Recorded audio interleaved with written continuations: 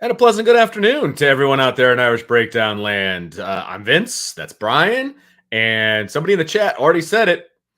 Sometimes I think Notre Dame does this on purpose. They know when we're going to have a show and they drop information on us And when right I'm in the shower getting ready for the show, and that's when the story breaks. Of course. So we are going to talk about fall camp, and we're going to do our fall camp preview and all of that. But obviously, breaking news has come. Obviously, you guys did your wild off-season show a day too early. Yes, seriously, no kidding.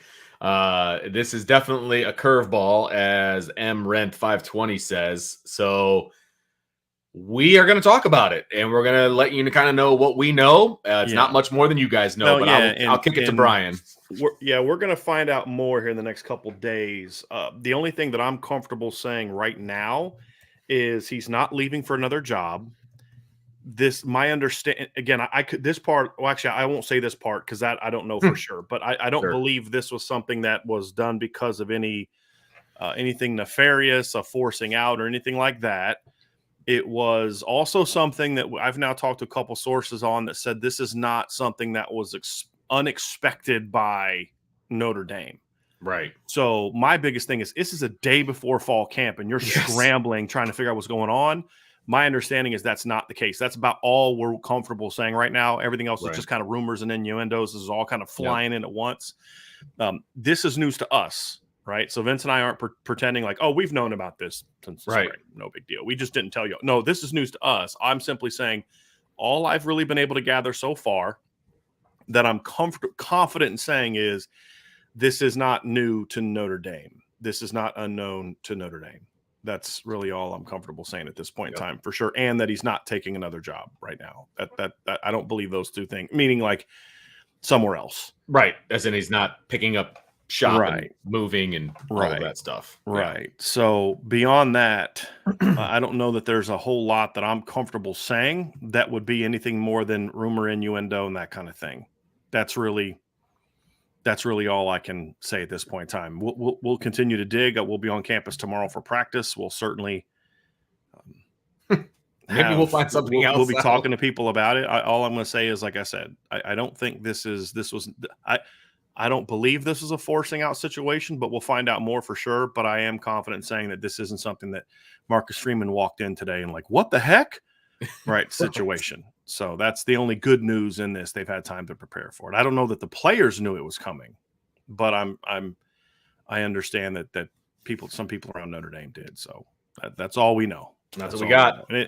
And it is always something with Notre Dame. Man, you're not kidding. It is always something. I swear. It's like, can't y'all just let us be excited for 5 minutes? Right. You know what I mean? Can't you just let us enjoy the preseason for 5 minutes? Yeah. You know, there's just always something, man. And look, everybody obviously knows there's going to be a press conference after practice with Marcus Freeman, state of the program. He'll address it. I don't know how much more information you're going to get in that regard, but he'll address it at the very least. I don't know that he's going to get into anything other than we thank Coach Bayless for everything. He's been great. He's been a great asset, which he has. Sure, which he has. Right, no doubt. Right. No doubt. So all those things are true. This is, I mean, look, it's a loss, right? There's no. I put this in the, in the story that I did. Notre Dame in the. So let's see, 10, 11, 12, 13, 14, 15, 16. In the 7 years prior to Matt Bayless's arrival, they had 2 seasons with 10 or more wins. 2. Yeah. Since Matt Bayless arrived, they've actually had, I think, fewer like high-level draft picks since he's arrived. Sure. The team has not had – they've had 1 season of under 10 wins. 1. So they've had 5. So 17, 18, 19, 20, 21, 22. 6 years, they've had 5 years of 10-plus wins. There are a lot of reasons for that, Vince. Matt Bayless isn't the only reason for that, but he's a big reason for that. Remember the storyline that we kept having to come back to over and over again was like the November swoon for Notre Dame. Remember all that? And like, yeah, absolutely. And it was a conditioning problem. It was a coaching problem. It was all of that stuff, right? And they were true. And they were true. Yes. But they started to get a heck of a lot better in November. Right. And it just so happened to coincide with Matt Bayless coming on. Right. You know what I mean? I'm looking at it now. I'm trying to find the record now. At least that's the way I remember it in my head. No. I'm just going through it now. Yeah. 12-1, 17-1. 21-1 and 23-3. Since Matt Bayless arrived, Notre Dame has gone 23-3 in the month of November, and 2 of those losses came in the first year, 2017, Miami and Stanford. And the other one was this past year, right? Yes. Yeah. Last year, USC, right? Yes, correct. To a top 5 team, I believe, at the time. Right. So, since Matt Bayless is last 5 years, Notre Dame has gone. What was it? What did I say? 21-1 in the month of November. That's not bad. Right. Not bad at all. Right. So, it's a pretty impressive, and that doesn't even include a December win over Syracuse in the COVID year. That was a regular season game. Yeah, that's true. Oh, you get into that. That's not a coincidence, man. It's not a coincidence at all. You know, the year before he arrived, they went 1-3 in November. In 2015, they went 3-1 in November, had a bad, ugly win over Wake Forest, a bad, ugly win over Boston College, who were 2 really bad football teams. The November before that, Vince, they went 1-4 in November. In 2014, they went 2-2 in November. In 2013, with losses to Pitt and Stanford. In 2012, they obviously went undefeated in November. 2011, they went 3-1 in November, had an ugly win over Wake Forest, an ugly win over Boston College, who are bad football teams. And then they did have a good November in his first year, going 3-0. With a good win over Utah and a good win over USC. So to your point, there was not a lot of great football being played in the month of November. Yeah. Prior to Matt Bayless's arrival. Notre Dame has been, just like that, the flip is switched. And it's again, a lot of reasons for it. Not having Brian Van Gorder as your defensive coordinator certainly helped, but Matt Bayless certainly played a big role in that, Vince. Yeah, no doubt about it. He was big time. And when they made the transition between Brian Kelly and Marcus Freeman, and that was when Matt Bayless was the first guy to say, like, I'm not going anywhere. You know what I mean? Remember that whole trickle? And I'll be honest with you, there was an offer made. Oh, big offer made. Yes, absolutely. And and to be honest with you, there should have been. Like, correct. Even Brian Kelly's not an idiot. Like, he knows who helps him be successful. Okay, let's just put it that way. No, there's no doubt he was going to make an offer to Matt Bayless. No doubt whatsoever. And so the fact that he turned that down to stay at Notre Dame, and they obviously put that out and did that whole thing, to me, like, that was a huge get/keep for Notre Dame. And this is a loss. There's no doubt about it. Is he irreplaceable? Of course not. No one's irreplaceable. But this is a loss. This is a loss for Notre Dame. And the timing of it stinks. There's no doubt about that. I mean, they're still going to be working out, and they're still going to be doing all the things that they're going to be doing. There's no good time to lose your strength and conditioning coach. Let's be honest with you. I mean, it's a year-round position. And so now they're going to figure out which direction to go. I mean, it's going to be interesting because this is a very, very, very, very important position at Notre Dame and any top-level football program. It's a very important position. So yeah, it's huge. Yeah, it's huge. I'm not saying it'll make or break the next few years for Marcus Freeman, but it's going to be a big part of it. It's going to be a big part of it. It is. There's no doubt. I mean, this is going to be one of the biggest hires Marcus Freeman ever makes. And I'm not trying to overstate it, but this is big. I mean, this is going to be a big hire. And so I hope he takes his time and does his due diligence, which I'm sure he will. But this is something I wasn't prepared for when I woke up this morning. That's for darn sure. Yeah. So the guy that steps in his place is named Fred Hale. Fred Hale's been on the staff at least a couple years, Vince. You know who that is? It's the guy with the dreads. He had the best. I know exactly who it is. The best camera shot of him last year was at the BC game because he's got a beard and like really big like dreads. Yep. And his beard was completely white because it was covered in snow. Because he's a younger guy. I mean, he's younger than I am, I believe. And super energetic guy. Doesn't have any gray hair, but if you looked at him, it looked like he'd aged 70 years during the game because his beard and his hair was white because the snow just sapped on it. It was really hilarious, actually. I saw that. I was watching that the other day again, and it reminded me of that because I was watching the BC game. I was watching the second half of the game, just watching that. So I was doing like some preseason previews. I wanted to go watch some of the defensive linemen again, how they did the second half of the year. But that's who Fred Hale is. So that's the guy that will be serving as the interim. He was sense. at Eastern Michigan, I believe, for about 7 years before that.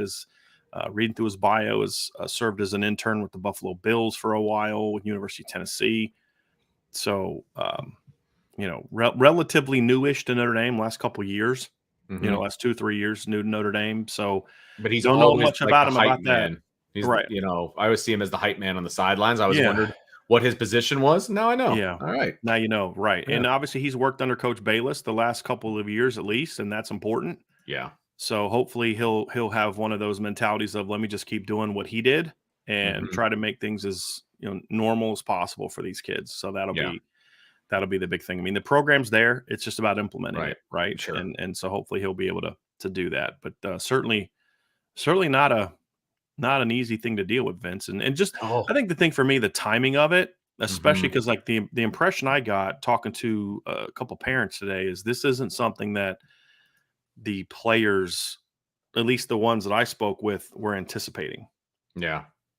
So, yeah.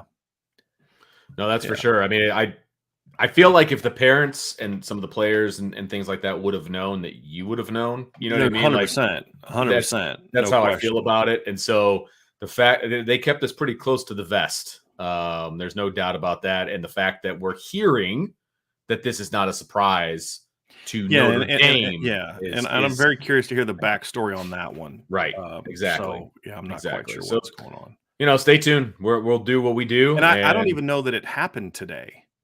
Like I don't know that I would be shocked if it happened today. I would assume this has happened like within the last week, and it's just now getting out as the players are back on, because the players just got back on campus like today. Sure. Right. And so it's like, well, now it's getting around. So I don't know that it necessarily happened today, but again, I want to make sure that we're differentiating between what we feel is good sourcing and what is just kind of right.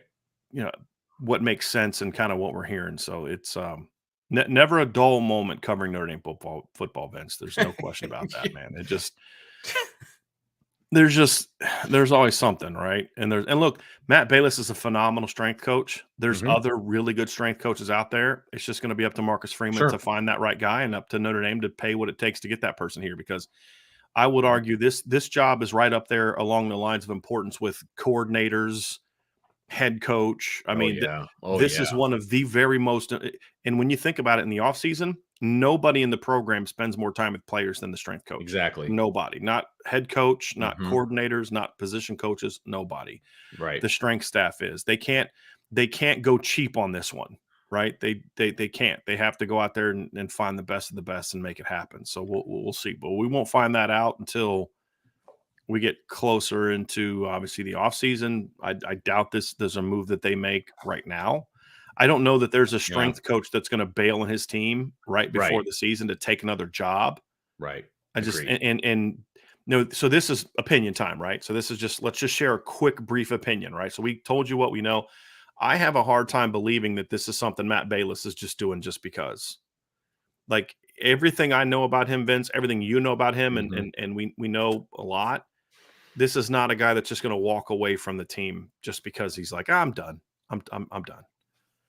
Yeah. So absolutely. Absolutely. There's something more to it, whether it's, a health issue, whether it's something else. I don't even want to speculate. I mean, it's not he got offered a big salary from somewhere. That's not Matt Bayless. I'd be shocked if that were. And the timing doesn't work out for that to be the case, in my opinion. Like nobody, unless it was like an NFL team, or it'd be something like that. It's not going to be a college team, right? Yeah, good point. So that's a good point. Okay, let me put this into perspective. Like some people are way over here freaking out, and then some people are over here thinking, oh, "Who cares? He's the guy that yells at kids and tells them to lift weights." Like. Anyone who says that latter thing needs to just step out of this conversation right now. There's people that are saying that right now. And it's like those people need to stay out of this conversation because you have zero clue what you're talking about. Like correct. Zero. Like zero. This position, the best way I can describe this position if I was talking to somebody who didn't know anything, he's the head coach of the offseason. Right. That's his role because he has unlimited contact with these guys all the time. And so, yes, is he working with them during the season? Of course, but so are all the coaches. In the offseason, man, like he's the head coach. He's the head coach of the off season, and what they do is incredibly important. I mean, the holiday workouts that they have, all of the different things that he kind of instituted into his program and into this program. He's kind of a little bit of a Notre Dame legend, and he has brought this program and been a big part of bringing this program back to where it is right now. This is a big loss. I'm not going to overstate it. This is a big loss. It's not over. It's not that it can't be overcome, but it's a big loss right now as we sit here on July 25th. It's a big loss. The good news is he got them through the entire summer workout. Exactly. Agreed. Right. Like once you get to the season, it's about you've got your regimen to maintain. Mm-hmm. The most important periods of an off season are the winter and the summer conditioning programs that are outside of practice. So Bayless threw them through this. And look, here's what I'm not going to allow. I'm not going to allow people in the chat to just start throwing out things that are just that you have no clue what you're talking about. You're going to say like somebody called disloyal. This has nothing to do with disloyalty. So just stop. Okay, just stop. All right. Let's be grown-ups for like 5 minutes. Okay. Right. So we'll find out more over the next couple of days what happened. Right. We'll find out more. Yeah, we will. And we'll get you more. But this isn't a situation where you're just like, I'm good. But the important thing though, Vince, is again, as you know, any football coach will tell you, the in-season strength program is important. It's very important, but it's secondary to the off season. Right. Because you're going to rank, like it's the same thing with the football team, right? You rank different parts of the season of importance. Obviously, during football, everything that happens in the season is the most important from a result standpoint. But so much of what happens during the season is built up. We talk about this all the time. You don't wait till fall camp to start, like what did we say the other day? If leadership hasn't emerged by the time fall camp starts, you're in trouble. That's not something that happens at fall camp. It's cemented in fall camp. Mm-hmm. Same thing with the strength program. If your strength program just is getting going in fall camp, you're in trouble. This is the maintain period, and that's going to be the key for Notre Dame. So we'll have to find out, what they're going to do. But as I said, Fred Hale's been through it. He knows the Matt Bayless strength program. Sure. I would assume, this is again opinion here, I would assume they're just going to kind of continue what they were planning on doing. But the good news, as I said, is that he got them through the offseason. So that's at least a positive. This didn't happen in January or April. And that's positive spin. It's also true. I mean, it's also true. It is some spin. I would have much rather him been here the entire year, but that is something to be thoughtful of as we get into this. And that was my initial thought when my initial thought was crap. But my second thought was, okay, I realize they're getting ready to kick off the season and they're doing all these different things, but he's the very most important person from January 1st until July 25th. Like that's where his job is absolutely the most important. And he was here for that. And so, is there a good time for this to happen? No, there's not. But at least now, okay, it's done. They've got the program in place. They can continue doing what they're doing. They can take their time figuring out who that next guy is. Yeah, really, because you're not doing it right now. No, because you basically have to have it figured out by the time you get out of the bowl season, the postseason. Basically, which gives you an opportunity to really research it, really talk to people, really bring in the person that's the best fit for the program, and then you make that move around Christmas time or January or whatever the case may be, right? So that's the silver lining in this really crappy day as far as if you're a Notre Dame football fan, because it is. But you've got to move on. You got to turn the page, and that's what we're going to try to do today with the show, because we're going to talk about fun stuff like fall camp, Brian. So if you're ready to move on, I'm ready to move on. Okay, great. Thumbs up. So let's get back to what we actually wanted to talk about today and our plan to talk about today, because it's kind of like Christmas Eve, man. Like that's how Brian called me this morning, and he's like, hey, nothing. I just wanted to talk to you about how excited I am for camp tomorrow. Like, that's it. We're going to see practice. Like, it was one of the best phone calls ever. He's probably thinking he's like in trouble. Like, oh, what did I do now? It was a great phone call. Yeah. No. This is Christmas morning or Christmas Eve. Tomorrow is Christmas morning, and I'm very excited to see what we're going to see in fall camp and what we hope to see during fall camp. So we've got all kinds of stuff to talk about. This is a big season for Notre Dame, Brian. We have been talking about what we think the offense could be, what we hope the defense will be. Yeah. All of those different things. If it all comes together like we think / hope that it will, this could be a big year for Notre Dame. Big year. Yeah.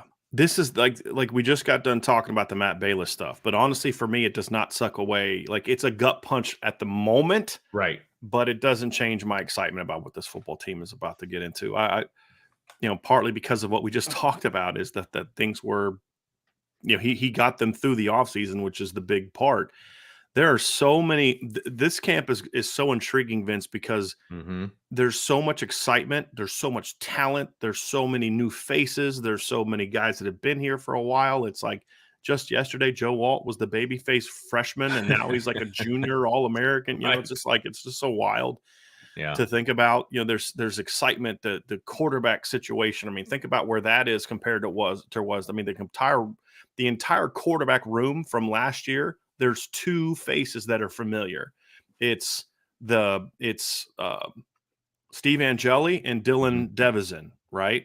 Yeah. So those are, Vince, you're gonna have to turn off the chat, man, because you're just like locked in, like just see your eyes scrolling. But everything else is new. New position coach, new starter. Steve Angeli was like third last year, and now you've got Kenny Minchie's new. Everything is different. There's other positions where that's a similar situation. There's just so many storylines and position battles.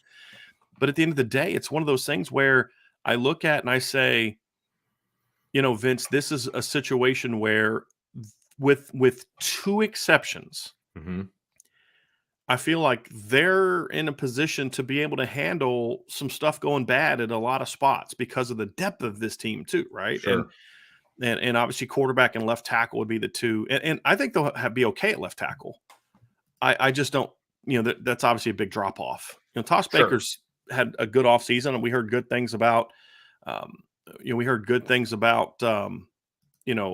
what he did in the spring. We heard that, he really took to Harry Hiestands coaching last year and built on that with Joe Rudolph and has had a really good spring, to the point where I've had sources talk about they even even discussed briefly the idea of kicking him inside and playing him at guard just because of how well he played, thinking we got to find a way to get this kid on the field. But no, because if we have an injury at tackle, we really need him at tackle. So, but it's still a big drop off from the best left tackle in college football to anyone else at left tackle, right? So those are the only two positions, but everywhere else you're like, man, I don't want to see anybody get hurt, but this is a deep team too. So just so many different storylines and so many things to be excited about, but also a lot of questions and ifs that need to be answered too, which is the one thing that might give you a little bit of a pause about jumping completely on the playing for a championship, bandwagon. So, man, but the thing is, Vince, is now we get our time. Now's our time to see it.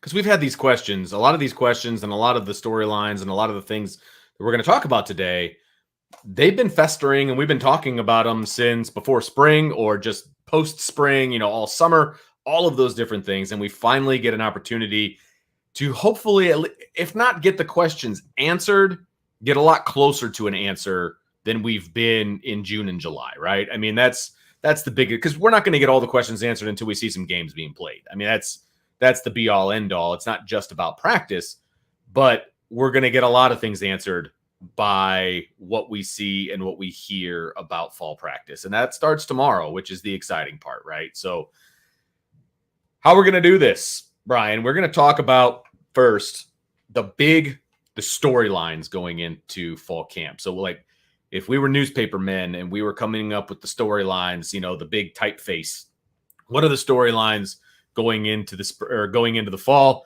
And I think the biggest one, the overarching biggest headline of them all is, Marcus Freeman, year 2. What does that mean? Are we going to see, a different Marcus Freeman compared to last year? Like, what does it look like for year 2 with Marcus Freeman? I think that's going to be a very interesting thing to see, because there's a lot of things that he learned throughout his first year and his 2 bowl games that he's going to use, moving forward. Yeah, I mean, because you could put this in the question, and this is part of our conversation before the show, is like we could put this into the question category of what's this team going to look like in year 2 of Marcus Freeman, but it's more of, look, we saw growth already. And one of the storylines is seeing what the team is going to look like. What are the differences in this camp between last year's camp? I'm very curious to see that, to hear your opinion on that, Vince, from the practices you're at, because we're going to get a little bit more access this year than we did last year. Not a ton more, but more. So, more. Thanks to Notre Dame for that. But there's going to be enough in those, because remember last year, you guys would talk about things you saw in the first 5 periods. You're like, yo, this is really different than what we've seen in the past, right? Sure.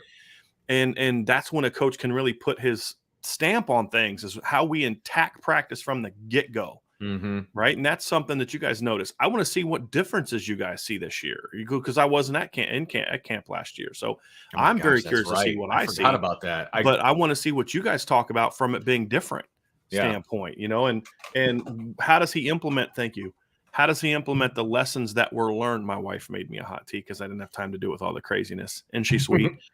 So we saw lessons that he applied to his job in the second half of that year. How do they carry over into the offseason? Were those sort of like emergency changes, but then you go back to what it was before? How does he implement those into being part of his regular routine? Like, those are all things we're going to learn, and they're going to be storylines about Marcus Freeman. Is he more engaged this fall camp? Because I think I remember you telling me at the practice you guys were at, he was up, kind of loving on everybody, but he was not really like super engaged. Well, he's now a full year and a half into being the head coach of Notre Dame now.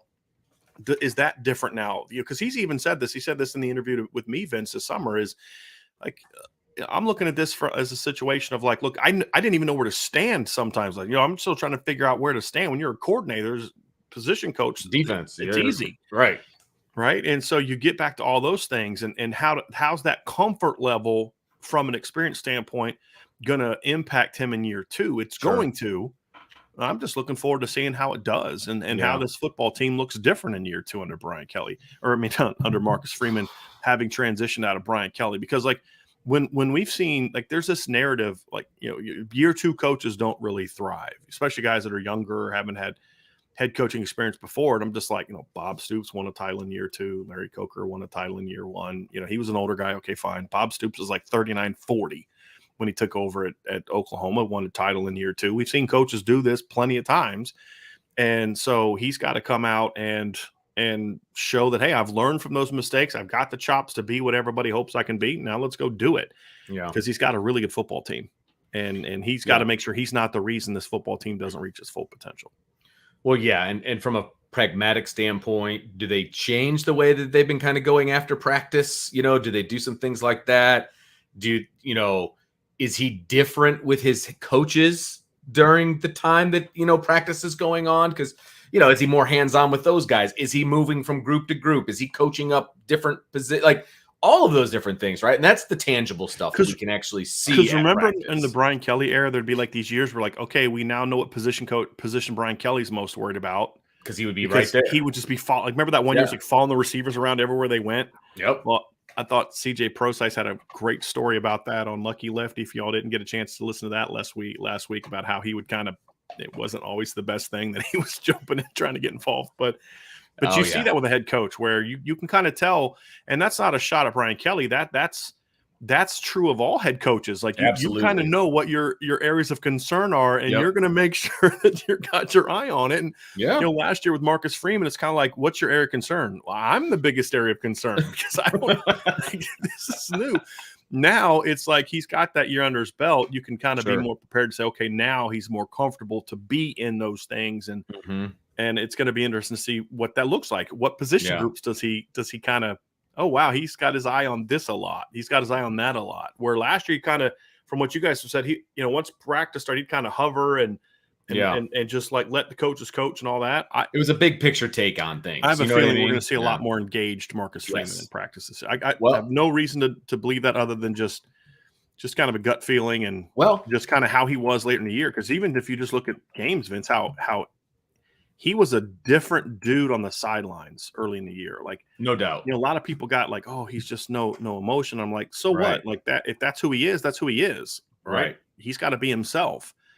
Well, then we saw down the stretch that maybe he wasn't being himself when he was calm and poised on the sideline. And we saw a guy with a lot more emotion, a lot more energy, a lot more. Okay, that's the Marcus Freeman that we kind of knew. Players we thought we knew about. We see in practice, right? Right. Yeah. And so we're going to see what that looks like in year 2. That's obviously a big storyline. It's not the only one, but it's not. I want to add a little piece to this because I have the opportunity to be basically at all the football camps, right, in the summertime. And last summer, Marcus Freeman was there, but not really, that kind of a thing. He was whatever. And because I do think this parlays to how he coaches as well, like with his team.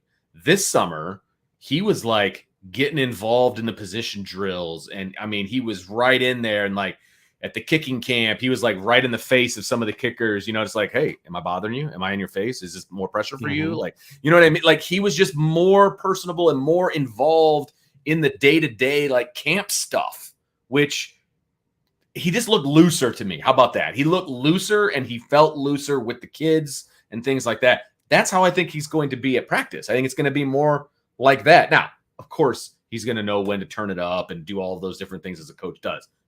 Absolutely. But I feel like that's going to be the more I feel like he's more comfortable in the hands-on role. But now that he kind of has the big picture stuff taken care of, he's going to be able to be that more hands-on guy with the little stuff. Yeah. Like that's how I feel like year 2 is going to go. But we're going to see. We're going to see. Yep. Another major headline, Jesse and I talked about this one, obviously, was the signing, the commitment, however you want to say it, of Sam Hartman. From January 5th on, that has been the talk of the offense for Notre Dame. I mean, he is the supposed difference maker on the offense. And so what does the bringing on of Sam Hartman mean to this offense, mean to this team? I mean, that's a huge storyline. Yeah. We would be having a completely different conversation if Sam Hartman was not on the roster going into fall. I mean, the dominoes that fell because of Sam Hartman, and not even just Sam Hartman, but the process of bringing in Sam Hartman. That process is why Drew Pine left. Yeah, because it wasn't even Sam Hartman at that point. Correct. It was just, we're going to get a transfer. And then, obviously, he comes in. Tyler Buckner battles him all spring. Tyler works hard, does all that. But Sam is clearly the guy. So then Tyler leaves. I mean, Sam is a big reason of the turnover in the roster, right? Sure. And it was the commitment of Notre Dame saying, hey, look, we believe in this so much that we're willing to let these guys walk if that's their choice. Because as we've said all offseason, this Notre Dame football coaching staff believes that this is a team that's got a chance to be special. But they also knew that there was bigger question marks at quarterback. I mean, they loved the attitude of Drew Pine and great backup quarterback. They loved Tyler Buckner's potential, but they couldn't risk another injury and in a lost year of development with this football team. And so they decided to make the change, and we've seen all the dominoes that have fallen since. And this is the first time that we're going to see Sam Hartman as the undisputed guy. Like, we all knew he was eventually going to be the guy, but the Notre Dame staff very much played up the whole, this is a position battle and he's got to earn it. And there were split reps in the spring. I mean, every time we ever saw them, Sam Hartman was the number one quarterback. Right. But there was still a splitting of the reps in those situations. Now he's the guy. He's taking the first team reps. He's the leader. He's the face. They don't have to worry about like anybody else's emotions. That everybody knows that's the leader. And that's important, Vince, for a football team. Because if Tyler would have stayed, they would have almost been obligated, and somewhat rightfully so, to do for Tyler what they did for Drew and Tyler in did for Drew last year. And then did in 2021 with Jack Cohn, where for the first week of fall camp, they kind of did the whole, Tyler's getting 1 reps and Drew's getting 1 reps. And then eventually it was to Jack Cohn. Last year, Drew and Tyler split reps for about a week. It wasn't very long, but it was long enough. I mean, it was a few practices. Now it's day 1. The guys turn around. They know who the leader is of the offense. It's number 10.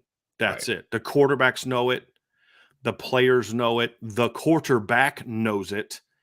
And not that it's, you can't win if there's a quarterback battle. Well, that's not true. We've seen that happen, in past years. But it just, with this team, you want to get rid of any potential stumbling blocks whatsoever. There's no locker room dissension of this guy thinks it should be this guy. This player thinks it should be that guy. that's our guy. Yeah, exactly. And I'm excited to see what he's going to be able to do. It's going to be fun. at the end of the day, is 5 practices of a competition, like they had last year? Is that the be all end all? No, but you're able to get going with what you want to get going with right away. And But that was the whole summer, though, too, Vince. The whole summer you're splitting that stuff. It's not just like spring ends. There's nothing until the first 5 practices. It's all summer. It's like, okay, Tyler's battling. He's battling. Right. Jack Cohn's 7 battling. on 7s, all of those different things. Yeah. Right. Now it's like, okay, Sam's the guy. Sam's the leader. Sam, that's our general. And people know their role, or they know what they're competing for behind him. But the key is behind him. That's the key. And it's going to be fun to watch. Notre Dame hasn't had like an incumbent starter for a little while now, and I'm okay with that. This is going to be good. That's a good point. Not since 2020, right? I mean, Ian Book, 2021. There we knew who it was going to be, but there was still a battle. 22, we all knew who it was going to be, but there was still a battle, right? I mean, yeah. I mean, and the last time Notre Dame had that, they were a playoff team. 2 of the last 3 times Notre Dame had a. Well, actually, I'd say this last time because 2018, same way. There was a battle, Wimbush and Book, and we don't remember how that went. But yeah, last time they did that, they were a playoff team. So we'll see if they can do that again this year. I'm not saying it's the reason for it. I'm just saying it's just one of those things where you just want to remove as many potential stumbling blocks, like the word stumbling, as possible. So another headline that we need to talk about is the departure / arrival of coaches. I mean, the new coaches, and, we've talked about this before about, keeping an eye on some of the new coaches and their responsibilities and what they're saying to the players and all of those things. But there's a good batch of new coaches in very key positions. Not that all the positions aren't key, but in very key positions, in my opinion, offensive line, special teams, quarterback, those. If I was ranking, those would be towards the top of important positions to Vince, right? And so what is that going to look like? What are these new coaches going to bring to the table at Notre Dame? That's going to be a lot of fun. That's one of the things I'm really excited to watch is what these new coaches are going to be able to do. It's not so much, oh, gee, we're going to learn this, we're going to learn that. It's just different. It's just like, okay, I want to see what's different, right? Yep. I mean, it's not, oh, this guy's better than that guy, or is the other guy better than this guy? It's different. And how will the staff come together? Defensively, it should be pretty easy. I mean, there's really only one new coach on defense because I count Max Bull as a coach. The way that Notre Dame staff is constructed, Max Bull is the linebackers coach. Sure. The same way Tommy Rees was the quarterbacks coach in 2017, even though he was technically a GA. Right. He was still the linebackers or quarterbacks coach. Max Bull is the linebackers coach. And so, how do the players take to him? Now that we've got a whole offseason under our belts, how does he mesh with Al Golden and Al Washington and Chris O'Leary and Mike Mickens? But that side of the ball, they're a little bit more on the same page, right? Offensively, it's like, okay, the guys that were new last year are now the vets on this staff, right? I mean, there's nobody that's been on these staff on offense more than now a second season, right? So, even though I'm excited about it, we really don't know what the staff is going to do because guys that are now stepping into leadership roles, like obviously Jared Parker, Dylan McCullough to a degree, as he's now the grizzled veteran of the staff, right? Yeah. Second year, but he's also like 50. I mean, and he's got more of that track record where maybe his voice might be heard a little bit more this year than maybe it was last year. And he was a new guy, and you love the reputation, but Tommy was in control of that room, and when Coach Easton talked, nobody else did, right? I mean, that's just the reality of it. Right. So now it's like, okay, how does this work? Because it could be really good because there's a lot of good, strong voices, but then it could be bad if there's not a hierarchy that the players know, hey, this is the guy. Because one of the biggest issues in 2016 was the fact that Brian Kelly decided to give Mike Sanford more control that season, as opposed to letting Mike Denbrock run the offense and just having Mike Sanford kind of be the quarterback's coach. And this isn't meant to be a shot at Mike Sanford. It's meant to be a shot at Brian Kelly because the structure was such that the players didn't always know who was in charge here. Like Mike Denbrock would say one thing, Mike Sanford say another thing, and then Brian Kelly would say something completely different than all three of them. I mean, Malik has talked about this on the show. And so you just look at it and say, there's got to be a respect for all the voices. Marcus Freeman said that to me in the interview I did with him this summer he respects the fact that Coach Parker values the fact that Joe Rudolph has been an OC, values the fact that Geno has been an OC, values the experience that Coach McCullough brings to the table. But when it gets on the field, there has to be a thing where those coaches are like, that's the boss, that's the guy. And then, that doesn't always happen that way. So it's going to be very interesting, especially when two of the guys were running an offense on their own a year ago. Right. So how is that going to fall together? Is it if the faster it starts to click, the better this team will be. Sure. Now, I've heard great things about how well this offensive staff gets together when they are together, but we'll find out. I mean, that's all we hear this. I mean, who says, oh yeah, we hate each other. This is terrible. Can't stand this guy. We had 3 fights this summer. Can't even be in the same room with him. Yeah. I mean, so-and-so put the other guy in the rock bottom and another guy got stunned. And, it's been a while. I mean, they're not going to tell us that. Right.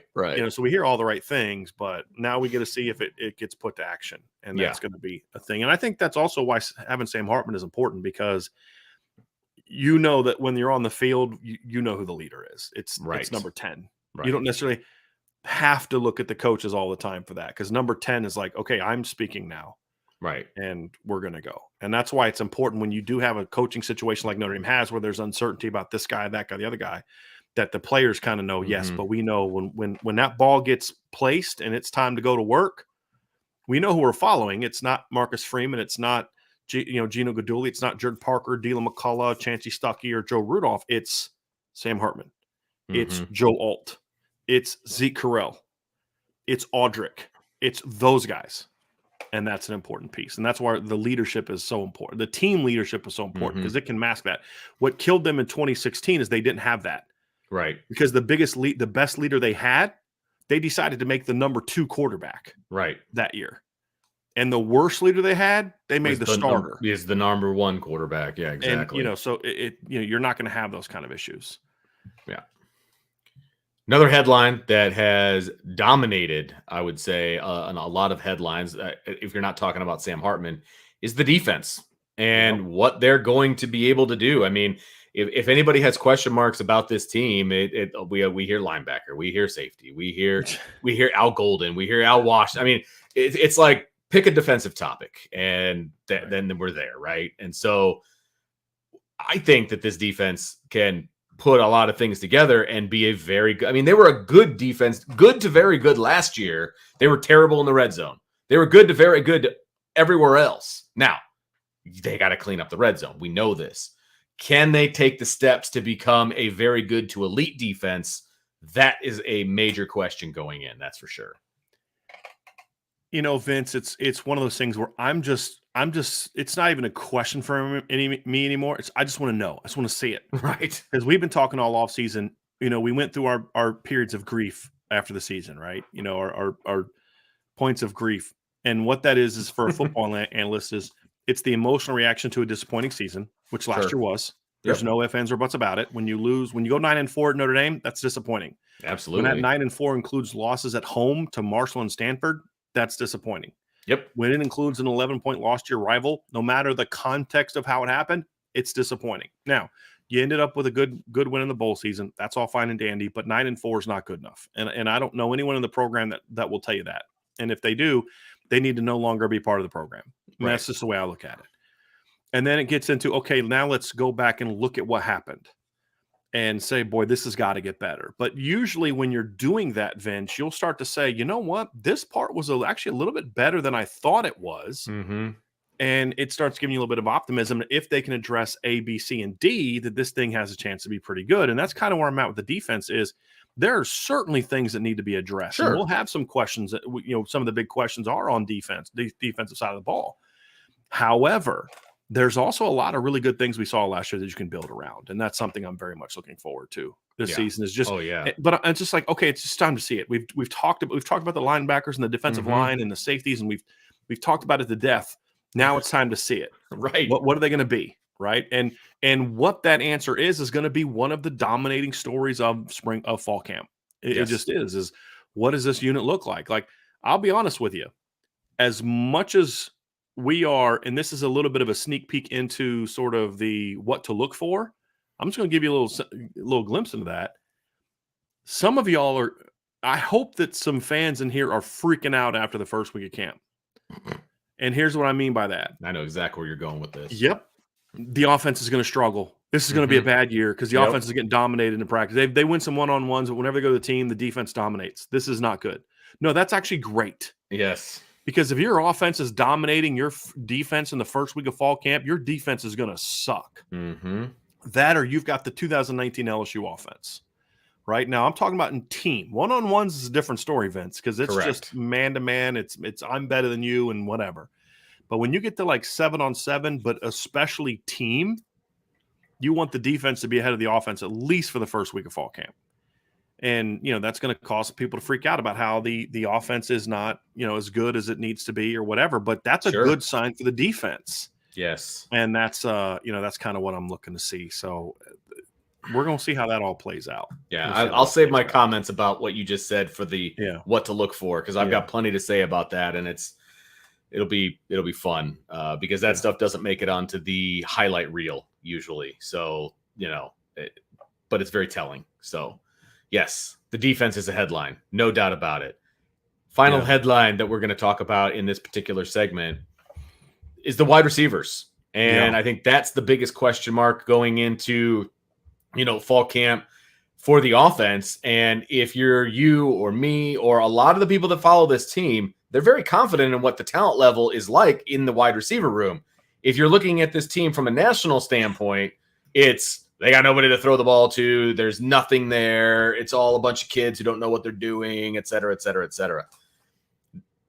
I am excited to see what this wide receiver room looks like at practice, because that is going to dictate what this offense is going to be. I mean, it just is, right? I mean, it's going to dictate what this offense is going to be. So what's the relationship like with Sam Hartman? What's the relationship like with whoever QB2 is? Are they running good routes? Are they beating the elite defensive backs that we know that Notre Dame has? Like, what are the one-on-ones like? There's just a lot of questions surrounding this wide receiver room. I think I've got some good answers for them, but you still need to see it with your own eyes. So, Vince, I did finishing up our position previews, and I put out quarterback and wide receiver today.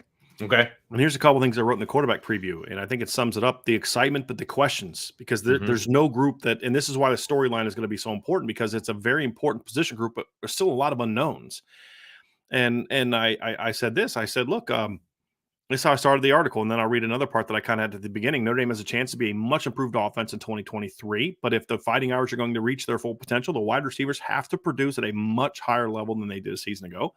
The talent is there to do just that, but we'll find out if this group has what it takes to make the big plays and big moments and show their talent on a consistent basis, right?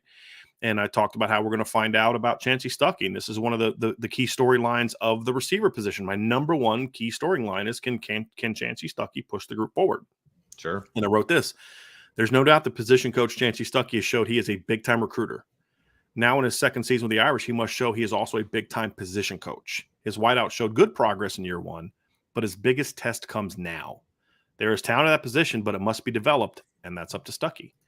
And so that's the storyline, right? So this guy's knocked it out of the park as a recruiter. I mean, knocked it out of the park. I mean, big time hire. He did a solid job in his first year as a position coach. It was significantly improved over what it was, but if you take out what it was and just look at what it is, it was a solid job. Not great, solid job. They got better as the year went on. That's the key, right? Jaden Thomas got better as the year went on. Deion Colsey went from not getting on the field at all to making some pretty big plays down the stretch, right? Big third downs, absolutely. Braden Lindsey became a much better route runner as a fifth-year senior than he ever had in prior years. So you saw growth, but now it's about taking that next jump, not only technically, but mentally. Because I'm going to circle back to that first part, Vince. And the comment that I made is this: the talent's there to do that, but we'll need to find out if this group has what it takes to make the big plays and big moments. And you and I both know you can be a receiver that has 7 catches for 120 yards, but you didn't make the one you needed when your team was down 34-31 at the end of the Ohio State game and it was 3rd and 10, and you needed to go make that game-winning play to win the game. That's the difference between, you put up good numbers, but you're not a winner. And that's the thing where I've always loved about Will Fuller. Everybody talk about Will Fuller had inconsistent hands and all that, but you know what? I never remember Will Fuller not stepping up in a big moment, especially in 2015. I mean, you think of the Virginia game, making that game-winning touchdown grab against Virginia. You think of the game winner against Temple. You think of the big, huge touchdown against USC, where USC was they'd kind of dominated Notre Dame the year before. I mean, kind of dominated. They thoroughly dominated Notre Dame the year before. It was awesome. And this play was awesome. They go right down the field, first drive, just boom, boom, boom, boom. Here we go again. Still can't stop USC, right? They did this to us every single drive last year, and they're doing the same thing to us now. And then Will Fuller answers back, boom, smokes Adoree Jackson for a big play. I'll never forget it. He was always ready to step up in a big moment. And that's what I loved about Will Fuller. Yeah. And that's what we don't know. There are guys in Notre Dame that I think can put up big numbers this year. Sure. But will they put up money numbers? We're going to find out. Fall camp won't tell us that. Fall camp's going to tell us who is going to be on the field to give us a chance. But we should start to see it a little bit, because remember, before 2018, one thing we reported on in the spring and fall camp was, I'm actually very excited about this receiving core. Yeah, I know you lost Equanimeous St. Brown, and I know Miles Boykin only has like 19 career catches going into his senior year, and he had the nice bowl game, but he's never done anything else outside of that. I know this, I know that, but man, we watched in fall camp, Vince, as Chase Claypool and Miles Boykin just beat Julian Love like he was a step kid. I mean, redheaded stepchild, right? You know what I mean? For those who understand that reference. I mean, they pounded him daily. And there was just nothing that Julian could do about it. Troy Pride had a little bit better success, but even he was like, man, what am I supposed to do against these guys? Well, and I remember thinking to myself, we started to see it. Is Julian Love who we think he is? Like, he was, because he went out an All-American season, but of course, but but in fall camp was like, oh dang, like either these receivers are really good, or Julian just took a step back, right? And we found out Julian did not take a step back. No, he did not. He did not. No, he was still really good, and we almost kind of went, like, man, is Cam Hart and Benjamin Morrison as good as we thought? Because Deion Colsey's killing them right now. Yeah. Tobias Merriweather and Jayden Thomas are killing them right now. Like, I don't know if these safeties are going to be any good, man, because Chris Tyree's killing them right now. You kind of hope to see that. To be honest with you, Vince.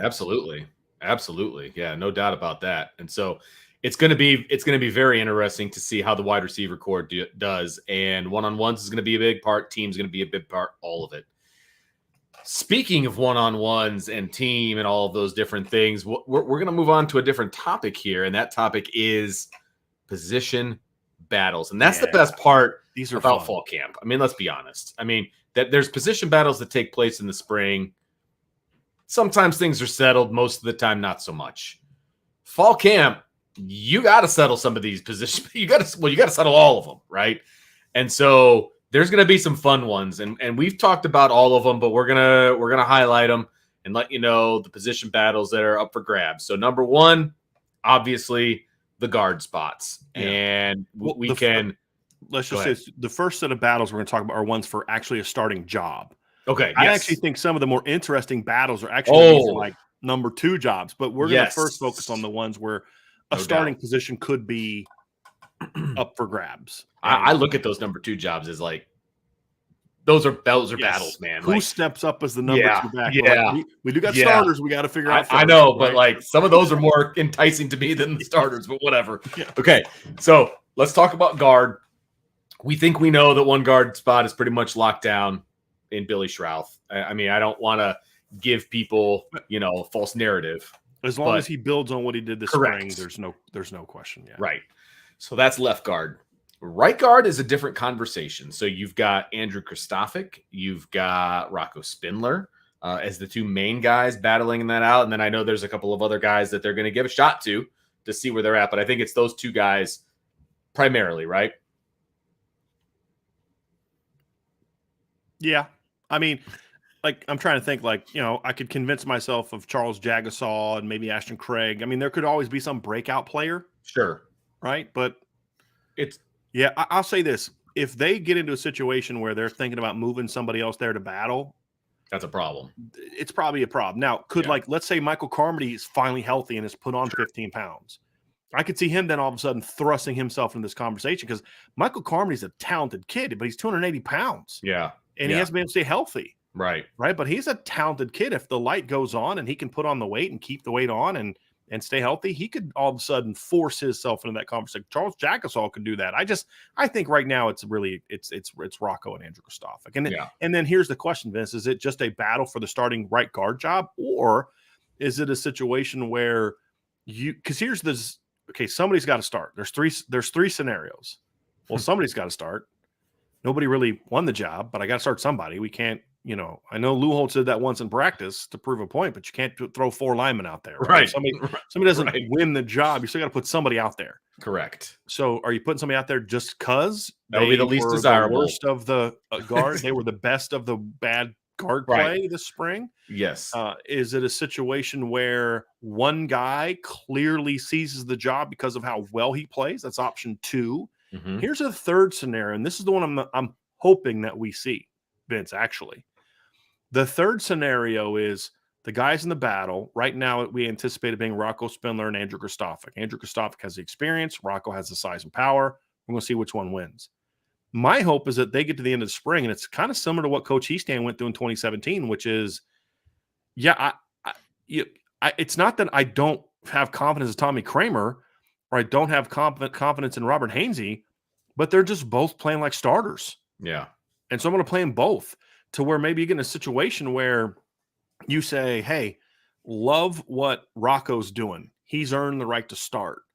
Man, I love what Andrew Kristofic has done. He's earned the right to start and or play. Well, there's one guy in this battle that has played right guard, left guard, and right tackle in a Notre Dame uniform, and that's Andrew Kristofic. So you get in a situation where you say, hey, look, Billy's done a great job. He's still a redshirt freshman. Rocco's doing a great job, but he's still a newcomer. I don't know that either one of those guys I want to have to put out there for every single snap of every single game because we've got this guy in Andrew Kristofic who's shown that he's a starting caliber player too, but he could actually be a swing guy. So let's say the first 2 series are your starters. And then series 3, Rocco wins the job, right? Rocco, that first 2 series, boom. Third series, Andrew goes in at right guard for Rocco.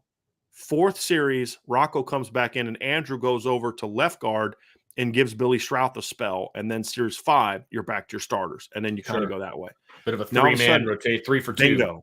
Bingo. Yeah. And now here's the thing. If that's going to happen, Vince, it's got to happen early because you can't go into, you could, especially the way the schedule kind of shakes out, that you actually have 3 of your first 4 games or games you can kind of experiment a little bit. Sure. But you better have that figured out by game 3 when you head down to Raleigh for NC State, right? But you at least have a couple games where it's not Ohio State in week 1 like last year.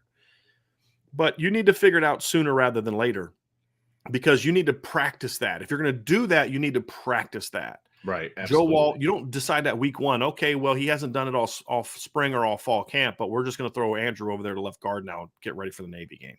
Mm-hmm. With all the zero pressures and fires and craziness they bring, you better have practiced that so there's some communication with those guys. So that's kind of my dream scenario is that all 3 of those guys have great fall camps and they just decide, look, these guys all got to play. Sure. And because Andrew has started games at both positions or has at least played both positions, he started 8 games in his career at left guard. Right. But he's also played right tackle in a Notre Dame uniform. He's also played right guard at Notre Dame, or at least it has the spring and summer. You say Andrew can do both of these, and he can help us out with both of these. So now we're getting all 3 of them some reps, and they're all 3 bringing value to help us win football games. Sure. And there may be some games where Andrew's riding a hot streak, or maybe his skill set's a little better suited for what you're about to face. Sure. And maybe you ramp up his reps a little bit. And then there's games where it's like, look, we're playing big boy football today. This is more Rocco and Billy's thing. And so maybe they get a little bit more reps, but you still have that 3-man rotation.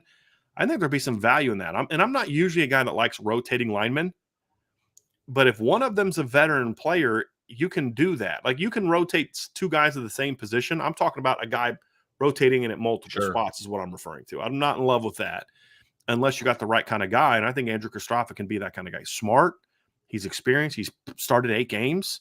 Yeah. I think he's mature. I think he can handle that kind of thing. Now, he could also just outright win the right guard job. That could also be true. Oh, absolutely. But I kind of have this desire of seeing all 3 of them have such great falls that you're just like, we got to find a way to get all of them on the field. I don't know why I feel that way, Vince, Yeah. but that would kind of make it. That would be very interesting to see if that played Sure. out that way. I'm not saying it's going to happen. This is just us talking what we're looking to see. Right. That's not like intel that you're getting. Yes, that's correct. just you talking about what would be interesting on the offensive line. Right. I'm not like dropping a hint. This coach told me this, and right. But I think it would be really cool, and it would make me feel like something's emerged. Right. Sure. Some guys have emerged, and you start feeling really good about where Notre Dame's going to be. So that's going to be an interesting one. So another different one. We're gonna jump to the other side of the ball, and we're gonna talk Big End, and this is one that doesn't get a whole lot of publicity, a whole lot of airtime, if you will, at Big End. What are your thoughts there as far as who's in contention? Who what's the pecking order over there? That's the question. We don't know, right, Vince? I mean, we know who's going to play at Big End this year, assuming good health. We know we're going to see Nana. Osafo-Mensah, and we know we're going to see Javonte Jean-Baptiste. Like, they put all the dudes with like 3 names over at Big End, right? So, like, if you have 3 names, you're going over there. Right. Myron Tungavaloa-Mosa was there a couple years ago, right? Like Riley Mills-Jones was there last year, so but you're putting those veteran players there, and you're saying, okay, you guys are basically, barring injury, somebody just completely having a terrible fall camp, or somebody just, whoa, where'd this guy come from? Yeah, right. Those are your 2 big ends. The question is going to be, who's the starter? Yeah. And who plays the majority of the reps, or is it going to be like a split role type of thing? And then we get back to the guard debate. Is it a split role type of thing because nobody's emerged as the guy? Sure. Or is it a split role type of thing because they both played so well that you're like, man, they're both playing at a high level. Nana's a little better here. Javonte's a little better here, so we're going to be able to match up effectively depending on what teams do. We don't know the answer to that, Vince, but that's the battle. And then are there any freshmen that emerge that kind of push them? And does Armel Mukum or Boubacar Traore kind of come out in fall camp and say, hey, forget about me. Brennan Vernon, same deal. Hey, you better bring it today because I mean, do they decide to put somebody else over there to compete with those guys? I don't know. It's going to be interesting, but we don't really know who the big end's going to be. We know who the contenders are. Sure. But who wins that job? Who earns that job? That's going to be a big question mark, and it's going to be a key to this defensive line really reaching its full potential. If your big end is just kind of a guy, just a body, then you're going to have a harder time putting a really elite defense on the field when you're playing the best teams in your schedule. Mm-hmm. You need those guys to be able to make plays. Yep, they got to penetrate. They got to make plays. Think about the best Notre Dame teams we've seen in recent years. You had an NFL pick at every single one. I mean, you had Stephon Tuitt in 2012, right? 2015, you had Isaac Rochelle, who was an NFL draft pick. In 2018, you had Khalid Kareem. And in 2020, you had Adekunbo Ogundeji. They were all very good football players and NFL football players.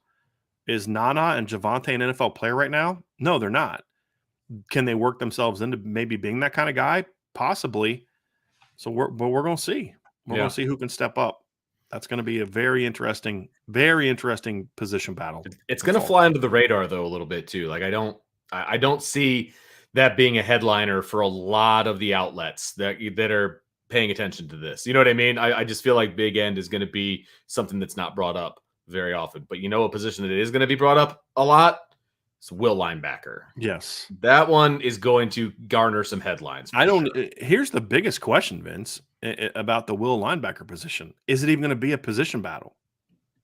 Are they even going to allow anybody to push Maris for the job? Or is it just, well, these are our starters and you guys have got to prove – I mean, that was probably my biggest frustration with Coach Golden last year was this notion of, well, these are the starters and the young guys got to prove themselves even like it's like the younger players at Notre Dame. It was true of Al Golden last year, and it was true of some Brian Kelly offensive teams in years past, where it's almost like the younger players were held to an even higher standard than the veteran players. If a young guy went in there and made a mistake, it was get him out and you're not playing anymore. Right. But then the veteran could go in there and make that same mistake, and it's like, well, no, it's okay. He's a veteran. He knows better. Exactly. Well, he should know. Exactly. He does know better, which is why is he making that mistake? I don't know that they're even going to allow the younger players to push for a starting job. I don't know the answer to that. I am very curious to see if, like, the first few practices we're at, if it's just Maris taking all the first team reps. Yeah. Right? Yeah. Because for me, I'm trying to let him know day one, you better not get comfortable. You got to prove yourself. That's what they should be doing. And I hope he does. Because I'm not someone who says Maris needs to be on the bench. No, Maris needs to not play if he plays like he did last year. I'm still kind of like fingers crossed, holding out hope that he gets back to being the guy that we saw in the past, or at least the guy we heard about in the past. But even the guy that you guys saw in spring practice in 2021, where everybody that was at spring practice that year was the beginning of fall camp. And fall camp, yeah. Because he had a good spring too, and they're like, this guy's going to be really good. And then it turns out he wasn't, because he got hurt. And because best case scenario for Notre Dame is Maris is he hits his ceiling. Like, that's absolutely best case scenario, right? And I know people are going to probably argue with that and think that he's washed up and he can't do it and all of these different things. And okay, I get that. But I also don't want it to just be gifted to him because he's a veteran. Right. Like that is not what I want to see. Knows the defense. Right. Like I don't want to see that. No, I don't want to see that. And that'll be very disappointing if that's the case. That'll be very disappointing. But again, we're going to have to see it. And so I am hoping that this is a position battle that we have to take very seriously and that the coaches are taking very seriously. And again, if Maris just takes it and is the guy, awesome. That's great. Like I said, that's best case scenario. But not, it needs to be that, not because they've convinced themselves, hey, we saw some flashes, so we're willing to accept the fact he's not making plays or he makes a lot of mistakes. It needs to be a battle, and then make him win it. Because if he has to win it and it's a real battle and he has to win it, it means you can have greater confidence he's ready to play to his potential as a player. Right. Exactly. If you just hand it to him, then where's the accountability? How do you know what I mean? And then whoever, if he doesn't play well, then you didn't get the necessary work in for the guy that you're going to want to step in and replace him. Yeah. So we better see a lot of either Jack, and I don't care if it doesn't have to be a young guy. No, you could say, hey, we're going to put Jack Kaiser over there. I mean, because of how often we're going to be a nickel anyway. Right. And we play so many teams that want to spread it out and throw it. We don't need like a big boy linebacker lineup as our starting. Okay, fine, whatever. If it's Nolan Ziegler, if it's Jalen Snead, if it's Drake Bowen, if it's Jaden, I don't care. It needs to be a legitimate battle where the best man wins and other men are given the opportunity to win. Exactly. And it's not a fluff battle like we've seen in the past. Right. So we're going to stay on the defensive side of the ball, Brian, and the other big battle and a legit battle at this point, because they had to bring in a transfer to battle that spot out, is the nickel position. And what is that going to look like? Because there are, in my opinion, there's a bunch of bodies that could potentially be nickel. Depends on how they want to do it. And to be honest with you, depends on how often they're going to be in nickel, because I do think they're going to be in nickel an awful lot. And I think this position ends up being very, very important. Yeah, it's going to be huge. First of all, it was Tariq Bracy was one of their best defenders last year. Agreed. He doesn't get talked about a lot because, I mean, usually by the time a guy's a fifth-year senior, people have made their opinions of him, of a player. And barring a Joe Burrow type senior year breakout, they don't get out of that. People are already asking if Rico Flores has been passed up and he's done. Correct. Like you know what I mean? So my point is that one person, but yes, I understand. But you know what I mean? Like it's like out of sight, out of mind. A guy, right? Right. So, exactly. But he was incredibly important in last year's football team. Oh my gosh! And now you're having to replace him in a year where the nickel position is even going to be more important, or at least more needed this year, even than it was last year. Because when you look at obviously Ohio State's still on the schedule, USC still on the schedule, Clemson's on the schedule, but Clemson's going to be even more of a attack the perimeter defense this year with the more experienced receiving core, the new offense that they're going to play. And the thing about Clemson is they're not just going to attack you on the perimeter with the pass game, they're going to do it with the screen game and the run game as well, which puts a great deal of pressure on the nickel. And now you've got NC State hires Robert Anae. And he was part of that Virginia offense a couple years. He was not part of. He was the coordinator for that Virginia offense that a couple years ago lit the world on fire. And Notre Dame shut him down, but Notre Dame didn't have to face that offense with Brennan Armstrong. Quarterback, yeah. Right. Brennan Armstrong didn't play in that game. And that game was an anomaly. I mean, they threw for at least 268 yards in every other game and at least 329 yards in all but 2 games that year. The 2 games happened to be Notre Dame when that guy didn't play, and then the 268 was the next lowest in a win over Miami. mean, they had 423 yards, 553, 407, 487, 396, 364, 372, 487. A week after Notre Dame held them to 196 yards without Brennan Armstrong, the next week at Pitt, the team that won the ACC championship, their quarterback throws for 487 yards. You know, like that, you're facing that offense this year with that quarterback. Brennan Armstrong has followed him to NC State. Duke's going to be an athletic spread team. Louisville, we all know Jeff Brom is a throw it all over the field kind of guy. Wake Forest offense is a throw it all over the field kind of team. So now all of a sudden, you're going to have your nickel's going to basically be your starting defense. Correct. And so is that going to be Jack Kaiser playing rover, or is it going to be Jack maybe inside? Is it going to be the nickel? I don't know the answer to that. But part of that's going to be determined by is anyone at nickel prove themselves to be one of your 11 best players? Right. And I know the coaches love Clarence Lewis, but there's a reason they went out and got Thomas Harper. Sure. And, you know, he missed a lot of the spring, at least from a context standpoint, because of the shoulder injury he suffered at Oklahoma State. But he was excellent at Oklahoma State. Held opponents to about an 8 percentage point lower percentage point completion rate last year than Tariq. He held opponents to about a full yard lower of yards per attempt. And he was like a yard and a half lower than Tariq in yards per target. So as good as Tariq was last year, Thomas Harper was even better from at least a statistical standpoint. Now, can he do that at Notre Dame? Different defense. We're going to find that out. But they need one of those guys to, and hopefully both of those guys to really step up and ball out and say, hey, we can go nickel as our base defense. Right. And be just fine. Right. Have to. This next group, and we're going to kind of not fly through it, but at the same time, like this is the battles for number 2, essentially. And I think these are the most intriguing battles on the field, personally. Quarterback, running back, tight end, linebacker. What's that rotation going to look like? Who are the next guys on the field at corner? Like that, none of those are set in stone at this point. And I would say, think about this. Okay, we're probably going to get as many questions about how the backup quarterbacks are playing, than most starters. Mm-hmm. And it's a position that we all hope never has to take a meaningful snap all season. Correct. Hope. Right? But it's probably, I mean, I guarantee you people, well, I shouldn't guarantee.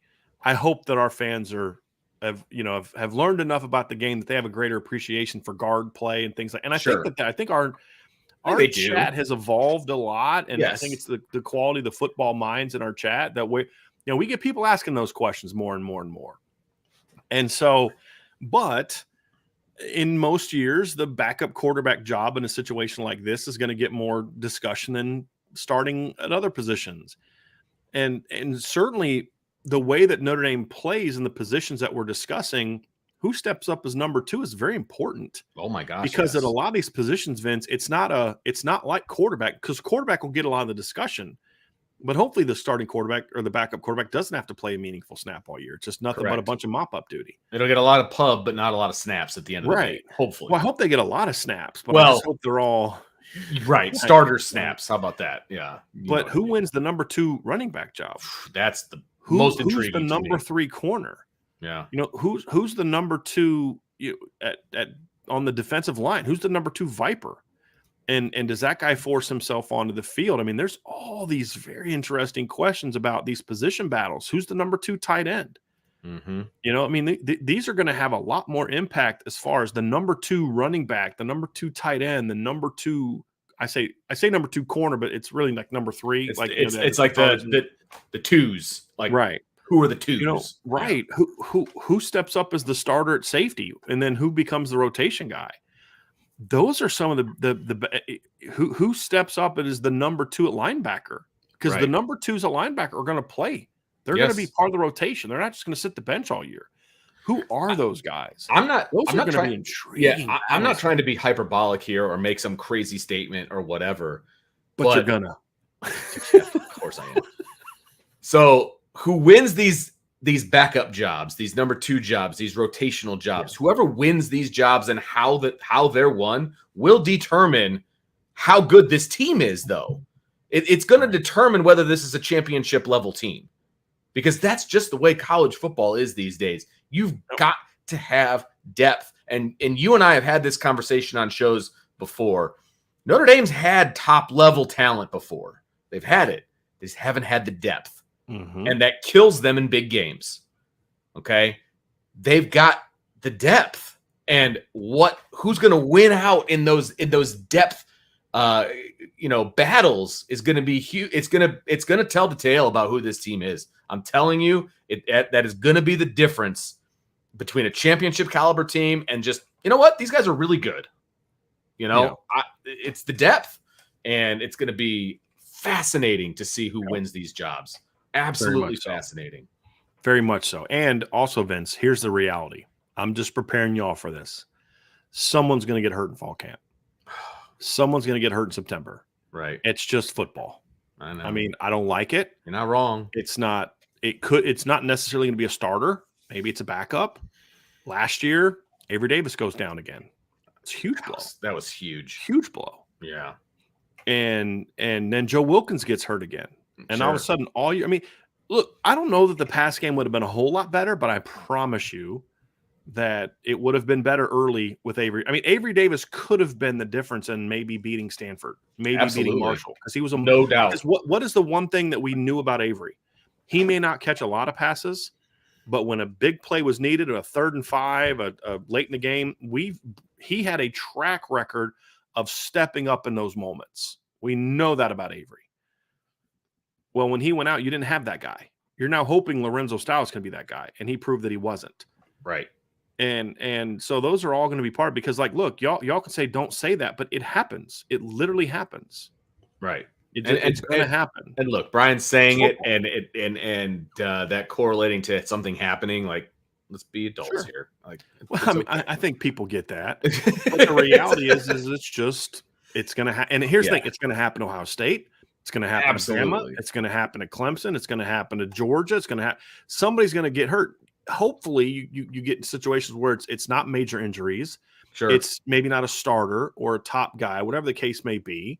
You always hope for those things, but this is football. It's a violent game. No matter how much you try to protect people in practice, because sometimes it's not even because of the violence. It's just, guy, you're practicing on turf field and your knee goes like that. And it's just, I mean, Avery Davis's first knee injury was a non-contact injury. Yeah, right. I mean, exactly. And that's the tough part. I mean, it's going to happen, but that's where the depth comes in. That's where coaching comes in. And of course, you don't want it to happen to a frontline guy, but it's how you overcome. It's how you adapt and overcome. And I know that's a cliche, but it's true. I mean, that it's absolutely true. So, yeah, losing Avery Davis, man, that was that was hard. But here's the thing: last year, Notre Dame was not in position to right. They couldn't absorb Avery Davis. They couldn't absorb Avery Davis and Joe Wilkins both being down at the same time. Like, that was right. And you missed Mitchell Evans. I mean, think about the weapons you didn't have the first half of the season last year. You didn't have your number 2 tight end in Mitchell Evans. Kane Barong was out, so he couldn't give you snaps and maybe step into that role. You look at obviously Avery Davis goes down. Tyler Buckner gets hurt in the second game of the year. Joe Wilkins is out. Basically, he had played, but he was not not healthy. Right. And then he finally went out completely. And you say, boy, you had to overcome a lot of stuff with a lot of stuff already kind of going on. Now, the point that we're making is you're in a better position to absorb that. Mm-hmm. And then hopefully you're one of those rare teams that the injuries you have are like third string this guy, freshman this guy, stuff that's not as devastating. Not that it's good for anyone to get hurt, but there's injuries that have a greater impact. That's the point we're making. That's just a fact. I mean, right. Yeah. So we'll see how it plays out. But that's why those battles are so important, Vince.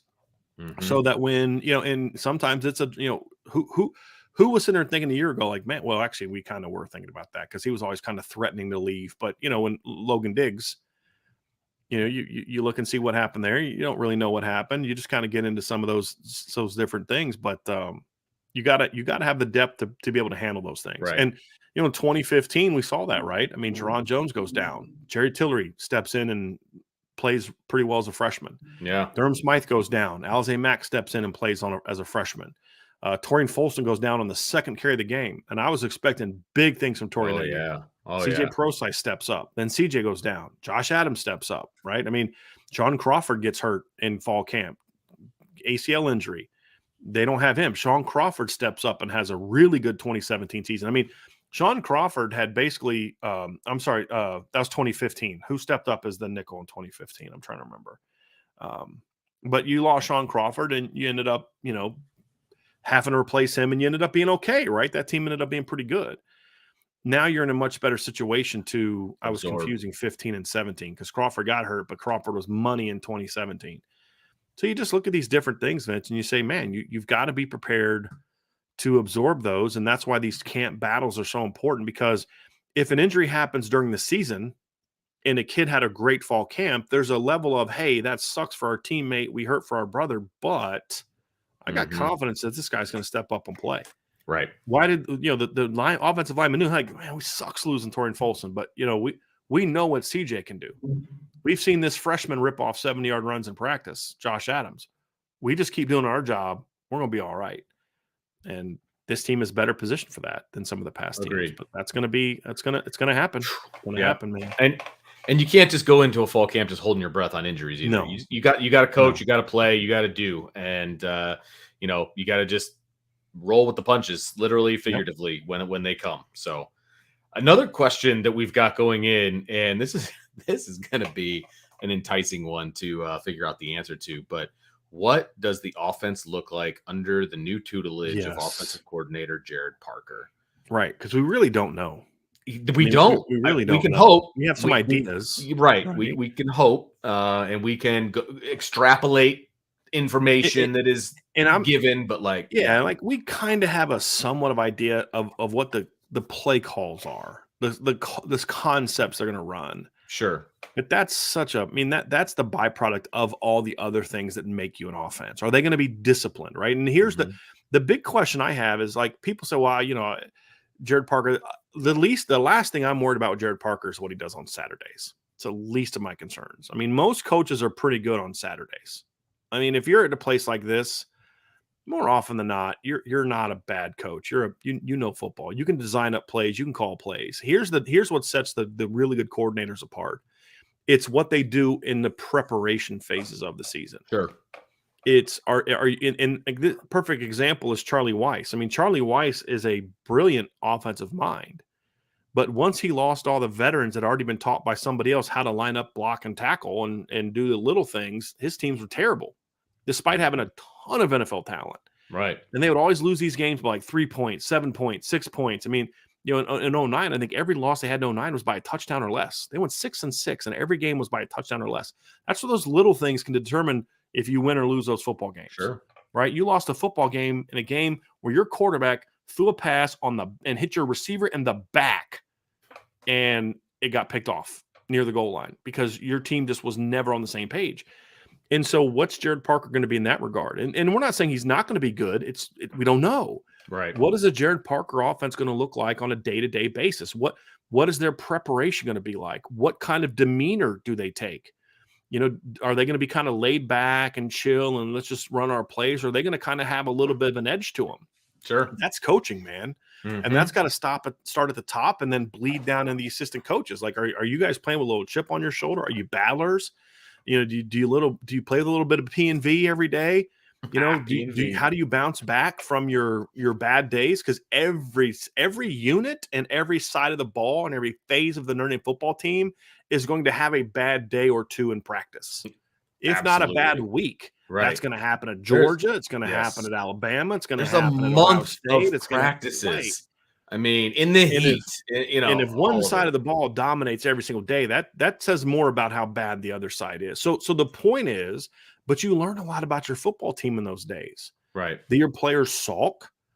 Are they mad that you yelled at them? Are they just, coach, it's just a Tuesday in the middle of August? Or do they have a little bit of something to them to where they kind of come out that next day after getting their butts chewed out and they say, okay, we got a little something for y'all today, right? That's kind of, those are the things that we're going to look at and say, I want to learn that about the Gerad Parker offense more so than I know Gerad Parker could, if Gerad Parker, like right now, walked into my house, which isn't going to happen because he doesn't know where I live, and said, hey, you got this whiteboard over there. Let's set it up. And I want to show all these Notre Dame fans how smart I am with X's and O's. Y'all would fall in love with that dude.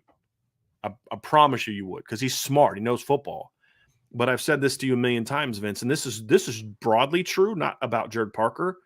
It doesn't matter what kind of football you know. It's, can you teach your players how to play the game with the right technique, the right fundamentals, the right focus, and the right attitude. Those things are, this is why I say it's process driven. If Jared Parker is a great fall camp coach and a great Monday to Friday coach, but he's just an okay play caller, this offense will be dynamite, because that means the talent will be playing to its full potential, and it won't matter that you know what's coming. It won't matter, because they're better than you. And that's why I say, and now if he's both, if he's really good at those and he's good on Saturdays, then this team doesn't lose. I mean, you know, that's the extreme to one side. But if he's not a good camp guy, and he's not a good Monday to Friday guy, but he's a great play caller, they will always have that one mistake, that fundamental problem, that one we weren't on the same page situation. That's the Charlie Weiss key offense. Moment that can cost you a football game. Right. Yeah. Right. And we saw that at times during Brian Kelly's tenure on offense too, where it was so focused on the scheme. They didn't know how to line up and run routes, and they would constantly be misaligned and not be good at getting off the line. Sure. And that's why freshmen couldn't get on the field, because they were so concerned about scheme. Look at me. I'm smarter than you. And that was obviously a problem. And so what is it going to look like for this offense? Is it going to be scheme-oriented, scheme, or is it going to be otherwise, focusing on fundamentals, all of that stuff? We are going to get a picture of that over the next few weeks, for sure. Yes. And I'm very much looking forward to seeing that. Much looking forward to seeing that. Because, and again, we're not saying it won't be good or it will be. We're saying we don't know. This is his first fall camp as the OC at Notre Dame, right? Right, exactly. And you know, like, I have optimism that he cares about that, because we saw the tight ends improve throughout the year fundamentally. We saw their blocking get better and better and better and better and better. We saw the route running getting better and better and better and better and better, kind of like we did with receivers. But it's one thing to do it with your position group of 5 dudes. It's another thing to establish that demeanor and that attitude and that focus with your coaches and then to your players. And that's going to be a big part of it. So I'm looking forward to seeing it, and that's why I say it's a big question, because it's an unknown. I think, Vince, you and I are both optimistic about it. You've seen enough of him at camps. Yeah. I've seen enough. I've seen a lot of him at some practices. We saw him in the spring, and I'm like, this guy kind of excites me about his potential. Sure. At the end of the day, we're now entering go time, right? Like, correct. It's easy to, March is the easy time to, because you're still 5-6 months away from a game, and there's not as much pressure. Like, it's easy to do down to, okay, it's time to get going, man. It's easy to do the clinic talk, right? It's you put your slides up, you do the clinic talk. It all sounds fantastic. Yes, because I have never drawn up the plan on a board that didn't work. Exactly. Because I could manipulate. Well, if this guy comes down here, then this route's going to, well, sure, you can tell the guy what to do. If you can look across the field and say, hey, safety, do me a favor. 3 steps. At the snap, I want you to take 2 steps this way. We're running a post route, and I can't do it if you drop right away. Right. So could you do me this solid and not, you know what I mean? Like, right. Exactly. I mean, those are all going to be part of it. Right. And we're going to learn that about Jared Parker. And because I feel, Vince, your team's personality gets the foundation gets laid in the offseason. But fall camp is when you truly find out what your what your heart is as a team, right? What kind of character do you really have? Because no matter how much you push them in the summer and spring, and there's nothing like fall camp, man. There's nothing like fall camp, because there's now something on the line. Yep. If you don't have a good spring, you had all summer and fall camp to work for it. Absolutely. If you don't have a good summer, you know what? But I still got 25 practices in fall camp. If you don't have a good fall camp, then it's just like, well, this is who you are. This is just who we are as a football team. Yep. And I'm very much looking forward to seeing that. And as you know, Vince, obviously there's a little bit of that on the other side of the ball as well. No, there's no doubt. And one of the things, also the biggest question is, when we look for this every year when we go to fall camp, and we never know the answer to it until we see it, right? Yep. And it's who's going to break out. Who's going to be that kid that we weren't really paying attention to, that all of a sudden is like, hey, over here, I need to be on the field because of how I'm playing during fall camp. Happens every year. Who's it going to be this year? That is a big question going into fall. Right. And that's one of the things that I love about fall camp is the unknowns. And that qualifies as one of the unknowns. Like who is going to, and it happens every year when you're coaching. It happens every year when we go and we're doing this job. It's always a kid. And when like, for me, when I was coaching, like all during summer and like workouts and stuff, and like you kind of know who the kids are, and you're just like, okay, yeah, I know what you're going to do, and it's fine. But then you put the helmet on, you put the shoulder pads on, and you start playing. It's like, oh, okay, maybe it is this kid's turn. Like maybe it is his time. You know what I mean? And that's fun, man. Like that's one of the best parts of coaching is seeing kids take that step and be like, okay, this kid's ready to play. And it's going to be fun to watch.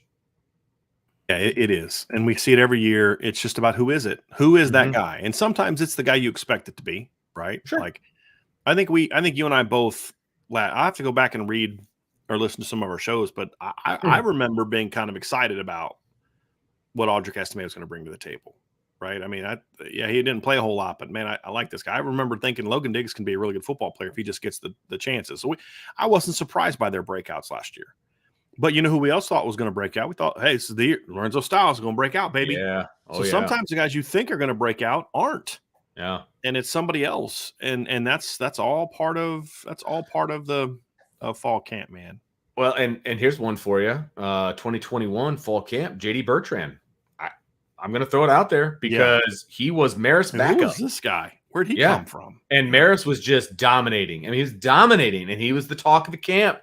But every time they put JD in, he was making plays too. Yeah. Intercepting balls, sacks, tackles. Yeah. But he was playing with the twos, and, when Maris went down, everybody's like, oh, man, what are they going to do? And it's like, well, you know what? JD played pretty good. And then he ends up leading the team in tackles, and he wasn't even supposed to play, or wasn't supposed to start, I should say.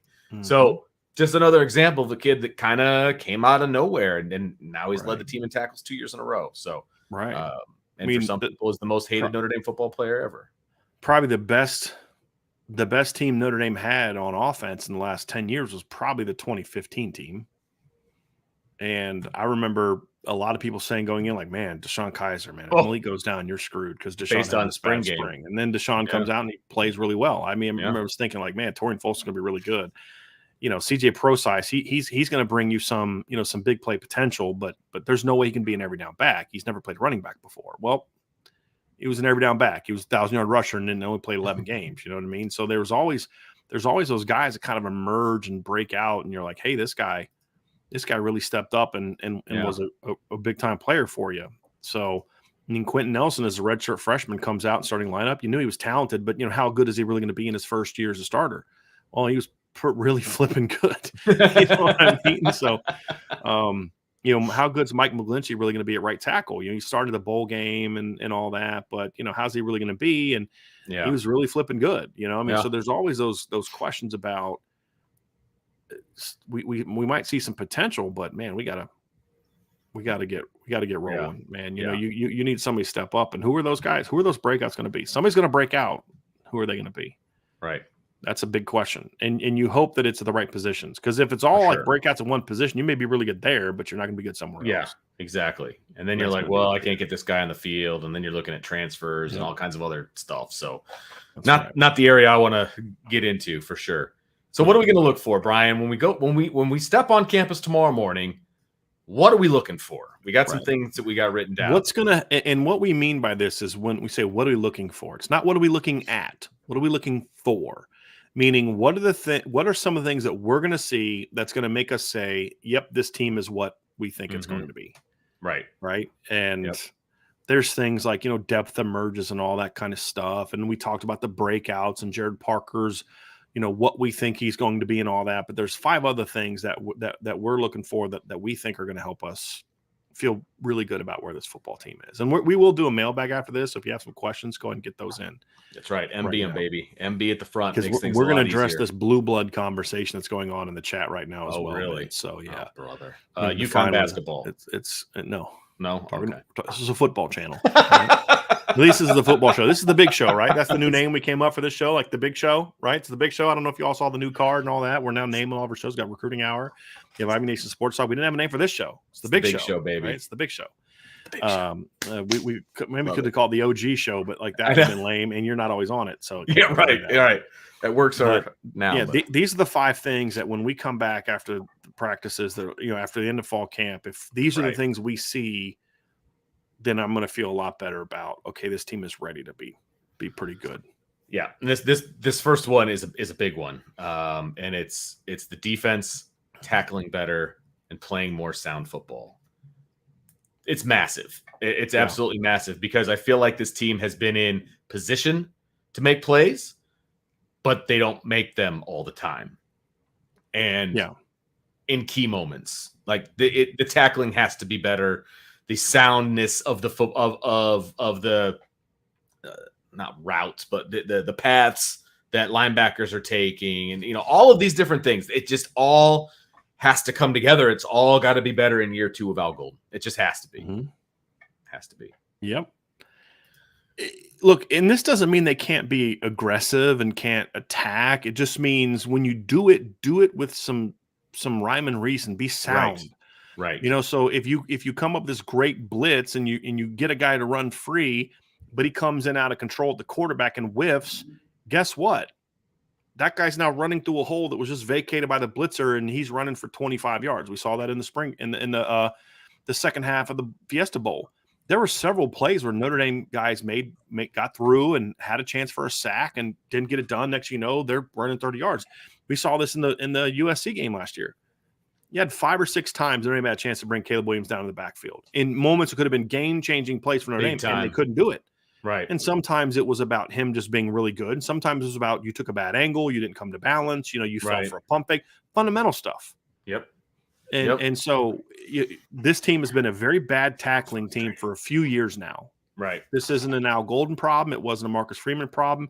This is a problem that even started back when Clark Lee was at Notre Dame. Sure. I would say from 2019 on, Notre Dame has been a very inconsistent tackling football team. I thought the 2018 team was a very good tackling football team. But since the post Drew Tranquill, Tavon Coney, Julian Love, and then, of course, once Alohi and Jalen Elliott were gone, even more so. But once those guys were gone, Notre Dame has not been a good tackling team. Yeah. They have not. And they got a little better last year from where they were in 2021 and 2020, but they got to get a lot better. And doesn't mean you can't be aggressive, because here's the deal. Clark Lee's defense was not at all aggressive, and they still had tackling issues. So it's about fundamentals and technique, and really emphasizing on a daily basis those necessary fundamentals and techniques. Mike Elko was a guy whose team, they would practice turnover technique daily in fall camp. And every position group had to do those different things. It was they called it the turnover circuit. Yep, it was the circuit. Yep, absolutely. And you watched them, and you're like, long ago? I remember that. Thinking, this is awesome. Yeah, and then you get to it, and you're just like, okay. Then you start to see those things play themselves out. Yeah, exactly. And it benefits it, and you've got to teach those things. And I'm not saying other coaches didn't do it. I'm just making a point, like. You can't just ask guys to just be athletes and, hey, here's the scheme. What do they do when they get there? What do they do when the scheme gets them ready to be where they need to be? What's the foundation you've taught them to be there? And that's kind of to me the big question for me. Absolutely. Yep, no doubt about that. And so what else are we looking for? A youth movement on offense is a big one for me. And what that means is look, you're going to need Sam Hartman to be a big-time player, and Audric Estime is that dude, and we know. But here's the deal: this team is going to have to rely on sophomores and freshmen at some point. Yep. Even if it's a number, I mean, you're hoping your best receiver is a sophomore. Sure. You're hoping a couple sophomore tight ends step up and play well. You're hoping that a sophomore steps in and handles the left guard. A redshirt freshman, right, steps in and handles the left guard position. A kid with 0 career snaps in Notre Dame. You're hoping that a couple sophomores and a freshman emerge and take over as the depth at running back behind Audric Estime. You're going to count on at least 1 or 2 freshman receivers to step up. So if we see a youth movement this fall camp, meaning we're seeing these younger guys, right? It's just kind of a catchy way of saying see these younger guys playing really well. Notre Dame's veterans obviously have to play well, but they can't reach their full potential if only the veterans are playing well this season. You're going to need some of the younger players to step up and not just give you minutes, but give you impact. They need Billy Schrauth to not just be a body to play left guard. Right. Jadarian Price and Jabron Payne can't just give a breather to Audric Estime. When you're in the game, you've got to be a playmaker. They need Audric. They need Tobias Merriweather to be more than just, catch 25 balls, 400 yards. Nice growth year. Boy, but in 2024, you're going to be phenomenal. No, they need him to be somewhere in the middle, at least this season. That's where he's at least a 40 catch guy this season. At least 35, 40 catches this year. He doesn't have to be a 70 catches for 1,000 yards. He doesn't have to be that guy, but he has to be a weapon. Yeah. They need the sophomore tight ends to step up this year. I mean, if Kevin Bauman's your number 2 tight end, he's a nice, solid, steady player. But if Holden Stace wins that job and beats Kevin Bauman out, beats Eli Raridan out, beats those other guys out, it's like you got a playmaker there. Yeah. And so, and then, of course, a quarterback. If something happens to Sam Hartman, God forbid, you need a young guy's going to have to step up and play. And that's kind of where they're at. Absolutely. And that's the youth movement. I mean, let's be honest. If we ever talked about a youth movement on offense in the past, for the most part, it was wishful thinking. We did see it late last year, right? And that was absolutely. That is true. That is true. And the PTSD coming back again. No. I mean, but here's my point, though, Vince. They started 8 true sophomores in the bowl game and scored 45 points and had over 500 yards of offense. Yeah. Because they just put the talented kids out there and said, go play ball. Right. And they made mistakes, but they also made a lot of plays. Sure. And you had 2 sophomore running backs. Like, think about this. In the bowl game last year, your 2 running backs that combined for almost 200 yards were true sophomores. Your quarterback, who racked up over 300 yards and 5 touchdowns, was a true sophomore. You had 2 true sophomores at receiver and a true freshman as your rotation of receiver. Your 2 tight ends that played in that game were a sophomore and a freshman, and your 2 bookends at tackle were sophomores, right? And they just said, hey, you know what? We're going to make mistakes, but these young guys are going to go out there and we're going to play. And they scored 45 points and over 500 yards of offense, right? Let the talent play. Good point. Right? Let the talent play. And that hasn't always been the case. And we're going to see Marcus Freeman has said that he wants to do that. But it's easy to say that in the offseason when there's not a game on the line. Yeah. Let's see if they can. And bowl games are different than regular season games too. Just want to throw that out there from a mentality standpoint. So another thing that we're going to be looking for, our third thing, is that the offensive line continues their dominance. Right. And that is absolutely critical. They're bringing back 3 guys, and they're looking for 2 guys to step up, essentially 2 to 3. I'll say 2 to 3 based on our conversation prior. But it still needs to be a Notre Dame offensive line. This can't be, an along for the ride group of 5 guys. The offensive line will still dictate how good this team is. I mean, if they can't run the ball when they want to run the ball, pass block when they want to pass block, et cetera, this offense isn't going to be what we think it's going to be. This still has to be a Notre Dame offensive line. Absolutely, 100%. Yeah, I mean, and we kind of saw early on after the Harry Hiestand era, like, okay, this isn't the same team. They got some guys there, some talent there, but like it pretty quickly you knew, okay, things are different now. What we want to see is like, okay, yeah, this looks like what Notre Dame was on offense, on the offensive line last year. They're coming off hard, they're playing hard, they're pushing people around, they're not catching. Those are all things. I mean, I'm going to be looking for that. We may not see it the first couple of days of practice because there's not pads on. Sure. But once the pads come on, that's something I'm absolutely looking for. That honestly, Vince, I won't be watching the offensive lineman a ton the first couple of days of practice. I'll watch them move around. There's no pads. There's no pads. Yeah. Right. Like I'll watch them a little bit in one-on-ones because you like see him run around and this guy looks good athletically and all that. I want to hear Joe Rudolph talking to him, how's he coaching him up? Like that What's kind the of footwork? Stuff. Yeah. Yes, absolutely. But I'm sorry. There's certain things you can glean like at these camps and things like that when linemen, offensive linemen specifically, are not in pads and things like that. There's certain things you can see, of course. Yeah. There's no substitute for having full pads on and just going. Like I'm sorry. There's no substitute for it.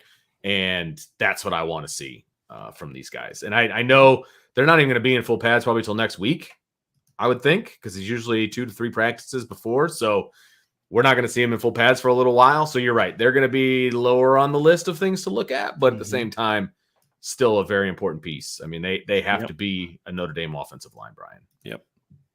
Agree 100%. You can't put that kind of burden on the skill on the receivers and running backs. Because Notre Dame has a lot of talent there. They don't have the kind of talent where they can just do they don't have LSU 2019 talent at quarterback and receiver. They don't. Sure. They do a tight end and running back, I think, but not a receiver and quarterback. Right. Which means your offensive line can be solid. Doesn't have to be great. 2018 Clemson didn't need a dominant offensive line. They had T. Higgins and Justin Ross and Trevor Lawrence and Travis Etienne and all those kind of guys. Notre Dame has really good talent at receiver. They don't have that. There's no with all due respect, there's no Justin Ross on Notre Dame's roster this year. There just isn't. There's no Trevor Lawrence. Sam Hartman's a great player. He's not Trevor Lawrence, right? He's more experienced than what Trevor was that year. But I hope nobody's putting them in the same and Notre Dame doesn't have that defense either. Like, as good as I think this defense can be this year, that Clemson defense was a top 2 or 3 unit that year. I mean, they lost a first-round draft pick at nose tackle for the playoff and still were dominant because they just put another guy that was really good in there, Niles Pinckney. So they don't have that margin for error where Notre Dame can dominate without their offensive as a team, without their lines being really good. Right. I mean, they don't have to be elite, but they have to at least be really good because then the skill can then say, okay, you're good enough. We can take it to that next level. Right. And that's absolutely.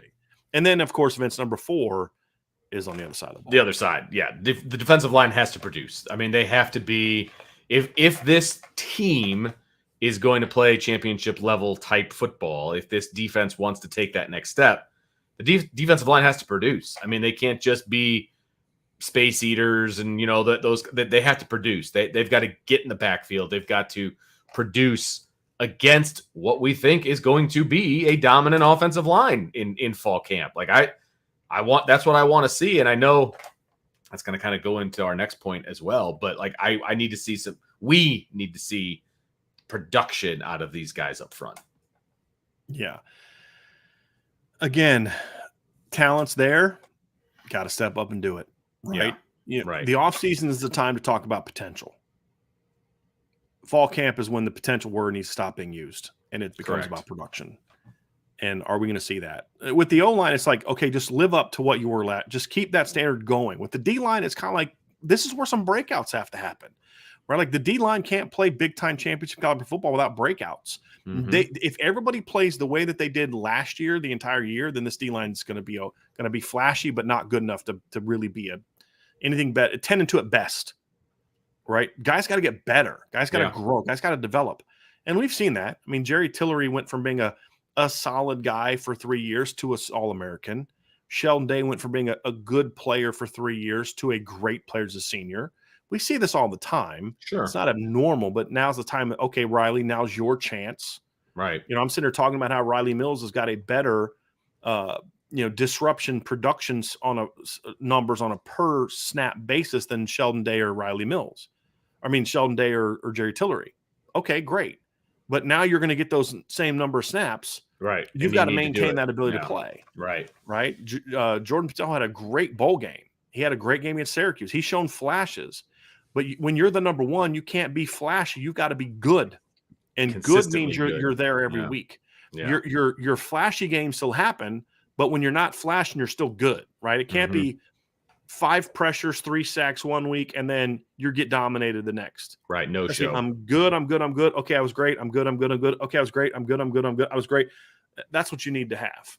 The floor has to be higher, and that's what you need to see from those guys. And because look, the linebackers are not. They don't have. Look, you and I have Vince. We are higher on the linebackers than others. That's truth number 1. Truth number 2 is this: they don't have a Jalen Smith at linebacker right now. They don't have a Jeremiah Owusu-Koramoah. They don't have a Manti, meaning they are not good enough to where they can now make the D-line better. They're dependent on the D-line doing their job, and then if the D-line does their job, then the linebackers are going to shine.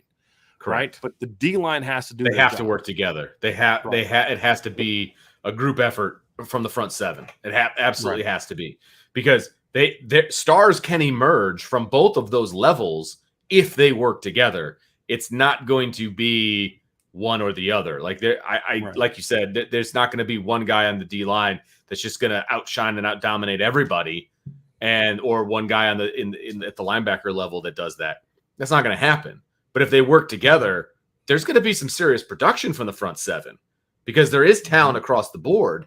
It's just not that elite talent that can just do it all by himself. And I think that's a really good point that you make. Agree. For sure. Agree. The last part is one that I touched on earlier when we were talking about offense and defense and all of those different things. It's the back and forth battles. And that's, at least this is the way I took this one. It's that if the offense is dominating every single practice, we got a problem. If the defense is dominating every single practice, we got a problem. I've heard you say this 100 times when you talk to your sources or when you talk to me about talking to your sources. You want to hear, man, defense got us today, man. They just kicked our butt up one side and down the other. And then 2 days later, it's like, man, the offense just, there's nothing we could do against them. You know, that kind of, it has to be both. It can't be one or the other, because if that's the case, this is going to be a long season and it's not going to be the season that we anticipated. But if it's back and forth, if we're hearing one group is dominating and then the other group is dominating, it's just a battle. It's just an absolute battle. Or it's like what was it Chip Long or Mike Elko? I forget which one told you that like the offensive line when he was there was they were truth serum.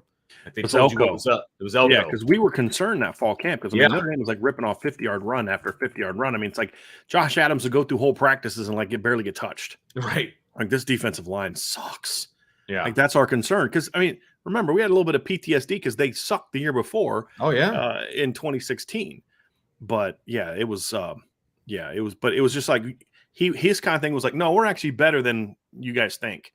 It's just y'all don't, that offensive line is the most unreal thing I've seen. I mean, he called them human lie detectors. Right, that's what it was. And then when we get to the season, and you're like, oh, okay, yeah, they were a lot better on defensive line than we thought they were going to be. It just was. Right. That's how good that offensive line was. But they need to be human lie detectors for each other. Like you need to have the defense do that to the offense. The offense needs to do that to the defense. It just needs to be a back and forth if this team is going to be as good as we hope that they're going to be. So, for sure.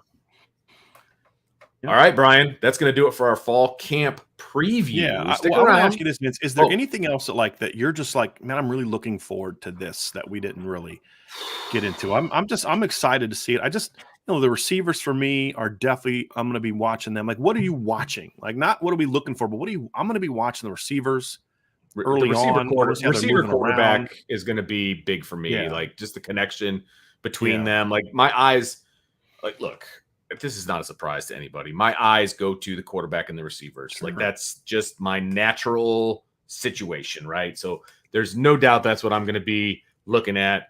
I'm also going to be looking at the linebackers, man. Like I want to see how they're moving around. I want to see, like, I don't know how much team obviously we're going to see tomorrow because there's no pads. It's helmets only, that kind of, and there might be some recognition. There might be some things like that. I just want to see who's running with the ones and the twos right off the bat. That's honestly, that's a huge thing for me. That's what I'll be writing down.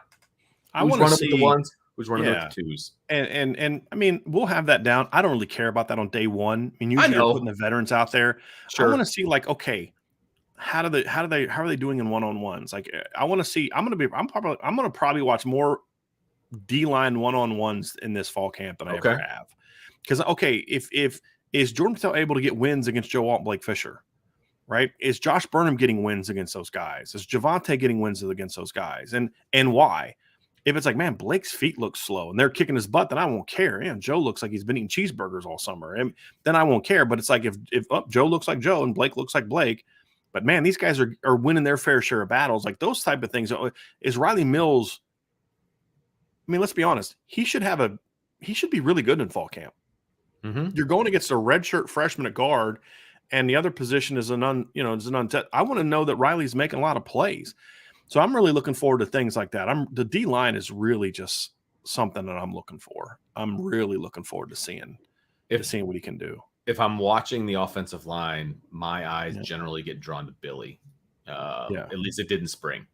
Like that's one of the things that drew my attention was, oh, okay, this kid's a sophomore and looks pretty good. You know what I mean? So like Billy Shrouth is definitely one that I'll look at. I mean, there's always going to be like one or two guys that are going to stick out no matter what group I watch, that kind of a thing. Or guy like Xavier Watts.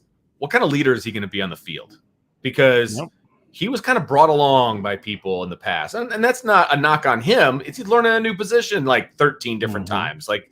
But he's the safety now. What is that going to look like? Is he going to be the leader in that secondary? Is he going to be bringing the other guys along with him?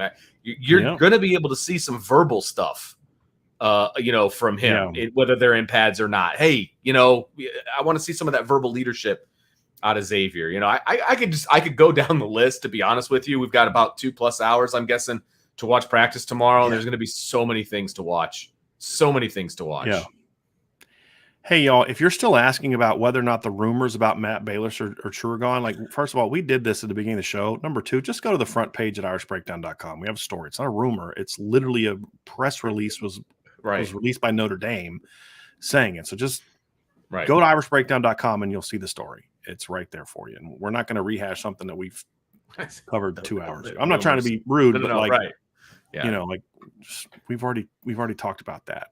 We can't keep going back to that just because you jumped in the show late, right? I mean, So, it just – anyway, sorry, man. I'm very much looking forward to fall camp. It's going to be fun. I just want to see a lot of battles. I want to see this team compete. I want to hear a lot. I don't want to hear a real quiet first day, honestly. Right. Now, that doesn't mean a whole lot. I mean, that's more of a personal – I mean, you could be quiet because this team is focused, right? But I don't know. I like seeing a lot of emotion and a lot of energy. I do. I want to see a team that's fired up. I want to see a team that competes. And I don't mean during stretch. That's false enthusiasm time. Absolutely. I'm talking about when they're going one-on-ones.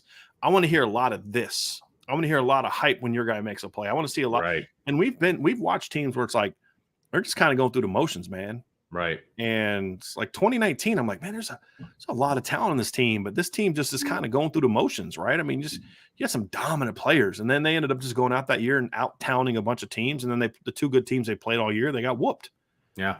They got whooped by one. The other one they competed, but they couldn't step up and make the plays they needed to make to win. And so I want to see a team that has genuine get after it, fired up, that kind of stuff. Yeah, that's what I want to see. A lot of that comes from the top. Just saying. Yep. So, see what that looks like too. Well, to a degree, but it's your personality. I mean, it is, but it's the personality of your team. There you go. And the personality of the team comes from the coaches. That when a coach doesn't want you to be all rah hip hop, running around you know what I mean? There is part of that. I do feel like a team can adopt the personality of their coach, or at the very least their position coach, that kind of a thing. So I'm not saying I want to see the coaches all jumping around getting crazy, but sometimes I do. You know what I mean? Because sometimes that's a lot of fun. That was some of the most fun that I would ever have at practice when we were doing Oklahoma drills or one-on-ones or something like that, man. And our side wins, and you can rub it in the face of the other coaches. You know what I mean? I enjoyed doing that kind of stuff and jumping around like an idiot. That's the stuff I miss about coaching, if I'm being honest. It's that relationship and the jumping around and having a good time. Yep. So want to see some of that. I do. Same here. So, yeah. Yep. All right, Brian. I just love how people in the chat, I don't understand things, right? Because I don't agree with you. There's some lameness going on in the chat right now. I can't wait to get this mail back because there's we got to bring up chats, but there's some silliness going on right now. We need to get some football because there's some. Don't say I turned it off, so I don't know what you're talking about. Right. So right. Yeah. So I'm ready to get in the mailbag, Ben. So let's wrap this up and let's get on over to the mailbag. So, everybody, that's going to do it for our fall camp preview. Thanks for sticking around, having some fun with us. Tomorrow's the day, man. It's Christmas Eve. We're excited. Probably not going to sleep very well tonight. I'm fired up, man, to get this thing going. We're going to get some of our questions answered and start moving forward. But make sure you hit that like button, that subscribe button, the notification bell, share with your family and friends, all of those fun things. And thanks for listening to the Irish Breakdown podcast. But stay tuned for the mailbag. All right, everybody, let's jump right into the mailbag. So, I got to respond to this thing going on in the mailbag right now. Please do, because I don't know what's happening. This guy in the chat says, he's talking about we said they don't have a Justin Ross. Notre Dame does not have a Justin Ross in their roster. They don't. And the guy says, well, that's not true. Justin Ross was ranked the same as Tobias Merriweather and Deion Colsey. No, he wasn't. And so I gave the ranking to show that the stat was I said, number one, I don't care about rankings. Number two, what you said was wrong. He wasn't ranked as high. And then he goes, his response basically, well, so how come rankings matter to you sometimes, but then you're going to point to him being 5-star? So I'm not the one that brought up star rankings. I'm simply saying what you said was inaccurate. And this notion that, well, if Justin Ross was at Notre Dame, they wouldn't have played him. Guys, come on. Can we not be that fan base? Can we not be that fan base? I mean, I just got done telling you that last year in the bowl game that 8 sophomores starting in the game. Right. I love Tobias Merriweather. He's the highest ranked receiver that Notre Dame has signed in my book since Michael Floyd in 2008. But I can also sit here and tell you to say I also evaluated Justin Ross, and Tobias is not Justin Ross. Maybe he eventually could be, but Tobias caught 1 pass as a freshman. Correct. Justin Ross had 1,000 yards received. Well, what about the team around him? Well, hold on a second. You just got telling me that all these Notre Dame players were really that good, but they didn't get a chance. Now you're telling me that they didn't produce because the talent around them is not good. Pick a lane and stay in it, please. Can we do that? Right? Like, you can't keep changing the argument to fit what you think is going on, right? I hope that you're right, that Tobias and Deion are better than Justin Ross. But you have no evidence of that other than just you're a fan. And if you're going to use an argument to say, well, their rankings were just as high, well, you pick the one outlet that says that they were ranked just as high, or this other site says wasn't as good. But the reality is he still was ranked higher than those other guys. And so it's just kind of frustrating. You can disagree with me all you want. That's fine. We can have the conversation. But if you're going to make an argument in disagreement, at least be somewhat, consistent in the argument you're making, right? And don't be that guy that nitpicks and says, well, I'm going to choose this recruiting services ranking because it fits my preconceived notion better. That's a bad argument and not one that's going to really go far with you. And it doesn't hold a lot of merit, to your argument. I hope that you're right. I hope that they are. But one recruiting service had Tobias Merriweather in the top 100. Nobody had him in the top 50. Only one had Deion Colsey in the top 100. Nobody had him in the top 50. Justin Ross was ranked as the number 15 player in the country, and he was higher on the composite and the consensus than all those guys. That's just a fact. Mm-hmm. Okay? He had 1,000 yards receiving as a true freshman, right? So if you're going to say, well, the town around him wasn't as good, but then in the same breath say, but they've got all this talent that was never used, that's a lazy argument. To just be like, well, Tom Maurice doesn't play freshmen is just a lazy argument. Notre Dame just had a freshman set their all-time passing record in 2020. A playoff team had a true freshman at tight end catch more passes for more yards than any freshman tight end in the history of Notre Dame football. So what does that prove? If a guy's good enough where it's a no-brainer, he's going to play. Justin Ross was a no-brainer, so he played. That's just a fact. Now, should Tobias have played more last year? Yes. Do I think Tobias can be as good as T. Higgins? Yes, that's my comp for him. But Justin Ross was also better than T. Higgins before he got hurt. That's just a fact, right? Now, I hope that you're correct. But if you're going to debate here, just be consistent with your arguments. Use good faith arguments. And I'll respect that. I will. Okay? But just be honest. And I'm seeing from the responses that he's not. So I've wasted too much time on this guy. At first I thought he was really trying to have a real discussion, but his response to what I just said tells me he's not serious. So we can move on to the other topic now, Vince. And that is Clemson and Oregon blue bloods in college football? Oh, wow. Oregon? No. Definitely not. Definitely not. That's easy. Yeah. Clemson? I still say no because to me, here's what a blue blood has to be. A blue blood to me has to be a team that is good for a long period of time. Sure. And so, like, if Alabama had only like 2 national titles in history before Nick Saban did what he did, I would say they were so good during the stretch that they've thrust themselves into blue blood status. I don't think what Clemson and Georgia, because I also don't consider Georgia blue blood. Georgia had 2 national titles in the history of their program, I believe, prior to the last 2 years. Right? So to me, Clemson has been great in the last 7-8 years. But prior to the last 7-8 years, they had one title in their history, and that was 1981. And the number of titles is not the end all be all, Vince, because if you have only one title, but like you're just got decades of being really good, then that's fine. But it's kind of like Florida, right? Like why Florida's not a blue blood. Because Florida had two great short stretches under Steve Spurrier and Urban Meyer. Outside of that, their win percentage outside of the decade plus of Spurrier and the 6 or 7 years of Urban was in the 500s. No titles. Right. You're not a blue blood. And so to me, there has to be some history of winning. Now, you can go through periods where you don't win a championship, but you can't go through for like if Notre Dame in the last 35 years never had the 02 team and the 05 team and the 2012 team and 2 playoff teams, then you could kind of have a discussion about, are they still a blue blood, even though they haven't won a title, but they have had that level of success. So you don't necessarily have to win a title. Like Michigan's the one that people point, Michigan shouldn't be considered a blue blood. I hate Michigan, but they're a blue blood because yes, they haven't won a ton of titles, but every decade, except for the 2010s, right? I'd say late 2000s and into the 2010s, like before that period after Carr, before Harbaugh, they were bad. They're bad.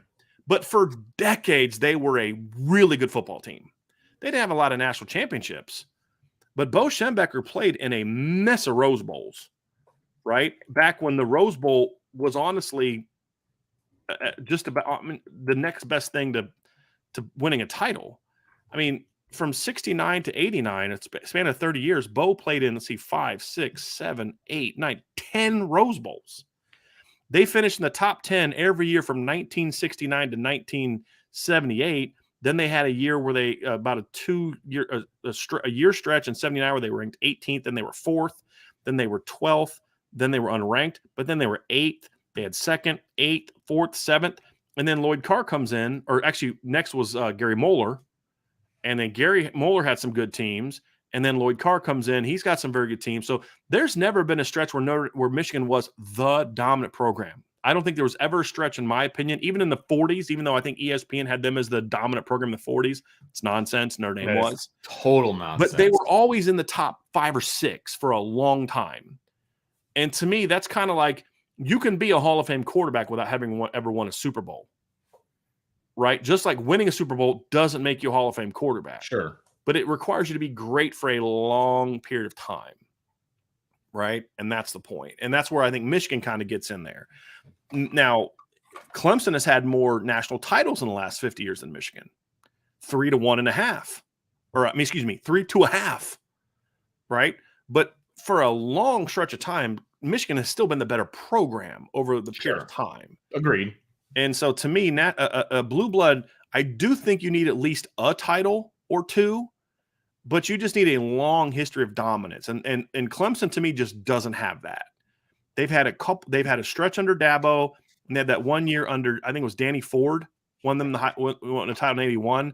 They don't have a super long history of being that. So I don't view Clemson and Oregon as blue, and especially Oregon. I don't think Oregon has ever won a national title.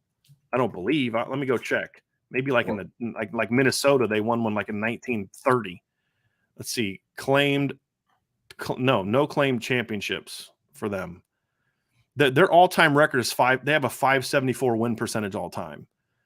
Right? I mean, they just Oregon's not even. I mean, they've won 14 conference championships in their history. They're not in the discussion. No. Sorry, no, they're not in it.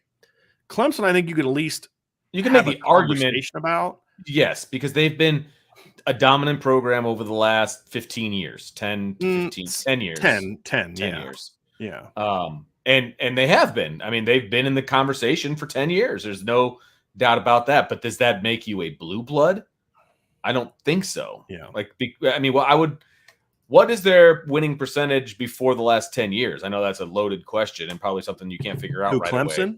Yeah. I mean, you can get an idea. I mean, let's see where they're at now. Because and then you can just look at what Dabo has been the last however many years. Their career all-time record is 625. Which is pretty good. Sure. Now, of course, the Dabo era has raised that. Oh, absolutely. I mean, he's got an 805 record in 15 years as the head football coach. That certainly helps. that's kind of the thing is he's the outlier, right, Vince? And that's kind of the point you're making is he's the outlier all time. That's the point I'm making. Right. Yeah. And Danny Ford had a great stretch in 10 years, but they weren't very good after that for a long time. And they were never really great before that. Like, they were never like a really dominant football team, right? I'm going to see Clemson football record by the years. So I'm very curious to see if they have something like this, but I need to see a team that just has some level of dominance. And so they started football in 1902, never did much, never won more than 6 games. First time they won more than 6 games was in 1928. They won 8 3 years in a row. Then they weren't good again. And they won 9 and 39. First time they were ranked was 12th. Not good again. They went 11-0 in 1948. Okay, won the Gator Bowl. It's good. Okay. Then the next year they were 4-4-2, 9-0-1, and then the next 7-2, 3, 5, 7, 7, 7, 8, 9, 6, 4, 6, 5, 3, 5, 6, 6, 4, 4, 3, 5, 4, 5, 7, 2, 3, 8. And it wasn't until 1978 that they had another season where they were really good, where they won 11-1. Right, finished 6th. And then 8-4, 6-5, and then 81 they won a title. Next 2 years, they were pretty good. And then they went through about a 4-year stretch in the 90s where they won 10 games, and then they were back. So they won 10 games in a row from 87 to 90, and then they didn't win 10 games again until 2011. Yeah, I mean, you know what I mean? Like, so there's been some moments here and there. I mean, that's like 550. Yeah. Winning percentage, 500. Right.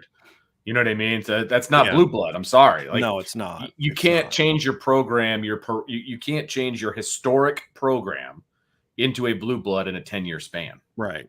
And especially when there was only really one decade where you were great. Because even it's not my definition of a blue blood. Right. I mean, because even if you look at the period where they won the title in 81, right? So if you look at that, let's just go here to 81, they won the title. So from 78 to 1990, they had 6 years where they won 10 or more games and won a national title. They also had 6 years in that stretch where they didn't win double digits, and years where they weren't good. They had 8-4, 6-5, they had 9-1 and a couple 9-1 and 1, 7-4, 6-6, and 8-2-2.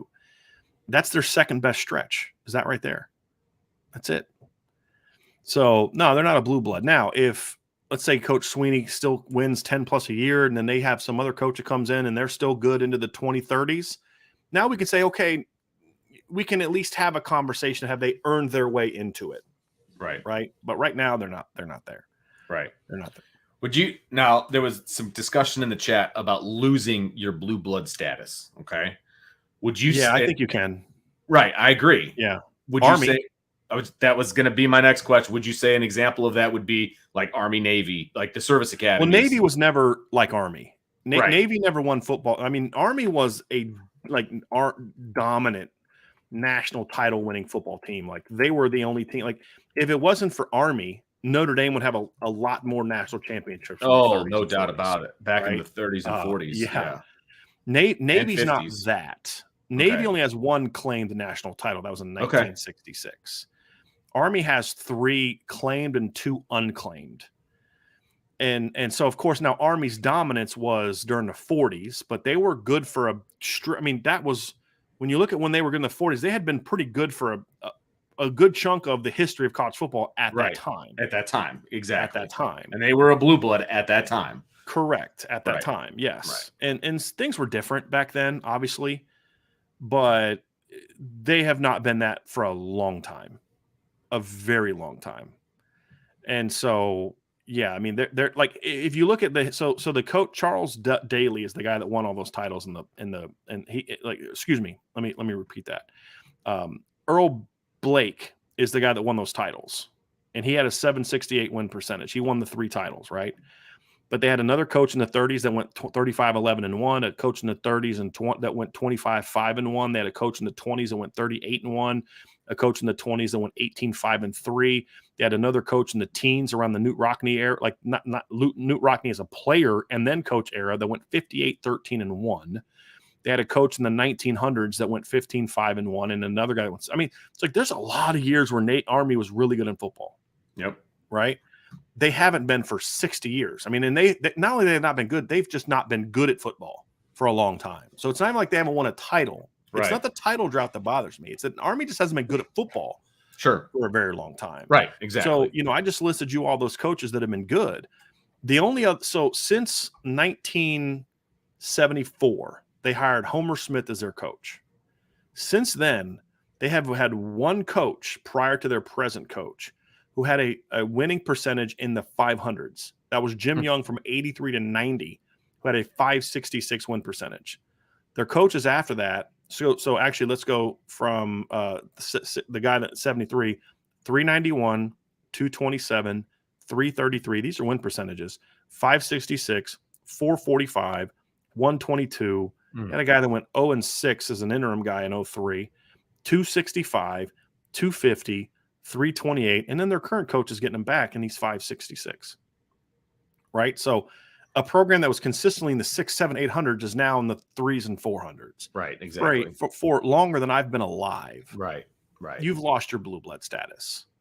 But it has to be a long period of, and there has to be some sort of systemic change. And that's the other thing with Army is Army football can't recruit the way it did in the 40s. Correct. Like Army guys were going to West Point to learn to be officers, where guys that were otherwise going to Notre Dame and Ohio State were being drafted in to go fight in the front lines, right? Like, I'm not saying that's bad. I'm just saying it was a difference. So, of course, Army had that dominance during the war and then right after the war. Of course they did.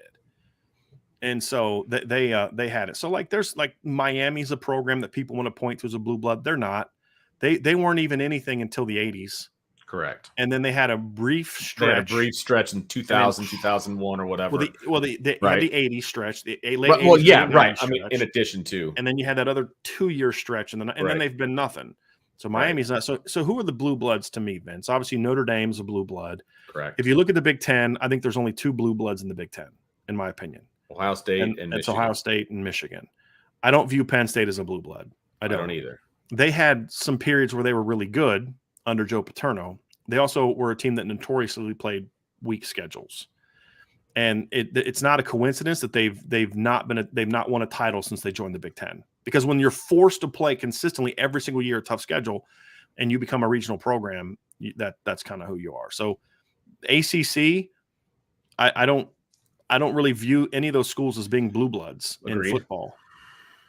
I would argue that Florida State would probably have the best claim, because they had such a long period of dominance under Bobby Bowden. I mean, they were dominant in the 80s, the 90s, the 2000s, and they won a title in 2010s.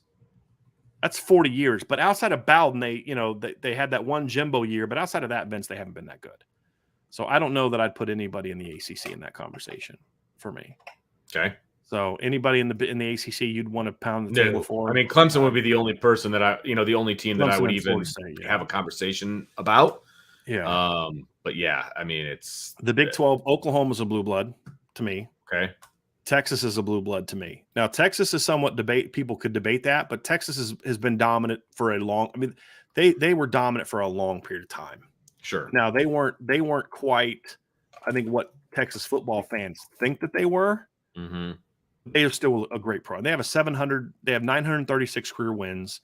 They have a 701 career win percentage. They have 4 claimed titles.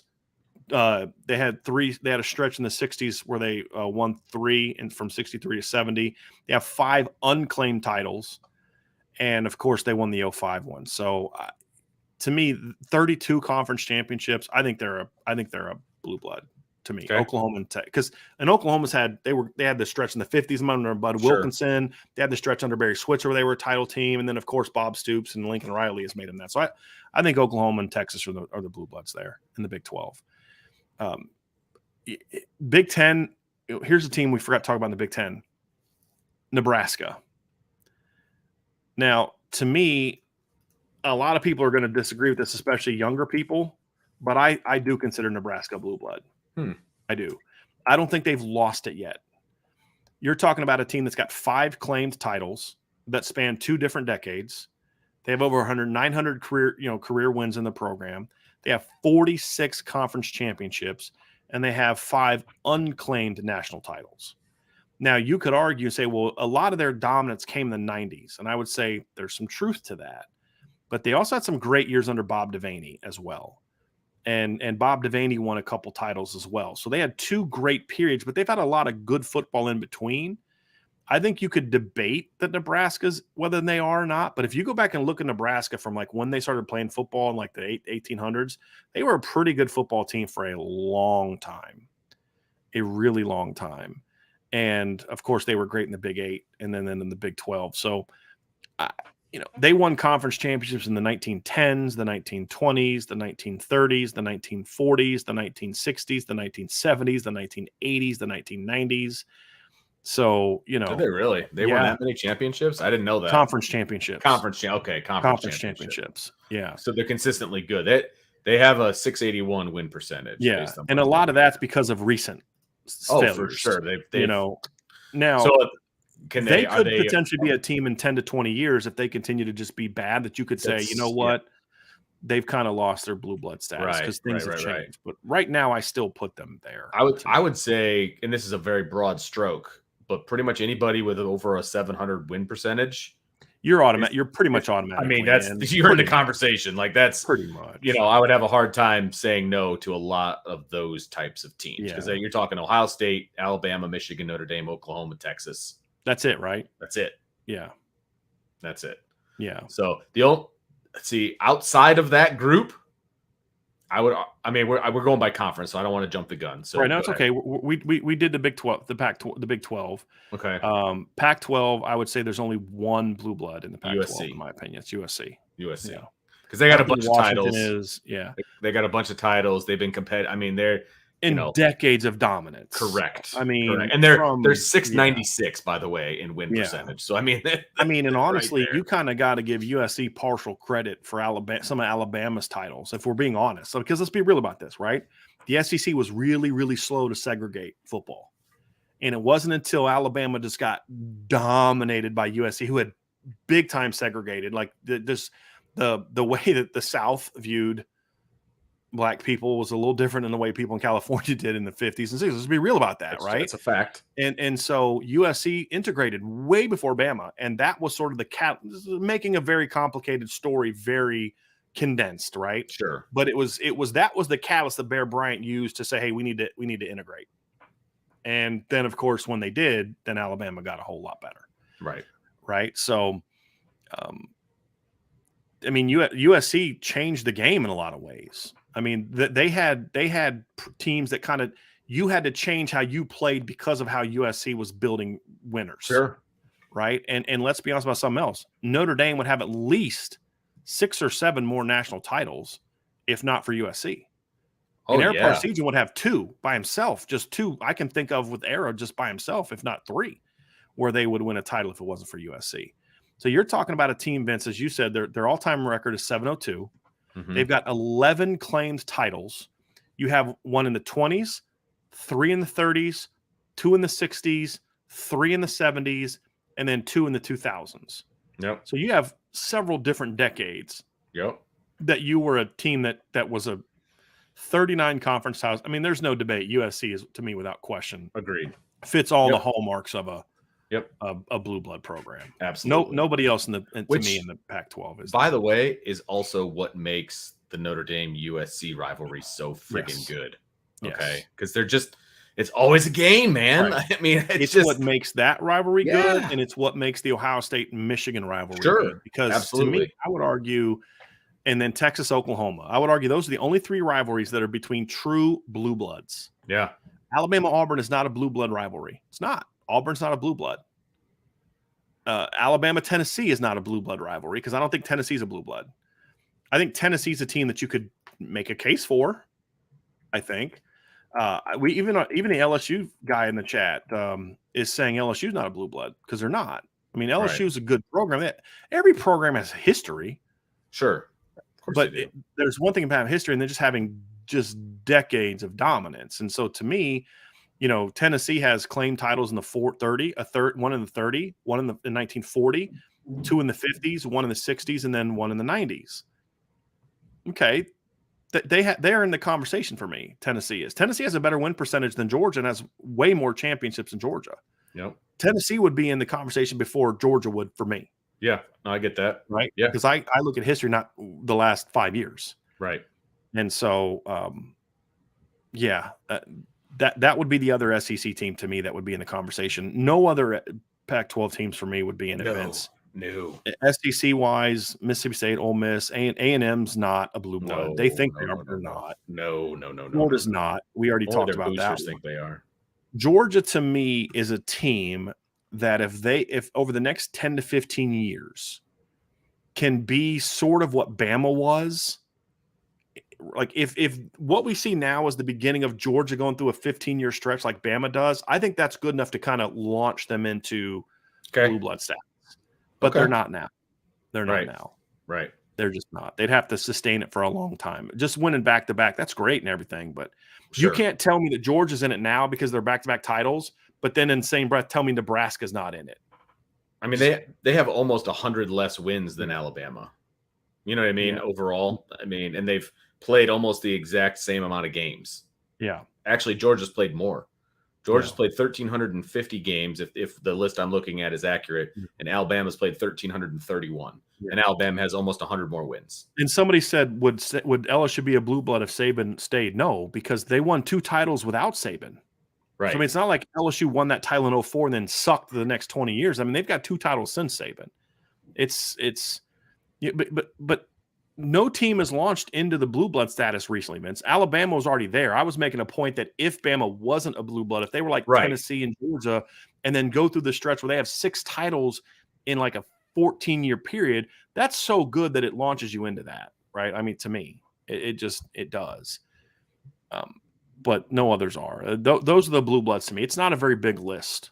It's really not. Yeah, I agree. It's not a very big list. It shouldn't. Yeah. It's kind of like it shouldn't, because then if you start putting everybody in there that's had a couple good stretches, then it's okay. The word loses all meaning. Exactly. Look at Boise State in there then. Why not? They had a 10-year period where they were phenomenal. I mean, like, what are we doing? Right? So it's got to be over a long period of time.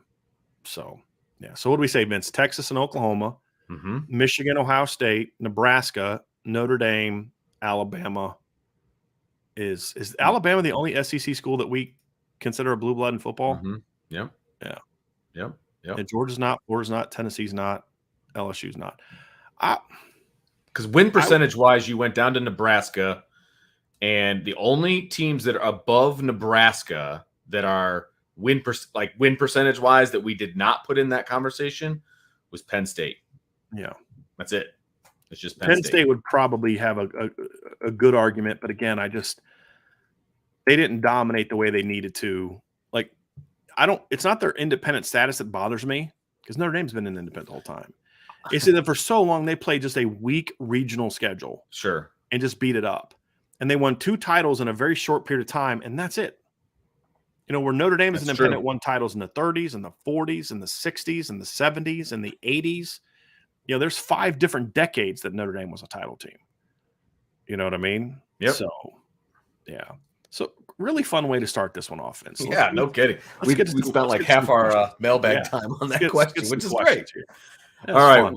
We got a super chat from Rob. Always good to have you in, Rob. Thank you very much. I know they have talent, and the biggest thing is the upgrade at quarterback. But my biggest question is, will they have that killer mentality? Put teams away early, have a classy bully attitude like under Holtz?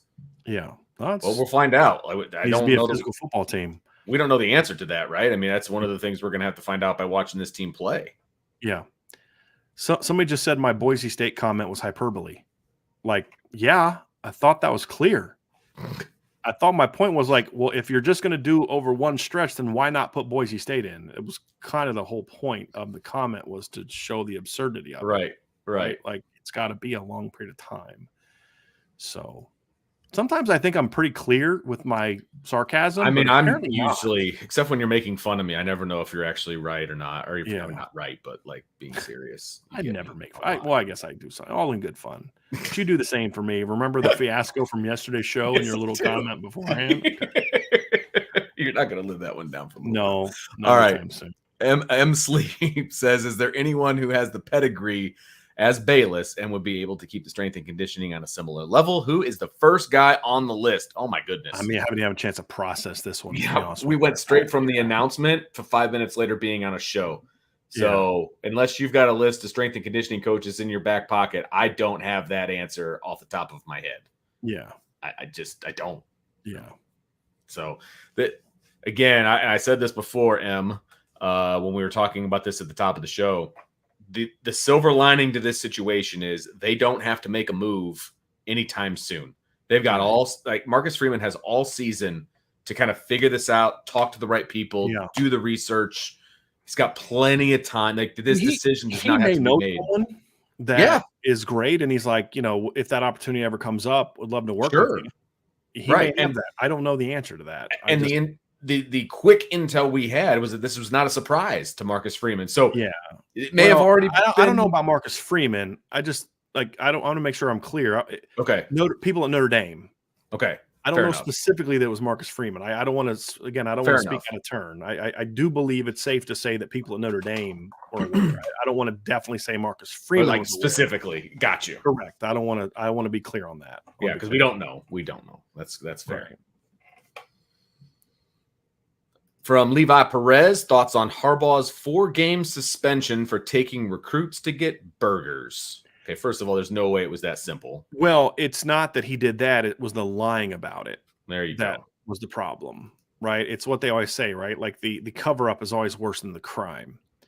Like, Richard Nixon didn't get impeached for the Watergate break-in. He got impeached because of the cover-up that happened after the Watergate break-in. Right. That's the reality of it. Right. So I think it's kind of petty. I mean, I don't know. Here's the thing. We said the other day that there's got to be some level of punishment when it's a coach does something wrong and he's still at the school that he's at. Right? I mean, so if we're going to be consistent, we got to say, look, he broke a clear rule. Okay. When they called him on it, he lied about it. Right. Instead of just saying, yeah, I didn't. And if you're going to lie and be like, wait a minute, that's not allowed. Like, I thought I was in good place. I thought that was okay. Sure. I got it on my school card. I thought we were okay. It was, whatever. And you kind of play dumb. Absolutely. Right? And then they give you a little slap on the wrist and, they take away a couple of evaluation days for the head coach, and which you weren't going to use anyway. And you move on. Exactly. But then when you lie about it, it's like, well, now we got to hammer you, you big idiot. If you just would have told us what's going on, then we could just give you a slap on the wrist and moved on. But now you got to lie about it. Now we got to do something about it. Exactly. But look, guys, he's being suspended for school. Yeah. Well, that's the thing. For the East Carolina, UNLV, Bowling Green, and Rutgers games. Great. It'll be fine. Right. I mean, and they're all home games. Every one of those. Urban Meyer got suspended. I guess that's my other problem is he's getting 4 games for lying about cheeseburgers when Urban Meyer only got 3 for all that crap that went on with like Zach Smith and all that other stuff. Like, really? Yeah. Really? This is worse than what was going on with Urban Meyer in 19, who only got 3 games? Okay, whatever you say. It's the NCAA. So welcome to the NCAA. It's silly, but and they had to play TCU that year. In Oregon State without this Urban Meyer.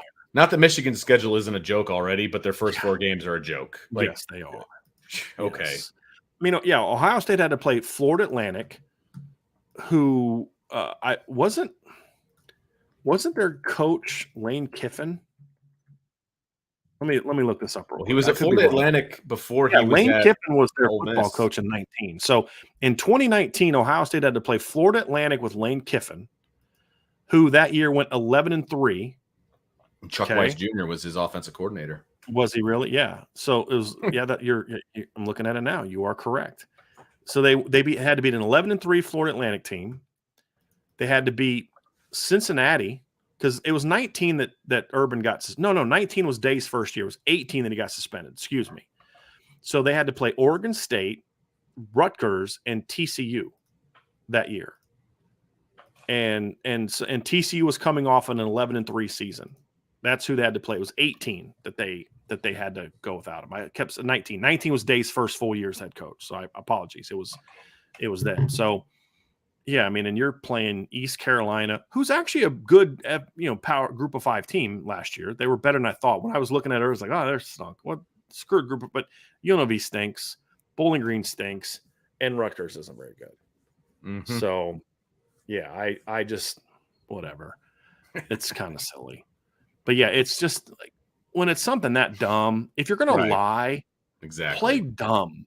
Mm-hmm. Don't deny something that there's a very clear. Like, did you not think they were gonna look at your credit cards?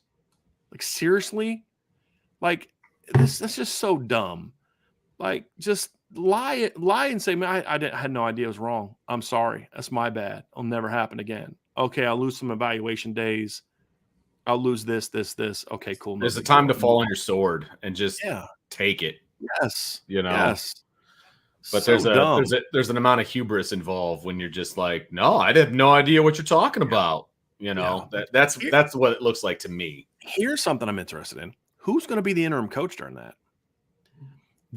I'm curious if it's going to be Sherrone Moore.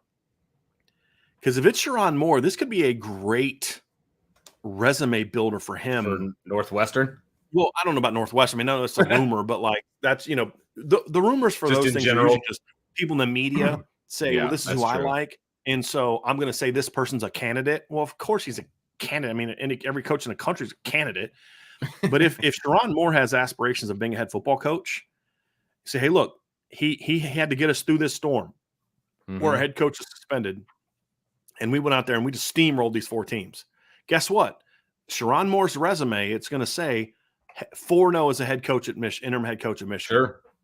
Not a lot of other guys who haven't head coaches before are going to have that on their resume, Vince.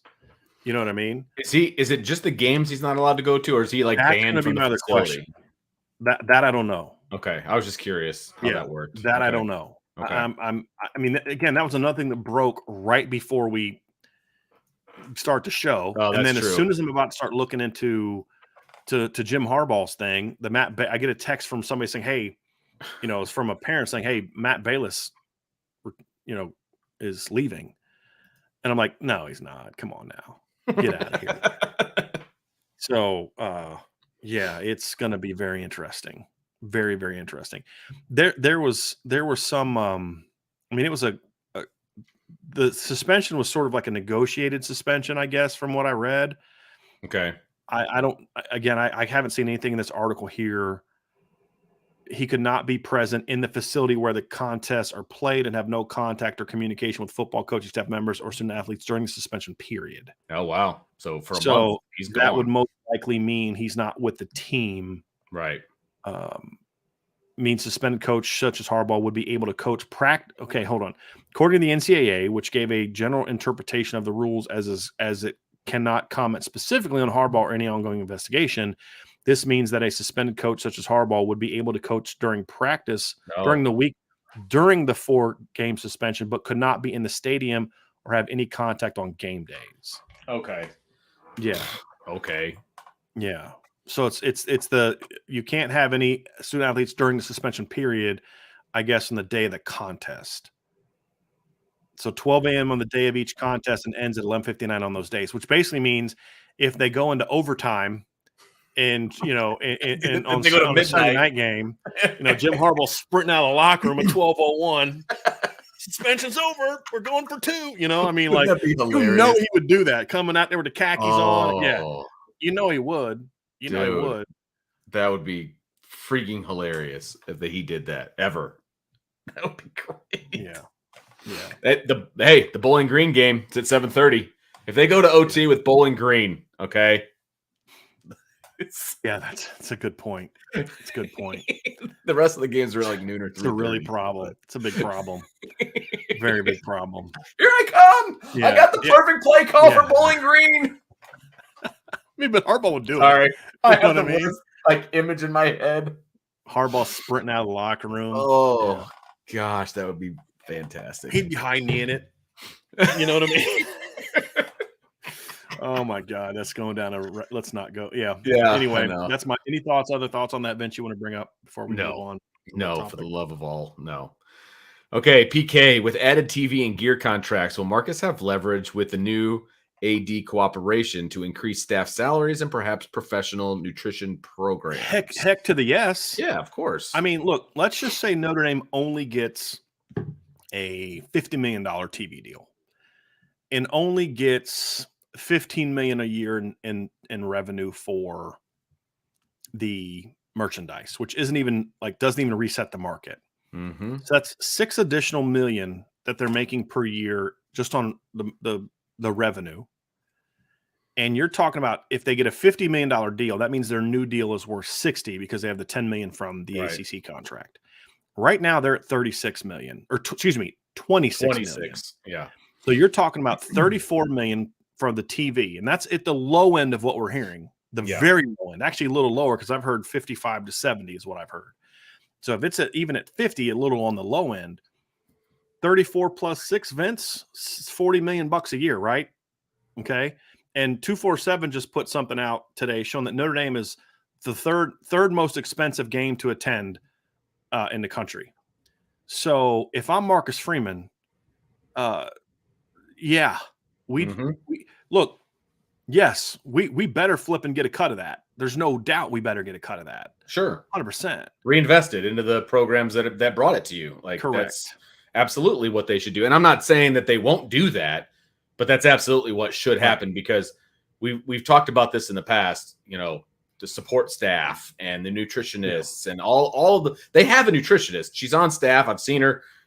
But she needs resources. Is that the girl that she does needs the cooking and stuff with them, which is pretty awesome, by the way. Yeah, no, she does a really good job from what I can gather. But she needs assistants, and she needs all of these different things, right? And they need analysts, and they need they need a facility that's specifically for them to do that. Correct. Absolutely correct. Here's the other thing, though, Vince. A lot of your leverage comes from, are you winning? Because your leverage has to be, I'm walking. Sure. Your leverage has to be, if you don't really support football here, why am I here? Right. You just got a $40 million a year increase. You've got how many billion-dollar endowment, which, again, you don't tap into that endowment for football. The endowment is evidence that this school has no issue raising money, right? There's no excuse between what we just got you a $40 million deal, $40 million per year bump, right? Which we don't get if we're not winning football games the last 10 years, right? Let's be honest about that. And you're in a situation where I know we can go raise money to do all these projects if we needed them already anyway. So don't tell me that all that 40 million is already going to all this. Right. Even if you just split it with us halves, give half to the school and half to the school and other sports programs, and then half to us, that's fine. That's still an extra $20 million that you're getting. $20 million a year. Yes. A year. Yes. You should at least be able to get that. Yes. But if you're 8-4 again, then you lose some of that leverage. Right. You're 10-2 plus, and you're signing big time classes, you've got some leverage. Because now you walking is like, could you imagine if Marcus Freeman was like, I'm out, and why are you leaving, coach? This place isn't serious about competing. We just got the $40 million increase, and they gave us $3 extra million in our budget. This place isn't serious. This place isn't serious about winning, and I want to be somewhere where we're serious about winning. Right. That's the leverage you have. Where if an 8-4 coach does that, you're like, bye. Mm-hmm. You know what I mean? Coach that's winning does that. Okay. This would be the second coach in a row that left and blamed it on, you're not serious about winning. Good luck finding his replacement at that point in time. That's true. You just got to afford it. Brian Kelly, they could have said with Brian Kelly, look, we didn't have the money to do that. We didn't. We had to go through the COVID year. We were only making $26 a year on TV. We were making $9 million a year on this. We couldn't afford to put a lot more. You can't say that now. You got $40 extra million now. Can't use that excuse. Can't. I could do a pretty nice renovation on the Goog for $20 million. Dude, you could raise that on top of, you say we're going to take X amount out of this now to put towards it. We're going to raise the rest. Whatever. That would be no problem. Right. So yes, there's going to be a lot of pressure on Notre Dame to say, hey, you got the money now. Right. Go out and invest in your sports programs even more. And it begins with the team that is the primary reason for why you got that money in the first place. They're not getting that contract for basketball, soccer, lacrosse, fencing, any of those other sports. But like you said, I have no problem with them taking some of that money and 100%. Putting it towards the other sports. And they should. That's what you do. That's the whole point of your money-making sports is you delineate to the rest of the sports. No problem with that whatsoever. What bothers me is that Notre Dame takes sports money and puts it towards the other side of the non-sports things. Sure. You're charging kids $70,000 freaking a year. You shouldn't need to be taken from the football program. You have an 18 to 19, $20 billion endowment. You shouldn't be taken from the football program, right? Absolutely. That money should – I'm okay with some of it, but more of that money needs to start going to the sports teams, Vince, in my opinion. Sure. Right? Sure. And to your point, yes, some of that should go to those other sports programs, in my opinion. But a big chunk of it needs to go to the football program, who is the reason you got that money anyway. And yeah, if Marcus Freeman goes out there and wins this year and does it impressively, like, even if they're 10-2, but their 2 losses are close losses, if they're 10-2, they're going to have one huge win this year at least. Right. Right. And as long as your losses are good and you go to the Fiesta Bowl or one of the non-playoff games and you win, you've got all the leverage in the world, man. And I hope that Coach Freeman starts to use it a little bit more. But right now, you're 9-4 and you're a first-year coach. Right. You only have but so much leverage. Yep. Like, hey, man, there's a lot of people who want your job and you haven't proven yourself. Well, you go out there and go 11-2 this year, sign the second big-time recruiting class, which as long as they keep everybody in the class and get Gary Lambert, they will do. All of a sudden, you've got a whole lot of leverage over the new AD. Yeah. And, hey, buddy, I hate to break it to you, but the previous AD might have been a guy that had a bigger name than me. You don't. You know what I mean? Not that he would ever do that. Marcus was not the kind of guy, but that's the moral of what I would have him do if I was his agent is like, look, now's the time, dude. Everything you say you want there, because there's nothing this AD could do to gain immediate love and favor from Notre Dame fans than to publicly make a giant commitment to the football program and then back it up. Yep. Because like Ohio State released that thing this summer. Hey, all of our coaches are getting a pay raise, and now we have X number of coaches making $1 million. It's like, wow, look, Ohio State's serious about, committing to their coaches. Well, then Notre Dame does stuff like that, and then they don't say anything about it because they're a private school. Ohio State announces it for 2 reasons. One is that it's smart PR, and 2 is people are going to find out anyway because they're a public school. You can just put a FOIA request in, and you can find out. It's a public school. They can't hide how much their coaches are being paid from the school. Mm-hmm. Now, there's other ways they can hide it. Well, we're only paying you $500,000 from the school. We're paying you this amount from our booster program. So you can somewhat hide, but Ohio State was smart. Like, people are going to find out anyway, so why not just get it out there and get a big PR hit or big PR boost? Notre Dame doesn't do enough of that kind of stuff, which is kind of annoying. Yeah, it is very annoying. Yeah, it's I would love to see them do that. Levi Perez, what are you most looking forward to seeing in this camp, whether it be a position coach, a position group, etc.? Well, we kind of talked about some of that stuff, Levi. Let's pick Vince. Let's ask it this way. What is the one position coach you're most looking forward to seeing this spring or this fall camp? And then what's the position group? So if I said to you, Vince, at this next practice we're going to, you can only watch one position group. And I'm going to assign everybody. But since you're the OG, you get to pick the position group you're going to watch. What would it be? Yeah, wide receivers is the group. Wide receivers is the group. It's not the coach. Yeah, but it is part. Two parts. It is the group. Wide receiver. I would lobby for wide receivers for sure. Okay. And then who would be the coach that you would want to watch? Joe Rudolph. I just want to see him kind of doing his thing. I get that. Yeah, and I would pick receivers like the first day. You know what I mean? I would want to see Joe maybe a couple of days in, when maybe they're able to hit a little bit, or maybe they got their uppers on, or something along those lines. But yeah, that's the coach I would want to see for sure. Yep. All right, let's get to this one from Andrew Gilmore. All right, Andrew, don't we need to give some guys some reps at tackle? We could be in the position of replacing both of them next year. No, you don't force that. I mean, it's going to be the same as any other backup position. If you're in a game where that you're in a bit of a blowout, what I consider, like let's say in a game you're beating a team 38-3 at halftime, and you're like, hey Joe, we're going to get you this one series, and we're going to pull you out and put Tosh in, and the second offensive series he's going to be in there with the first team offensive line. Okay, fine, if you want to do something like that, but no, I mean it's blowout moments. I'm not in the middle of the second quarter going to get Tosh Baker in there or Emil Wagner just cuz. No. You know what I mean? They get their reps in practice. Yeah. I mean, that's how backups get your reps. I mean, you get your reps in practice, and that's just how it goes. And I'm not saying that you're ignoring you're not ignoring the fact that those guys are there. People don't put enough emphasis on the fact that these kids aren't just standing around Monday to Friday not doing anything. Right. The greatest opportunity to learn for a young player or a backup is in practice. Right. Not in a mop-up minute on the football field. those are valuable, but not at the expense of getting good practice reps. Right. That's where you're developing. Tosh Baker, if he only plays 10, like we say, Billy Schrauth took 0 snaps last year. Well, that's true of the games. Right. But Billy Schrauth wasn't just hanging out all year eating Cheetos, right? I mean, he was took a in bunch practice. of reps in practice. Absolutely. Right. Whether it was scout team or some with the, whatever, he was playing football all year last year. Right. Exactly. And that's where you develop. And that's what allowed him to go out and have a good spring. Right. Is that work. Archer, our guy, Archer, who would you give the coaching advantage to in the Ohio State game? Parker versus Knowles, Hartline and Day versus Golden and Freeman. I mean, we'll see. I mean, your coaching matchup is only as good as your player matchup. Yeah, this is true. We'll find out. We'll find out. I think there's a lot more to it than that. It's never Parker and Knowles only.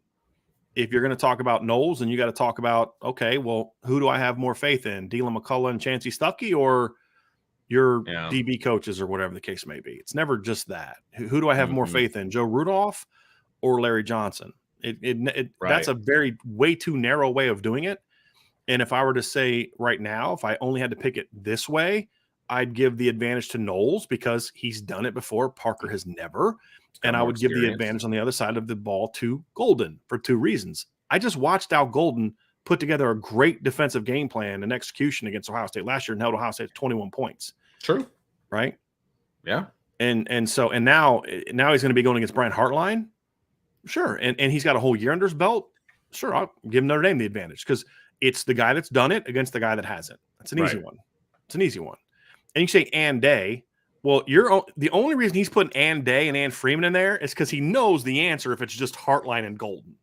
Right. And so, but no, it's still Golden because unless, I mean, you're going to tell me that Ryan Day is going to not be involved in the offense? Okay, of course he is, but he's still not the play caller and offensive coordinator anymore. He's still going to be involved. Right. But Marcus Freeman shouldn't be in this conversation because Marcus Freeman won't be as involved with the defense as Ryan Day is with the offense. So I don't. Marcus Freeman's made it very clear he wants to be the head coach. Correct. We're going to find out what Ryan Day does. Is he going to be just the head coach, or is he going to still be? Is he going to be like Marcus Freeman, or is he going to be like Brian Kelly? And I don't mean that as a knock. I mean that's the side of the ball. Those are just different ways to approach it. Correct. Yeah. Correct. Even when Brian Kelly gave up play calling duties, he was still very involved in the offense. Right. And I'm not saying that in a negative way. I'm just saying that's how it can, Nick Saban is still very heavily involved with the defense. Now, he also is heavily involved with the offense, too, because that's who Nick Saban is. Sure. But especially early on, I mean, when Nick Saban's had OCs he really liked, like Steve Sarkisian, for whatever, he loves Steve Sarkisian. He just kind of let him do his thing. Mm-hmm. Right. And so but he's always involved in the defense. I don't care if it's Kirby Smart or who it is. Right. He's always going to be. I mean, he was basically Kirby Smart's corners coach for a chunk of his career at Alabama because he still coached the corners. Yep. So it's a little bit of a different deal with Freeman. He won't be that. He won't be that. We had a super chat down here, Vince. Woo! A big one from Calabrese. Thank you very, very much. The vibe of this season is different. Something we haven't felt since Weiss's first 2 years. Thanks, IB, for getting us through the offseason. No relation, by the way, which is a question I had in my head. Yeah. But yeah, thank you very much. That's massive. And I agree wholeheartedly that the vibe is different this offseason going into fall camp. No doubt about it. Mm-hmm. I feel real good about where things are. I mean, I'm trying to temper the excitement, but I'm excited. I mean, I am very excited about it. Yeah. Same. I'm excited about this team. I feel like there's not as much excitement from a big chunk of the fan base. Maybe it's just who we particularly engage in, but I just think the off season has just been a little bit, just that way. It's kind of sucked it out of it. And this Matt Bayless stuff doesn't help a whole lot, but I'm excited about this team. And honestly, I don't know that I'd say the year that the 2 years that I probably had the most excitement about a team, trying to think, probably 06. Okay. Was the 1 year where I just, and 11, I thought that 2011 team was going to be really good. Just because, the way they finished the year before, they dominated Utah, they destroyed Miami. Dane's coming back off injury. You got Floyd, Harrison Smith. You got this great freshman class with Aaron Lynch and Stephon Tuitt and Ishaq Williams coming in. And and that team was going to be good, and the schedule sets up perfectly, and this is the year they're going to be really good, and then they lose to South Florida in the opener. Yeah, and it just was like, wow, such a weird game. But the 06 year I was excited about too, because your excitement a lot of times comes from what you were the year before. Like I wasn't super excited about the 05 team. It was an unknown to me. I didn't know what the 05 team was going to be. I was hopeful. I didn't know what they were going to be. And they went out and they were fun to watch. What's funny is people say, well, the 05 team was way better than the 06 team. They were, but the 06 team had a better record.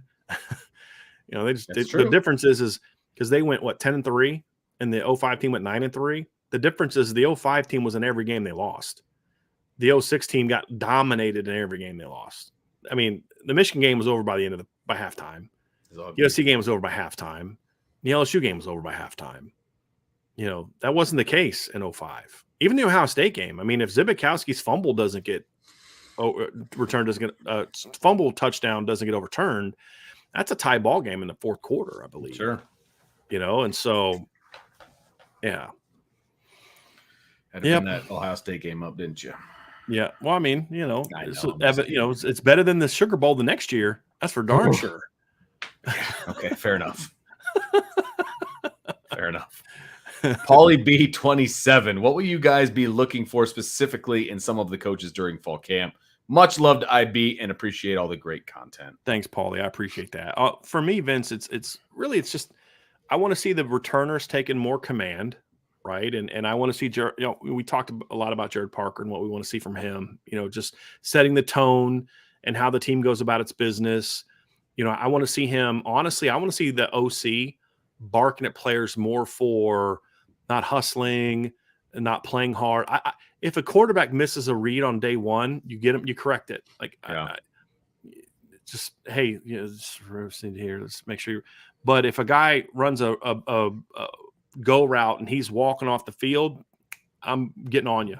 I'm not getting on you because you dropped the ball. I'm getting on you because you're lazily walking off the field. That's not what we do here. It's about setting the agenda for who we're going to be, how we're going to go about our business every day.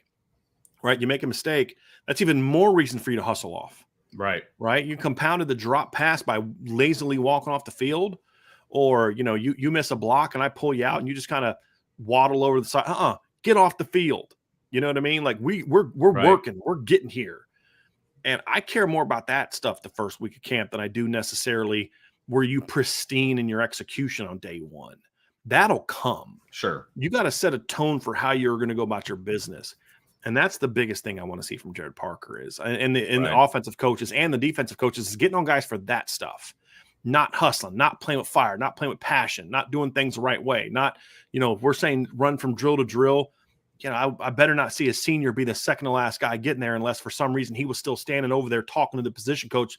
Hey, coach, hold on a second. Now they're all sprinting over there, but just real fast. All right, cool. We'll talk it out. Now sprint over there. You're the last guy there, but that's because there's a reason for it. Don't be that because remember that practice we were at in 2016? This is when we knew this team was in trouble.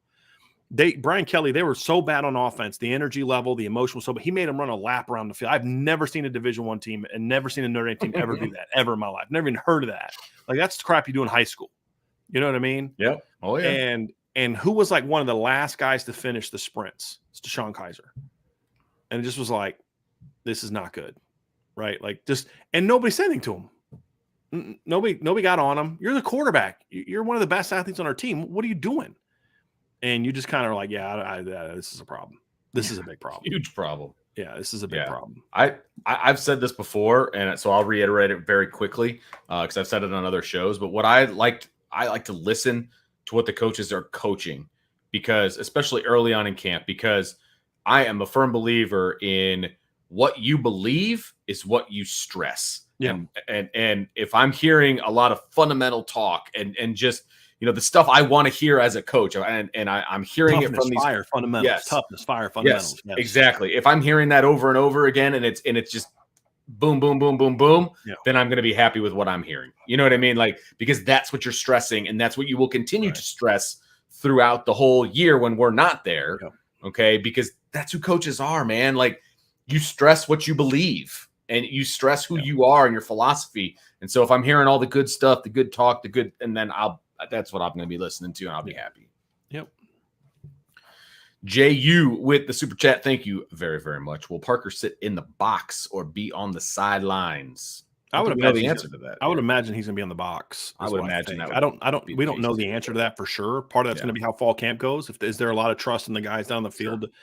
Sure. But I would imagine he's going to be in the box. Would be my guess if I had to give one now. And thank you for the super chat, by the way. I really really appreciate that. Lance Hab, you mentioned that at times players didn't come to balance. What does it mean to be in balance? Is it just breaking down your feet, or are there other things that lead to a player being balanced? I assume he's talking extensively when you're it's an expression. So breaking down your feet is kind of part of it, but I'm not a big fan of like breaking down your feet per se. Like I'm not a big fan of like coming to balance, because if you come to balance like the old school come to balance, Reggie Bush is juking you, right? I mean, Peter Work's juking you. It's more about being under control. And even though I'm still running, I have sync in my hips. I'm ready to kind of plant and move, where they would just kind of come flying up out of control with no ability to stop and redirect, and then run right by the quarterback and get to him. So come to balance to me is nuanced a little bit to where it was maybe 20 years ago when I first got into coaching, where it was, I mean, you just, you'd run to a ball and you'd kind of break. When have you ever done that in a game? You never do that in a game, right? Right.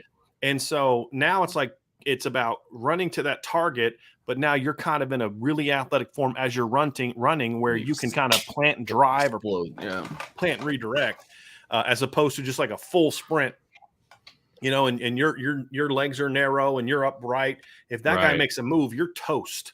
You have no chance to redirect at all. So that's really it's a good question, Lance, but that's really what it comes down to. It's not the slow down, chop, chop, chop, chop, chop thing of the past, because you're going to get beat in that type of situation. Now, there are times when defensive linemen will do that because they're contained players.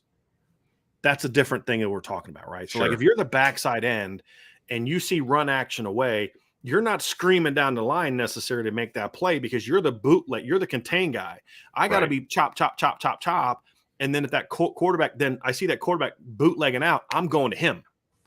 Well, what if he doesn't have the ball? That's not my problem. My job is to go to the quarterback. Exactly.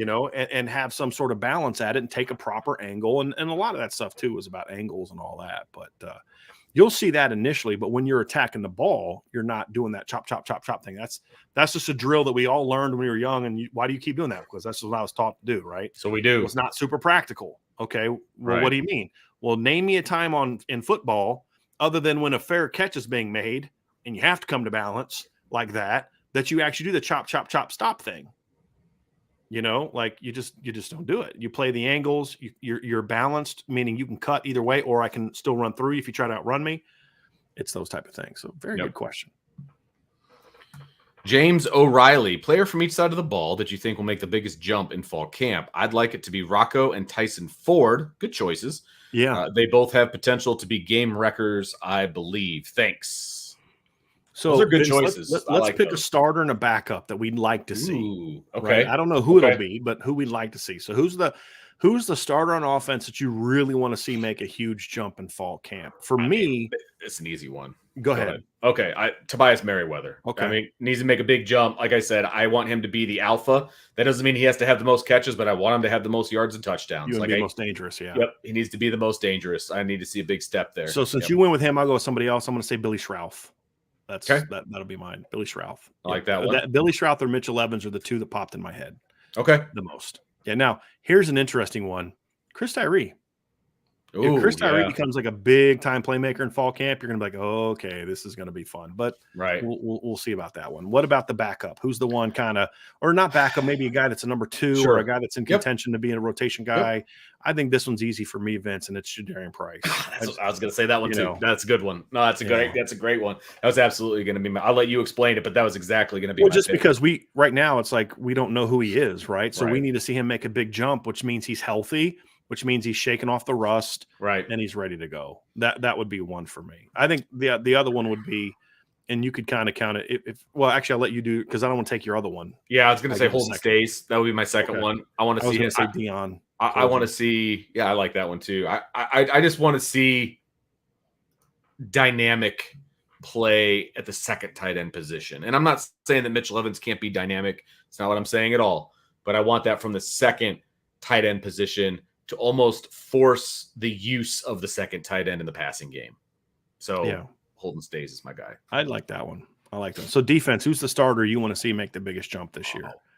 This one's easy for me too. It's Xavier Watts. Like I've always been a fan of X. I'm a huge fan of his. I think he can be very, very special. And now that he's had a full year plus of being in the same position, and we know he's going to be a starter, I want to see him take that next step and be that leader of the back end. I really want to see it, man. And I want it for him, and I want it for this team. So that's my pick over there. I was actually not going to pick him anyway.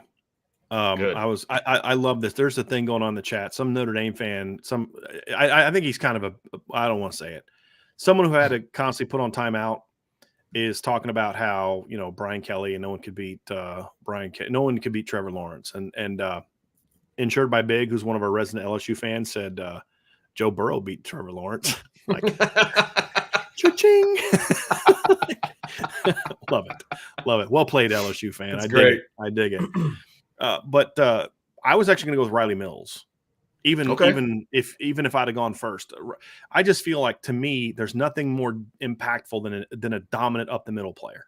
Just as a quarterback, as an offensive coordinator, if you're kicking my butt right up the middle, I don't have a lot of answers. Yeah. And if that's happening, the last thing I'm worried about is your safety. You know what I mean? Like, I'm worried about my quarterback safety is what I'm worried about if you have a dominant interior player. So that's what I'm going with. And my number 2 would have been Botelho. Would have been my number 2, just because I feel like they have to. It goes back to what we said earlier, Vince. Linebacker, safety, corner, all that. None of that matters if the defensive line doesn't play big time football. You're right. And absolutely, to me, those two guys are the key to that. How about the backup? Who's the backup guy that you would like to see take a really big jump this year? I'm going to go with Jaden Mickey, because I really want him to solidify himself as that next guy in at corner. Mm-hmm. I think that he's got the right mentality. Obviously, he got a lot of playing time last year as a true freshman. I think he's poised and ready to take that next step.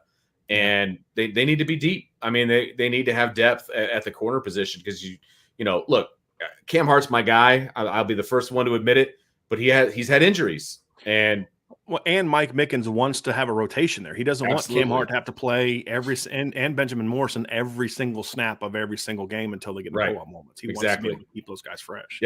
Yep. So that's my guy right there. Here was a really good one from Lath Griffith, Vince. He said, I don't know if Maris is going to start, but if he does, I need to see him on another level this year. That's a great point. If they're just going to force feed Maris Littlefowl to us, then Maris needs to be a guy that takes a big jump.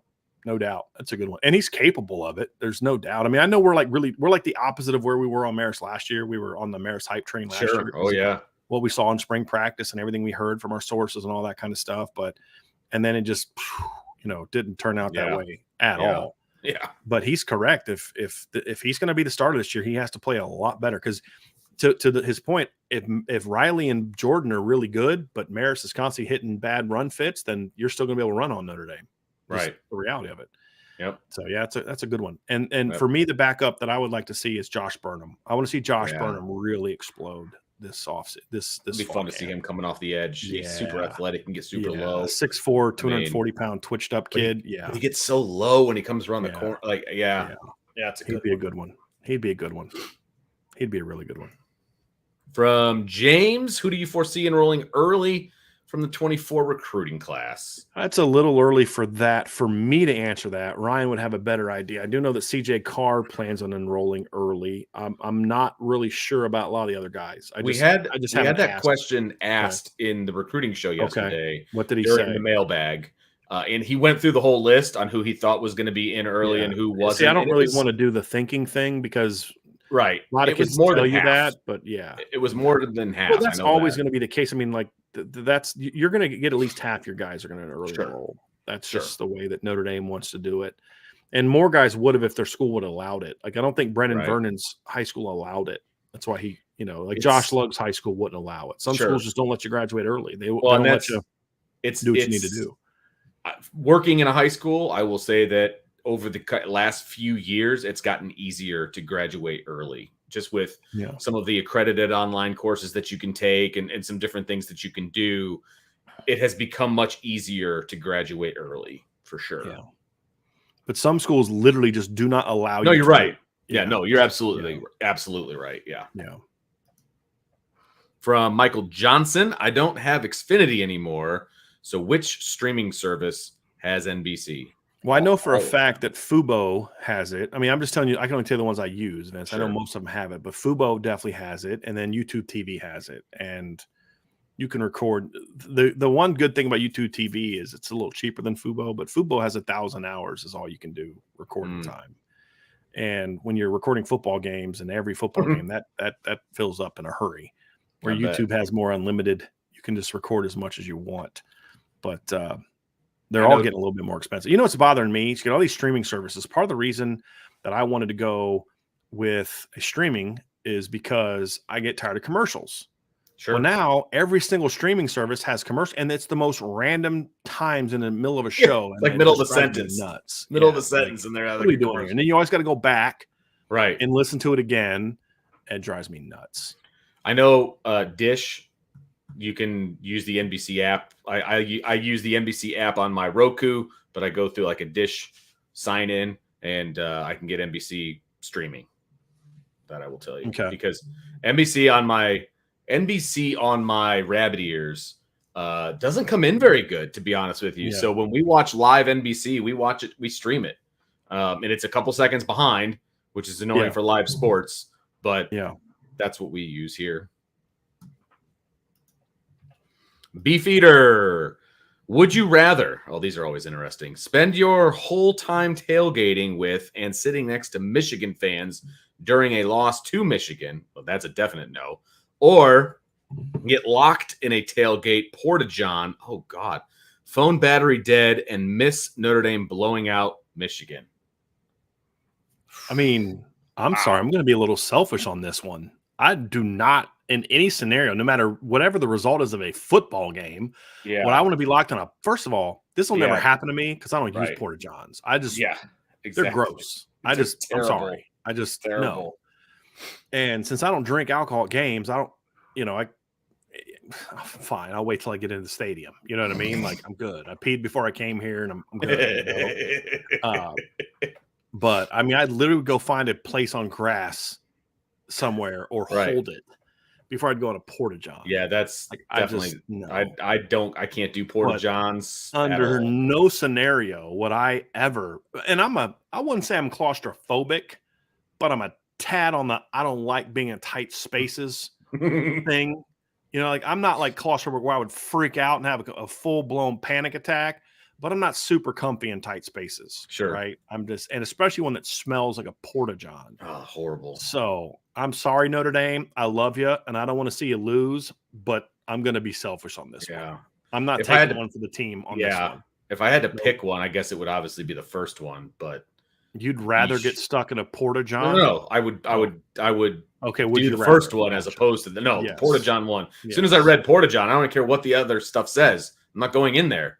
I can't stand them. I cannot I'm not going to go over the line here, but I have gone into them just for a number one, but the problem is there's just a pile right there that you're looking at. Like I can't do the visual of the porta-john. Like that's just not good. I'm sorry. Yes, I can't do it. No, and the smell obviously is different. I'm only in a porta-john long enough so I'll hold my breath. Yep. That 100% right, and you can't do that if you're locked in there for entire minutes. Exactly. I want to move on. I want to thank you, because my mind is not there. Yeah, let's. Tyler Evans with the super chat. Thank you very much, Tyler. Really appreciate it. Says, are you worried about Navy's option in tackling week one? Because I know missing tackling is big worrying for most teams. I mean, I'm worried about it from the standpoint of, do they make the game a little bit closer? But I don't think missed tackling is this big of an issue against Navy as not being assignment correct. Mm-hmm. I mean, the way I look at it, Vince, is if you're assignment correct, you're going to be fine. Right. You're still going to win. It's the blown assignments against Navy. They just because they had at times. I mean, Keenan Reynolds was that way. Malcolm Perry was that way. They had a fullback recently could make a little one cut and go. But overall, Vince, they're not a team that's been overly. It hasn't been an overly problematic thing as far as Navy making you miss. Mm-hmm. It was more about just not being where you needed to be. hitting the wrong gap, taking the bad angle. Those are the things that hurt you against Navy more than tackling. Right. That's kind of my 2 cents on it, to be honest with you. Yeah, I'm not overly worried about tackling against Navy, and especially if JD Bertrand is healthy in the middle, I'll be even less worried about tackling against Navy, because that was the biggest missing link in the last game. I mean, that's why the fullback went crazy on Notre Dame, because he was a game time decision and it didn't work out, and he wasn't able to play, and they had to completely change what they wanted to do defensively, and it didn't work. If he's in there, I feel a heck of a lot better about the middle of the defense. I agree. That's a good point, Vince. That's a good point. Archer. I would say this. It was also a good question, because I get the whole not a good tackling team and the way the Navy plays. I get that. I think it's a very fair question. It's just, for me, it's just not as big of an issue against them. I don't feel like Notre Dame is at a mismatch in open space against Navy. Yeah, that's a great way of putting it. Correct. Yeah. I care more about that against NC State and Ohio State, and teams that have more of the athletes in a system designed to be there. Right. Yeah. I like the little slot backs at Navy aren't going to be juking Notre Dame guys all game. Right. Exactly. It's did you not cover the slot back? Is he running with nobody around him? Right. That's the bigger problem. Right. Have 3 guys hitting the quarterback. Nobody's running to the slot. I care more about that than I do the other way around. Yes. Agreed. Yes, absolutely. Archer with the question: which team has been the worst to make the college football playoff? Current options for me: 2015 Michigan State, 2016 Washington, 2019 Oklahoma, or 2022 TCU. I don't think. First of all, one of those teams is unlike all the others and has no business being in this conversation. TCU won a playoff game. They went to the championship. Exactly. That was going to be my point. They had a bad game against Georgia, but they won. They won a playoff game. They have no business being in that conversation. I mean, with all due respect, 2016 Ohio State, because Archer's an Ohio State fan, was way worse than 2022 TCU. They lost 31-0 in the semifinal. They didn't even make it to the championship game. They lost to Clemson 31-0. So, because if you're going to go with that route, like I say, well, okay, then Bama was then Notre Dame was better in 2020 than Ohio State. Well, hold on a second. Ohio State lost to Bama by more than Notre Dame lost to Bama. That's a silly argument to make. Like, you'd be like, Brian, come on, dude. Like, that's a dumb argument. Exactly. They got embarrassed in the title game, but they also beat Michigan, who, let's play the transitive property here thing a little bit, blew out Ohio State the last time those two teams were on the field together. So, no, TCU does not belong on there. To answer the question, it's 15 Michigan State to me. Off the top of my head, I'm trying to think, is probably the worst team. Probably second worst team is probably Cincinnati. That's a team that I thought should have been on here. I didn't think that was a very good Cincinnati team. I thought the team the year before was probably better than the team that actually made it to the playoff.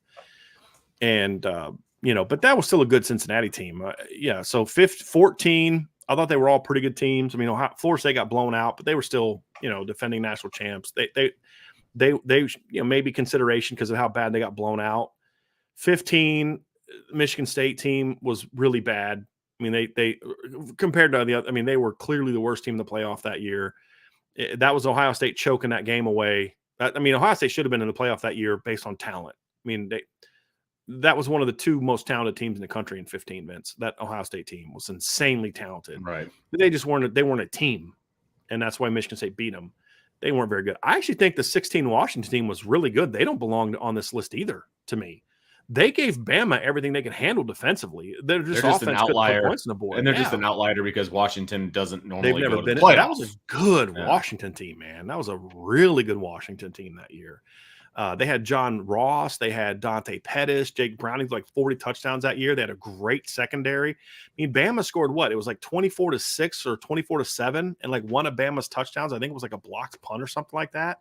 Like that was a really good defensive football team. That's a really good Bama defense. So I like Washington on. I wouldn't have Washington on that list. I'd have 2021 Michigan on there instead of Washington. And I think the 21 Michigan team was pretty good, but that 16 Washington team was really good. I think the 2020 Notre Dame team, to me, was worse than 16 Washington and 2022 TCU, for being fair. I agree. Like, they were. I mean, that was an okay team that just played a really weak schedule and got lucky that they played Clemson without Trevor Lawrence and still needed 2 overtimes to beat that Clemson team. Let's just be honest about it. That was not a great Notre Dame team. Agreed. That team would have got smacked by the 2017 Notre Dame team. Yep. Right. I mean, and probably the 2019 Notre Dame team. And, it just wasn't a great team. So, I mean, if we're being real, I'd put the Notre Dame 2020 playoff team on there before I'd put 16 Washington or 22 TCU, in my opinion. Because I don't think the 2020 Notre Dame team beats 2022 Michigan. I don't. I think the 2018 Notre Dame team does, but not the 2020 Notre Dame team. I don't know what your thoughts are on that, Vince, or even you consider 2020. 2020 Notre Dame absolutely belongs on this list. Yeah, and is part of the conversation. Yeah, I mean, 19 Oklahoma does as well. They were a one-man show that year, much more so than they were previous years. I mean, Jalen Hurts just carried that team. They weren't as good that year as they were in other years, in my opinion. So, Washington was a really well-coached team. I'm thinking 7. You know what's funny? That 17 Clemson team that was the number 1 seed should be on this list. They had no business being the number 1 seed. They played a really soft schedule that year. They lost, and everyone's like, well, I know that they lost to Syracuse, but they didn't have their starting quarterback. Syracuse is a 3-win. Yeah, I was going to say 4-win team. I was going to say 3-win team, but 3-win other than the win over Clemson. Right. You know what I mean? Like, that team was bad. You had no business losing to that team. They weren't that good of a team. They played a really weak schedule that year. They were unimpressive in a lot of their wins. They were the number 1 seed because just everybody else had a bunch of bad losses, and they were the defending champs. I mean, that's the only reason they were on that list. I mean, yes, no business being on that list. That was a bad playoff team. 17 Clemson was a bad playoff team. Best team to here's what we want. Best team to go in and not win a game in a playoff. To me, it's 17 Oklahoma. The team that lost to Georgia in overtime, that was a really good team. Really good team. But yeah, so my 4 would be 15 Michigan State by a mile. Clemson 17. I'd go Notre Dame 2020 and 19 Oklahoma, then Notre Dame 2020 would be my 4. It'd be between Notre Dame 2020 and Cincinnati 2021 would be my 2 options. Those would be my 2. Because I think the 2020 Notre Dame team would have beat Cincinnati. If Notre Dame would have brought back everybody they had in 2020, they don't lose to Cincinnati. If you got Jeremiah Usu-Koramoah and that O-line, yeah, right. Yep, they don't lose. No, they don't lose to Cincinnati. So I would actually I would not have Notre Dame on. I'd have Cincinnati on, but Notre Dame's my first team out. Of like 4 or of like the 4 of the 4. Okay. So my 4 would be Michigan State number 1, 15 Michigan State 1, 17 Clemson 2. No, excuse me, 19 Oklahoma 2, 17 Clemson 3, and then 2021 Cincinnati 4 would be mine. Notre Dame would be 5. And then Notre Dame would probably be my next one. Gotcha. That'd probably be my next one. Okay. And here's the thing. If you're going to put 2020 TCU on there, then why isn't 2022 Michigan on there? Because, they beat Michigan in a head-to-head in the playoff. That doesn't make any sense, Archer. You're a great poster, but I gotta hammer you a little bit for this one, man. How can you have TCU on there, but not the team that they beat in the playoff? That I don't get that one. I really don't get that one at all. So, yeah, I don't get that one. So, Vince, this is a little bit of a shot at you from Spanky. I love shots. The Spanky. Thank you very much for the super chat. I'll thank you for that.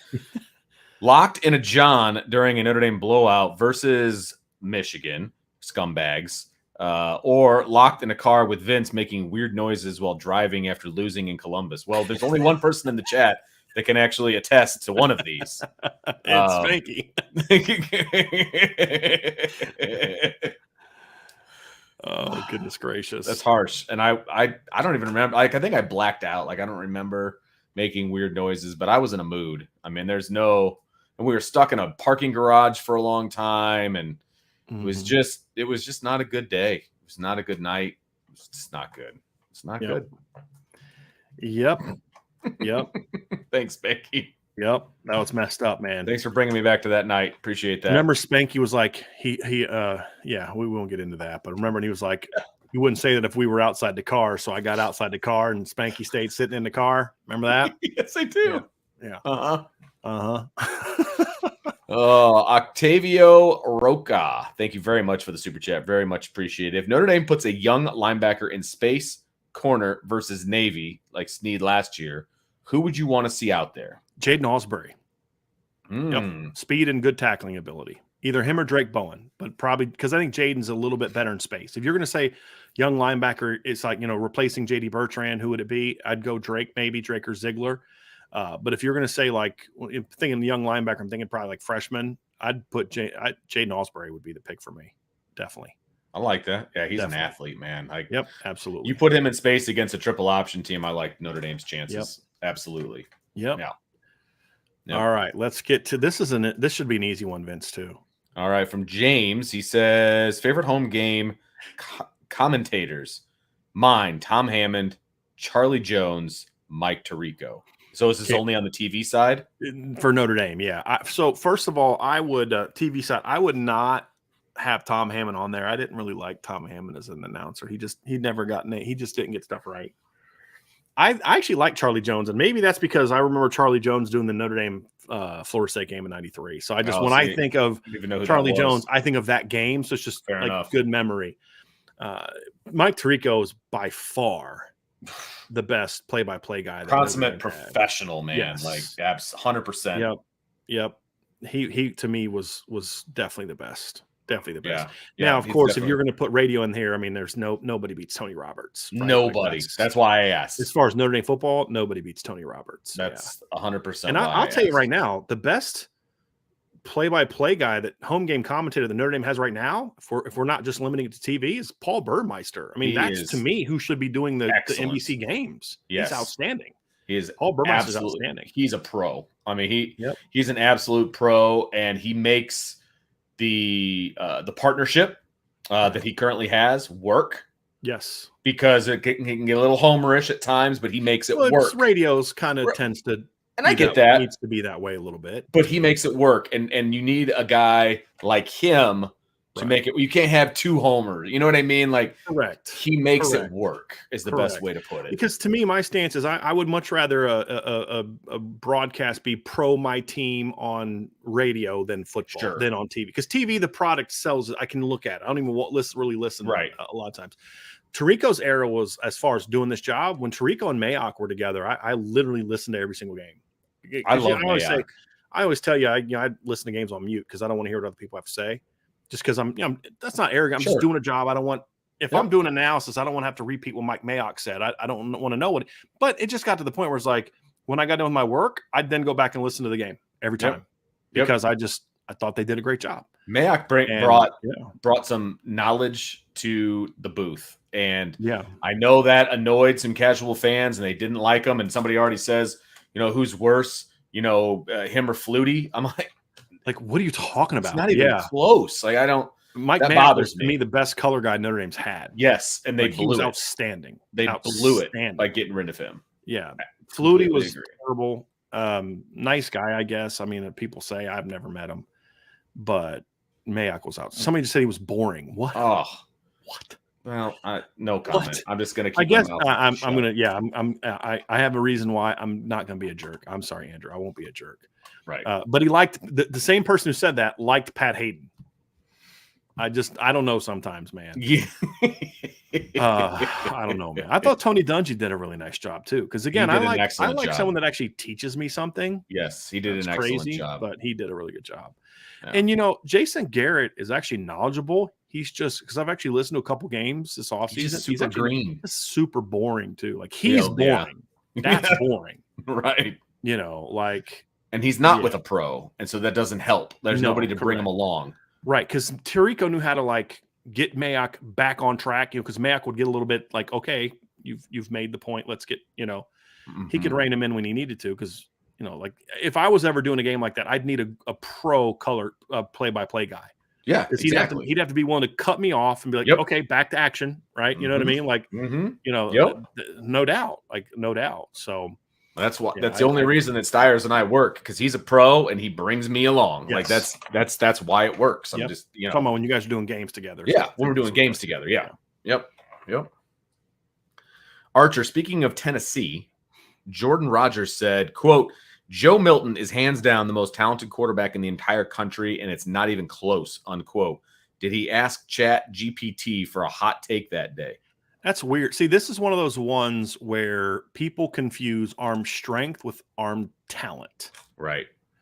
And it's just not smart. And look, people that know, quote unquote, know football, I really don't think they know. I still say this, Vince, quarterback play is the worst evaluated in NFL right now. But it's not just analysts like Jordan Rodgers who played quarterback. No, it's NFL people. It's NFL. It's people whose jobs are on the line. Yeah. And how else do you justify Jim Druckenmiller being a first round pick, and then fast forward all the way to now, and to where you got Mitch Trubisky going number 2, and Will Levis being the early pick in the second round. Will Levis, to me, based on his play at Kentucky, is borderline draftable. Mm-hmm. Borderline. I mean, think about the lack of production this guy had. In today's era of college football, this guy never threw for even 2,900 yards in a season. Ian Book did that. Like this guy had in the last 2 years. This is where I say, when you hear people criticize, I'll hear people criticize Sam Hartman for turning the ball over. And in the same breath will be that I'm like, well, I could go find video of you praising how good Will Levis was. Like Will Levis, the last 2 years threw 23 interceptions. Sam Hartman threw 27. Will Levis threw barely over 600 passes. Sam Hartman threw over 900. And Will Levis, the last 2 years, he threw 23 picks, Vince, but he only had 43 touchdowns. Sam Hartman did that in 1 year almost. He had 39 in 1 year. But you'll see people, Will Levis is more talented than Sam Hartman. No, he's not. He has a better arm. That's right. He's not more talented. People are enamored with the physical traits strength. The physical traits of these guys. And it's, I mean, that's why the kid from Florida shot up the draft boards last year and got drafted so high. I do see arm talent with him. But people, all I saw was like vertical leap and all these. I don't care about all like, that. who gives a crap? Right. Yeah. Can he complete a pass? Can he complete a basic pass? And I don't think Will Levis can do that. Look, there's a reason the guy with his arm strength went in the second round. But we see way too much of that. Like Zach Wilson going up number 2 overall. Like that was just dumb. I mean, right. Who didn't see that coming? Right. Exactly. I mean, terrible. It just is one of those things where Joe Milton is the most, first of all, that you can say that with a straight face in an era where Caleb Williams is also in college. First of all, Caleb Williams can match Joe Milton in arm strength. Yeah. Especially when it comes to throwing outside of the pocket. So number one. Number 2, are you kidding me? With Caleb, that's just saying something just to get recognized, so that you're being brought up in conversation. Yep. There's no serious person thinks that Joe Milton's the most. Joe Milton probably doesn't even think he's more talented than Caleb Williams, right? Because I've actually heard he's a pretty real kid, like a good kid, like was a great backup quarterback to Hendon Hooker, was a great teammate. I've heard a lot of good things about Joe Milton as a young man, right? So I don't want this to turn into a bash Joe Milton situation. Sure. But are you kidding me? In a year where Caleb Williams exists in college football, you're going to try to tell me that not only is Joe Milton the best, the most talented, hands down, but it's not even close? Are you kidding me? Are you putting talent into one category? You're going to tell me he's more athletic than Caleb Williams? No. Is he more accurate? No. Better decision maker? No. This is a guy that completed 50% of his passes against Vanderbilt. Come on. Like, what are we doing here? Like, some of these takes, man, are just really bizarre. Just really, really bizarre. And I don't understand where they come from. This guy got beat out by Cade McNamara. Cade McNamara. What are we doing here, man? It kills me. It really kills me. Really kills me. From JU, we got a super chat. Thank you very much. I think it's the second one of the day. Appreciate it. Yep. Is Bachmeier more similar to Buckner or someone else? I don't know who I'd compare him to. He's very similar to Tyler Buckner body type wise. Okay. Him and Tyler Buckner have very, very similar builds. Let me see him play his junior year first. I got to watch more of Bear Bachmeier. What I've seen, I like. I don't know that that Tyler Buckner would be the guy that I would compare him to. Body type wise, they're very similar. They have very similar frames, Vince. Like 6'2"-ish, 6'1"-ish. Okay. Good athletic body. Just athletic. Yeah. Okay. Yeah. Okay. Yeah. Like if he was playing baseball for you to be a shortstop or center fielder, just the look. Right. The look He's a 25 kid, right? Yes, he is. Okay. Yeah, that's what I thought. And they just recently offered him, I believe. Correct. Yeah. Correct. Yeah. So we'll see how that one plays out. Andre Tonsil says, in this 2023 season, whose quote effort needs to be better, coaches or players or both? No, it's definitely both. I mean, always both. I don't know that there's anyone on this current staff that I would say, I don't think this guy's working as a coach. I don't know if that's the issue. I don't know if effort is an issue that I would have made about last year's team as a whole. I think there was a couple players, but overall, I don't think last year's team lost because they didn't try hard. Yeah. I think they lost because they were undisciplined at times. They were unfocused at times. They had some attitudes that weren't the greatest. I mean, did I question the effort of Lorenzo Styles last year? Absolutely, I did. A couple defensive linemen, absolutely, I did. Jaden Thomas, I questioned it early, but with Jaden, it was clear that it was about a kid who just wasn't sure what he was supposed to do. Sure. Yeah. More so than a kid who just like Lorenzo was like he knew he wasn't getting the ball, so he just jogged off the line. Right. With Jaden, it was like, okay, I think I'm supposed to be doing this, but I'm not sure. By the end of the year, Jaden Thomas was their best wide receiver. Him and Braden Lindsey were their best wide receivers. He was their most dependable, I would say. But, if I had to, I'd have to say probably players, because that's more of an effort thing. I don't know that there's any coaches whose effort I would question. I think it's more of a focus thing, a discipline thing, having the right attitude, being bought into the team, all that kind of stuff. That's probably where I would go with that one. Yeah. So here's an interesting one. Okay. From number one ND fan, which criticism of a player on the Notre Dame roster is the most overdone? For example, Harriman is turnover, or Hartman, I'm guessing, is turnover prone. I think that's a good one. What criticism of a player on the now that Tyler Buckner's gone, that's harder to do, because the whole Tyler Buckner can't complete a pass thing was just one of the most absurd, lazy things that we ever. And I know it's still happening. No. Yeah, no. I was just gonna say, as a similar one to Hartman is turnover prone. I hear all the time that Hartman doesn't have any receivers to throw to, so he's not going to be any good. Like he had. So what you're saying is more of the biggest criticism is more about the receiver position, more right? So like he had better receivers at Wake Forest, and that's what made him successful. That kind of a criticism. Yeah, that's an interesting. I'm trying to think which criticism of a current player is the most overdone. Oh, gosh, Vince, I'm going to say it. Yes. How do we forget that one? That JD Bertrand's not fat, is slow. Right. That's the duh. Right. That's the easiest one. There's a lot of people that have convinced themselves that JD Bertrand's not athletic and slow, and that is a really bad evaluation. Really bad. Right. But the thing is, the people that believe that, there is literally nothing that can happen that will change their mind. I could put a 10-minute highlight tape together of JD playing last year, and it wouldn't matter. Yep. Yeah, absolutely. It will not matter. They will never change their mind, ever.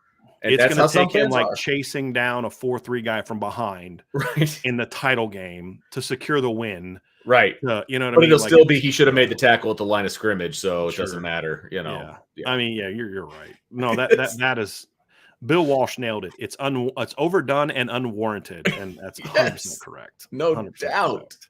No doubt. Absolutely correct. All right, last couple, Vince. All right. Here's the last two. And by the way, there's people asking about Matt Bayless. If you want to know, go back to the beginning of the show. The whole first 15 minutes was about the Matt Bayless situation. So, yeah. Brian Denbo, is the fan base putting too much pressure on Carr? No, I mean, you want to be a quarterback at Notre Dame, then you better be able to handle pressure. Mm-hmm. I mean, to me, I guess I don't know a lot of the conversations I've seen from Notre Dame fans about CJ Carr have been pretty fair. He's very talented. He has a chance to be a great player at Notre Dame. He's beat out Kenny Minchie first. Yeah. You know what I mean? Like, I think it's pretty fair. I mean, he's a very talented kid who has a chance to be a very special player. Yeah. He's going to have a lot of pressure on him. That's the nature of it. And honestly, if CJ didn't want that pressure, he's smart enough to know not to pick Notre Dame. Exactly. I think CJ kind of likes that type of thing because he's got just enough confidence and just enough humility to handle it correctly. Agreed. And you need that. You need a little humility. So you're not someone who just thinks I'm the stuff and I just show up and I'm the man and the ball gets rolled out and I'm a great player. Right. Meaning he knows he's got to work at it. Right. He's got to have the right attitude and put in the work and be all that. But he also has enough confidence to say that work means I'm pretty flipping good and I'm going to go show you. Right. That's a hard with young quarterbacks, especially ones who have a name and kind of come from where they've been sort of hyped up for a while. That humility part can be really challenging to find, and the confidence can sometimes be a little bit false because there's so much better. They've never really truly been challenged, and then in college and get challenged a little bit, and they're like, "Holy crap, I'm not really prepared to handle this." And I think CJ has that really nice blend of confidence, humility that you need to be like. I thought Trevor Lawrence had a little bit of that. Sure, right? Like I think Bryce Young has a little bit of that. That combination of humility and where, hey, I can learn something from Mac Jones. Right. Like Sean Davis has talked about this, that the comments he made about how he did not like the fact he got beat out by Mac Jones, but understood the value in what he can learn from it. Where a lot of you, screw this, I'm not listening. I'm better than him. Right. That requires some humility. Right. Like, hey, you know what? I can learn from this. I don't have all the answers. This guy can teach me something. And I think that's what made Bryce Young a great player on top of, for especially a guy who's like 5'11" and 195 pounds. But he has it up here and here as well as having the arm talent to be a great player. I think you need a little bit of that. I think Joe Burrow had some of that. Joe Burrow's an incredibly talented guy. Sure. But I think he also had a little bit of humility because his dad's a coach and what he went through at Ohio State to say, hey, I got to work at this. I got to earn this. And I think Kyle Wilson, is it Kyle Wilson? What's his name? That's the guy for the Jets. What's his name? Zach Wilson. Oh, Zach Wilson. He needs to learn humility. He lacks humility. And I think that's a big part of the problem that he has is he has plenty of outward confidence, but he lacks humility. And he's learning that, and he better learn that or he'll never make it, in my opinion. Last one here, Vince. We're going to end here with Michael Johnson. Let me pull that up again. There it is. If Day loses to Notre Dame and Michigan, is he on the hot seat? I mean, probably. Shouldn't. Yeah. By the fans, absolutely. I mean, I saw that he's on the hot seat because they lost out on the KVA recruitment. I mean, that was the meltdown on the Ohio State boards after they lost him to oh my gosh. I mean, that was, I'm not gonna lie, that was fun. That was kind of fun to read. It was comical. It makes me like, man, we got a pretty good fan base because our meltdowns compared to that meltdown are not even. Maybe it's just our board's not that way, but man, when people get upset about how Notre Dame fans handle stuff, it's like, man, that's nothing compared to what that meltdown. Are you kidding me? Like, we'll shut down the program. I'm like, Jim Knowles needs to be fired right now. And I'm like, wow, okay. All right. 1 year. That's all you get. Just landed Justin Scott like 2 weeks ago, but let's fire the defensive coaches. Right. I mean, okay, sure. Yeah, it's wild, man. But look, you can't lose to your rival, especially a rival that you've dominated for 15 years. I mean, they went 3 in a row. And the two of them weren't even close. Yeah. It's like this, Vince. It's like it was like 15 years you lost them once, and it was the year that you had the interim thing between. It was the year between Tressel and Meyer. You know what I mean? Like, I think they won was it 14 out of 15? I think. Let me look that up because I want to see for sure. Come on, Archer. What was it? You can't dominate a team like that, and then just get stomped 2 years in a row and just expect fans who are some of the most arrogant, unrealistic. I mean, unrealistic from the standpoint of they should always, they're not unrealistic and their team should be really good, right? Remember we had that question recently, who's the most unrealistic fan base? Yep. Well, an Ohio State fan should be thinking championship every year. That's fine. But then this notion of you should never lose to Michigan ever, and if you do, you should be fired. So it was there you go. 04 to 2019, 4, 5, 1 6, loss. 7, 8, 9, 10, 11, 12, 13, 14, 3, 4, 5. So 15-1. They went 15-1. And the only year they lost was like I said, the year right. And they only lost that game by 6. Ohio State only lost that game by 6. They got with Luke Fickell as the head coach in the last 2 years. Yeah, especially the second half. Yeah. And because the 16 Michigan team to me was way better than the teams that Michigan had the last 2 years. They just couldn't beat Ohio State. And they were great game. The 16 game was a phenomenal game. Phenomenal game. But, remember 16 is the year that Michigan beat Penn State, who won the Big Ten that year, 49-10. Remember that? Like, they beat they beat Penn State 49-10. Like, that team killed people. They beat Colorado that year 45-28, and you laugh about Colorado, but remember, that was the year Colorado went 10-4 and played for the Pac-12 title game. They beat a really good Wisconsin team that year by a touchdown. Beat Rutgers 78-0, Illinois 41-8, Maryland 59-3, and then they lost by 3 to Florida State. And then that was the year they lost their first loss. They were 9-0, and they lost to Iowa on the road. Remember that? Beat UCF 51-14, Hawaii 63-3. I mean, that was and beat the Big Ten champ Penn State 49-10. That was a really good Michigan team. Really good Michigan team. Better than last year's teams. To the question, you can't lose to Michigan 3 years in a row and not take some heat for it. I mean, and especially the manner in which they've lost those games. Like, if this third game is a repeat of the last two, then, and I don't think Notre Dame has anything to do with it, if I'll be honest with you. No, I do. Oh, I do. You? I for the hot seat. Like, look, if they lose to Michigan, I don't care if they beat Notre Dame by 50, he's going to feel some pressure. Yes. From fans. But hot seat is more about, are you on the hot seat with your bosses? To get fired. Fans can't put you on the hot seat. They can say whatever they want. It's fans being fans. The hot seat is when if they go lose to Notre Dame and lose to Michigan, yes, that's where he gets on the hot seat. Because now it's like, okay, you're now 19? You're now 5 years removed from Urban Meyer's tenure, and we're going down. Now all of a sudden you're holding that Georgia loss up as an anomaly. Well, yeah, you played well in that game, but you've gotten whooped by Michigan 3 years in a row. Notre Dame beat you. That's what could get him on the hot seat. And in the worst case scenario, like the nightmare scenario for Ryan Day this year, is that they go 0-3 in their big games. And two of them are on the road, so it's not out of the realm of possibility. They play at Notre Dame on September 23rd, home against Penn State on October 21st, and then at Michigan. Well, actually, I'll say this. The nightmare is you lose to Notre Dame. Actually, you know what? I'm going to take that back. It's not losing to Wisconsin as your third loss. Penn State's your third loss. Here's the nightmare scenario for Ohio State. Okay.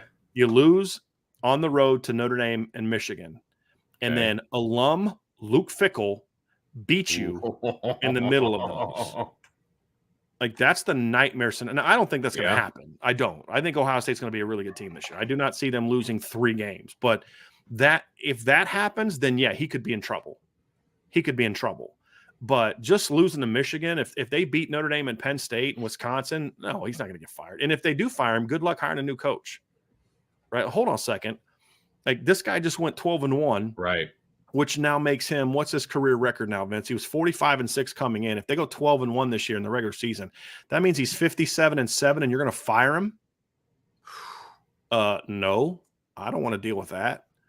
So no, they won't. But if he loses 2 or more in the regular season, then he could be on the hot seat. And if one of those is to Michigan, then he can be on the hot seat. So I actually do think Notre Dame factors into it a little bit, Vince, because if he beats Notre Dame, it takes some of the actual heat off. But if they lose to Notre Dame and Michigan, it's like, dude, you're not even number 2 in the Midwest anymore. Like, you got beat by both of these teams. Now, like, because now your program's trending in the wrong direction. Sure. Right? Like, they peaked under Ryan Day, you'd kind of argue, his first 2 years.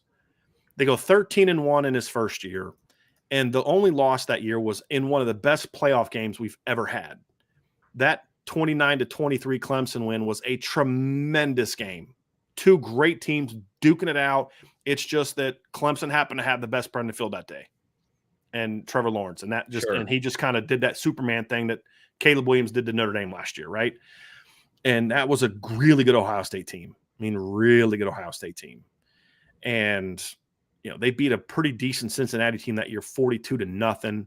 Beat Indiana 51-10, beat Miami of Ohio 76-5, beat Nebraska on the road 48-7, beat a ranked Michigan State team by 24, beat number 13 Wisconsin by 31, hung 73 on Maryland, beat number 8 Penn State 28-17, and destroyed number 13 Michigan 56-27, and then won a rematch against Wisconsin, who was really good that year, by 13.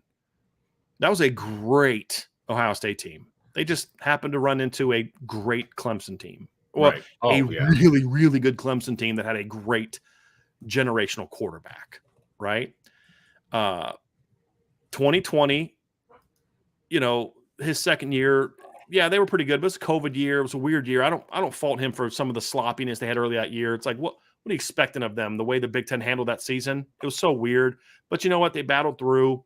They made it to the college football championship game, beat Clemson, and But since then, Vince, what have they done? They've gone 24-4. It's pretty good, right? Yeah. But you've lost 2 games to Michigan. You got smacked in the mouth pretty good at home by Oregon. You barely beat a depleted Utah team, right? In the Fiesta Bowl. I mean, Utah was putting their backup running back at cornerback in that game, and you won by 3. You got smacked again by Michigan this year, and then your claim to fame this year is what? You came back from behind and beat a 9-4 Notre Dame team, and you almost beat Georgia. Like, now you're getting into Brian Kelly territory. Like, your best game is a loss. Is an almost win. You know what I mean? Right. And to me, it's like, if you lose 2 this year in the regular season, Vince, you got to say, hey, look, the program's trending in a wrong direction. Yeah. Yeah. And you've got to explain to me what you're going to do to fix it. Well, I'm going to make this higher. Well, you already did the staff turnover thing, and it's made it worse. You know what I mean? So I do think it's a big season for him, but it's got to be more than just losing to Michigan. If they beat Wisconsin on the road, Notre Dame on the road, and Penn State, losing to Michigan is not going to get him on the hot seat. It's going to be like, hey, we got to figure this out, man. But you're still pretty flipping good. You know what I mean? Like 12-1, still pretty flipping good. But just so for people know, my prediction this year is that Ohio State will beat Michigan. That's my preseason prediction. I don't think Ohio State loses to Michigan 3 years in a row. I can't see it, man. But I said the same thing going into. I do think they're going to lose 2 games. I do think Ohio State's going to lose 2 games, but I don't think one of them's going to beat Michigan. I said going into both of the games the last 2 years that Ohio State was going to win. So I just didn't. Well, because I said last year, Vince, there's no way after getting embarrassed at home, getting embarrassed on the road, and Michigan talking trash about you the whole offseason. Yep. And their head coach calls out your head coach, and you get them at home. There's no way Ohio State doesn't show up for that. There's no way Ohio State's not fired up for that. And that's exactly what happened. Yeah. They just were going through the motions. And then once Michigan punched them in the mouth in the third quarter, Ohio State folded. And so, to your point, you're absolutely correct. They got to show it. But my prediction is that they will win this year. Because I think this Ohio State team is going to be forced to be what they should be, which is a more balanced on offense, play good defense type of team. Sure. That's kind of how I look at it. So, but because I could actually see this Ohio State, I've said this before, I could see this Ohio State team actually being better than last year's Ohio State team in the regular season, but having a worse record because their schedule's a lot tougher. Sure. They've got the Wisconsin will be better this year. They got to play at Wisconsin. They got to play at Michigan. They got to play at Notre Dame, and they get Penn State at home. You go 3-1 against that, you're really good. I don't care if you lost to Michigan 3 years in a row. I get that. It sucks. Your fan base won't accept that. I understand that. But if you go 3-1 against that stretch of teams, you're really good. Yeah. You're really good. And then you probably are still in the Big Ten title game, or, if not, if they're still probably a playoff team, or at least in the conversation again, depending on if they win. If they're only losses to Notre Dame, they're in the Big Ten. Well, I said to Michigan. Oh, I'm sorry. Okay. I thought you said they were going to win. If they lose to Michigan again, because that's a premise. If they lose to Michigan again in the hot seat, my whole thing is if they go 11-1 in the regular season and they lose to Michigan, they beat Notre Dame on the road, beat Wisconsin on the road, and beat Penn State at home, that's a really good season. There are not a lot of teams. You could count the number of teams on one hand that can go to Notre Dame and beat Notre Dame, go to Wisconsin and beat Wisconsin, and beat Penn State at home in the same season. You can count that. It'd be like Ohio State, maybe Georgia. I'm tapped out of teams that I feel confident could do that. Sure. Right? I mean, that would be a really good season. But to Ohio State fans, Ohio State fans disrespected that rivalry for a decade. We don't care about them anymore, blah, blah, blah, blah, blah, until Michigan started smacking them in the mouth. Mm-hmm. And I think that's kind of good because now they're going back to where this rivalry means something again. And I don't blame that on Ohio State fans. I blame that on Michigan. Michigan just didn't show up and win those games. So it's like, of course, this rivalry doesn't mean a whole lot anymore because it's not a rivalry when the other team can't ever win it. But now it's back to being a rivalry. And I think if Ryan Day handles the losses to Michigan correctly, it'll be the best thing to ever happen to him. Meaning, what he misses is that if you can develop your team in a way to beat this Michigan team, then you're going to have a team capable of going and competing for a championship. But he kept trying to say, well, we got to beat Bama and Georgia and Clemson. Okay, fine, but you don't get to play those teams if you don't beat Michigan. And so how do you beat Michigan? You got to be coached well. You got to be tough. You're just not going to be able to go out talent Michigan like you used to, because when they were beating those really good Michigan teams, they had the Bosas and they had, Taylor Decker and some really good linemen. They were pretty good in the trenches. I mean, they were running the ball under Urban Meyer. They're 200 plus yards a game under Urban Meyer. Well, now they're not the same physical team anymore. They're more of that NFL style. Right. Let me show everyone how smart I am type of play. And Michigan's still a hard-nosed college football team, and they're punching in the mouth a little bit. And, I think that's hurt them. Yeah. I mean, Ohio State ran for 119 yards against Georgia and 143 against Michigan. Go back and compare that to 2014 when they won the title. They went for 281 against Alabama and 296 against Oregon, and went for 301 in the Big Ten title game against Wisconsin, and then went for 223 or 233 against Michigan that year. Now, Michigan wasn't that good that year, but they dominated Michigan in the trenches. Ohio State's lack of physicality is a recent development. Yes. I mean, the 2016 game, you remember that Michigan, that 2016 Michigan team had one of the best Michigan defenses of the last 20 years. I mean, they had NFL players all over the place. I'm going to pull it up. So they had Jabril Peppers, Taco Charlton, Maurice Hurst, Chris Wormley, Jordan Lewis, Delano Howe, Ben Gideon, Ryan Glasgow were all fourth round picks or better on that team. They were loaded. Mm-hmm. I think Rashawn Gary was a freshman on that team. Chase Winovich was a backup on that team. Devin Bush was a freshman on that team, I believe. They were loaded. And Ohio State ran for 206 yards on 50 carries against them. Now, that is a grinded-out performance. Sure. They only barely were, but they grinded it out. They were tough. They could smack Michigan in the mouth, and then they could also take a blow, and Michigan punched them back. And that's why they won that game. That was a controversial game and all that, but it was a tough, hard-fought game. Michigan could not out-physical you. Right. And that's why they couldn't win. Right now, Michigan is out-physicaling Ohio State. They're beating Ohio State in the trenches. Yep. And they're not a tough team anymore. Exactly. And until he fixes that, I mean, that's how the last two games have gone. It's just, it's been a street fight where the one guy is not fighting back. Right. It's 100%, man. It's been embarrassing, frankly. Yeah, I'm sorry. It really has. I mean, just from a physicality standpoint. But they were close early. Exactly. You weren't in that fight the whole time. When they hit you in the mouth a little bit and things didn't go your way, right? Your team exactly. buckled.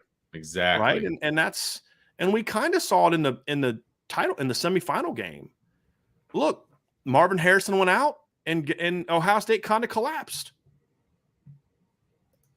Am I wrong? Mm. I mean, I keep having all these Ohio State fans tell me that they've got the best receiving core in college football, and it's not just about Marvin Harrison. Well, I agree with them. I agree with them. But my whole thing is, you had a 14-point lead in the fourth quarter. You had a lead with less than a minute to go. Where were your stops? Where was your dig down deep and make a stop moment like Georgia had? Georgia had several of those in the fourth quarter, Vince, because Ohio State only scored once in the fourth quarter. That was a field goal. That's it.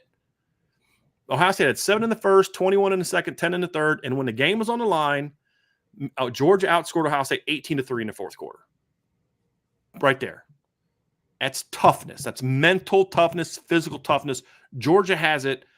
Michigan has it. And Ohio State needs to find it if they're going to get back to being the team that's a legitimate go out there and win a title team.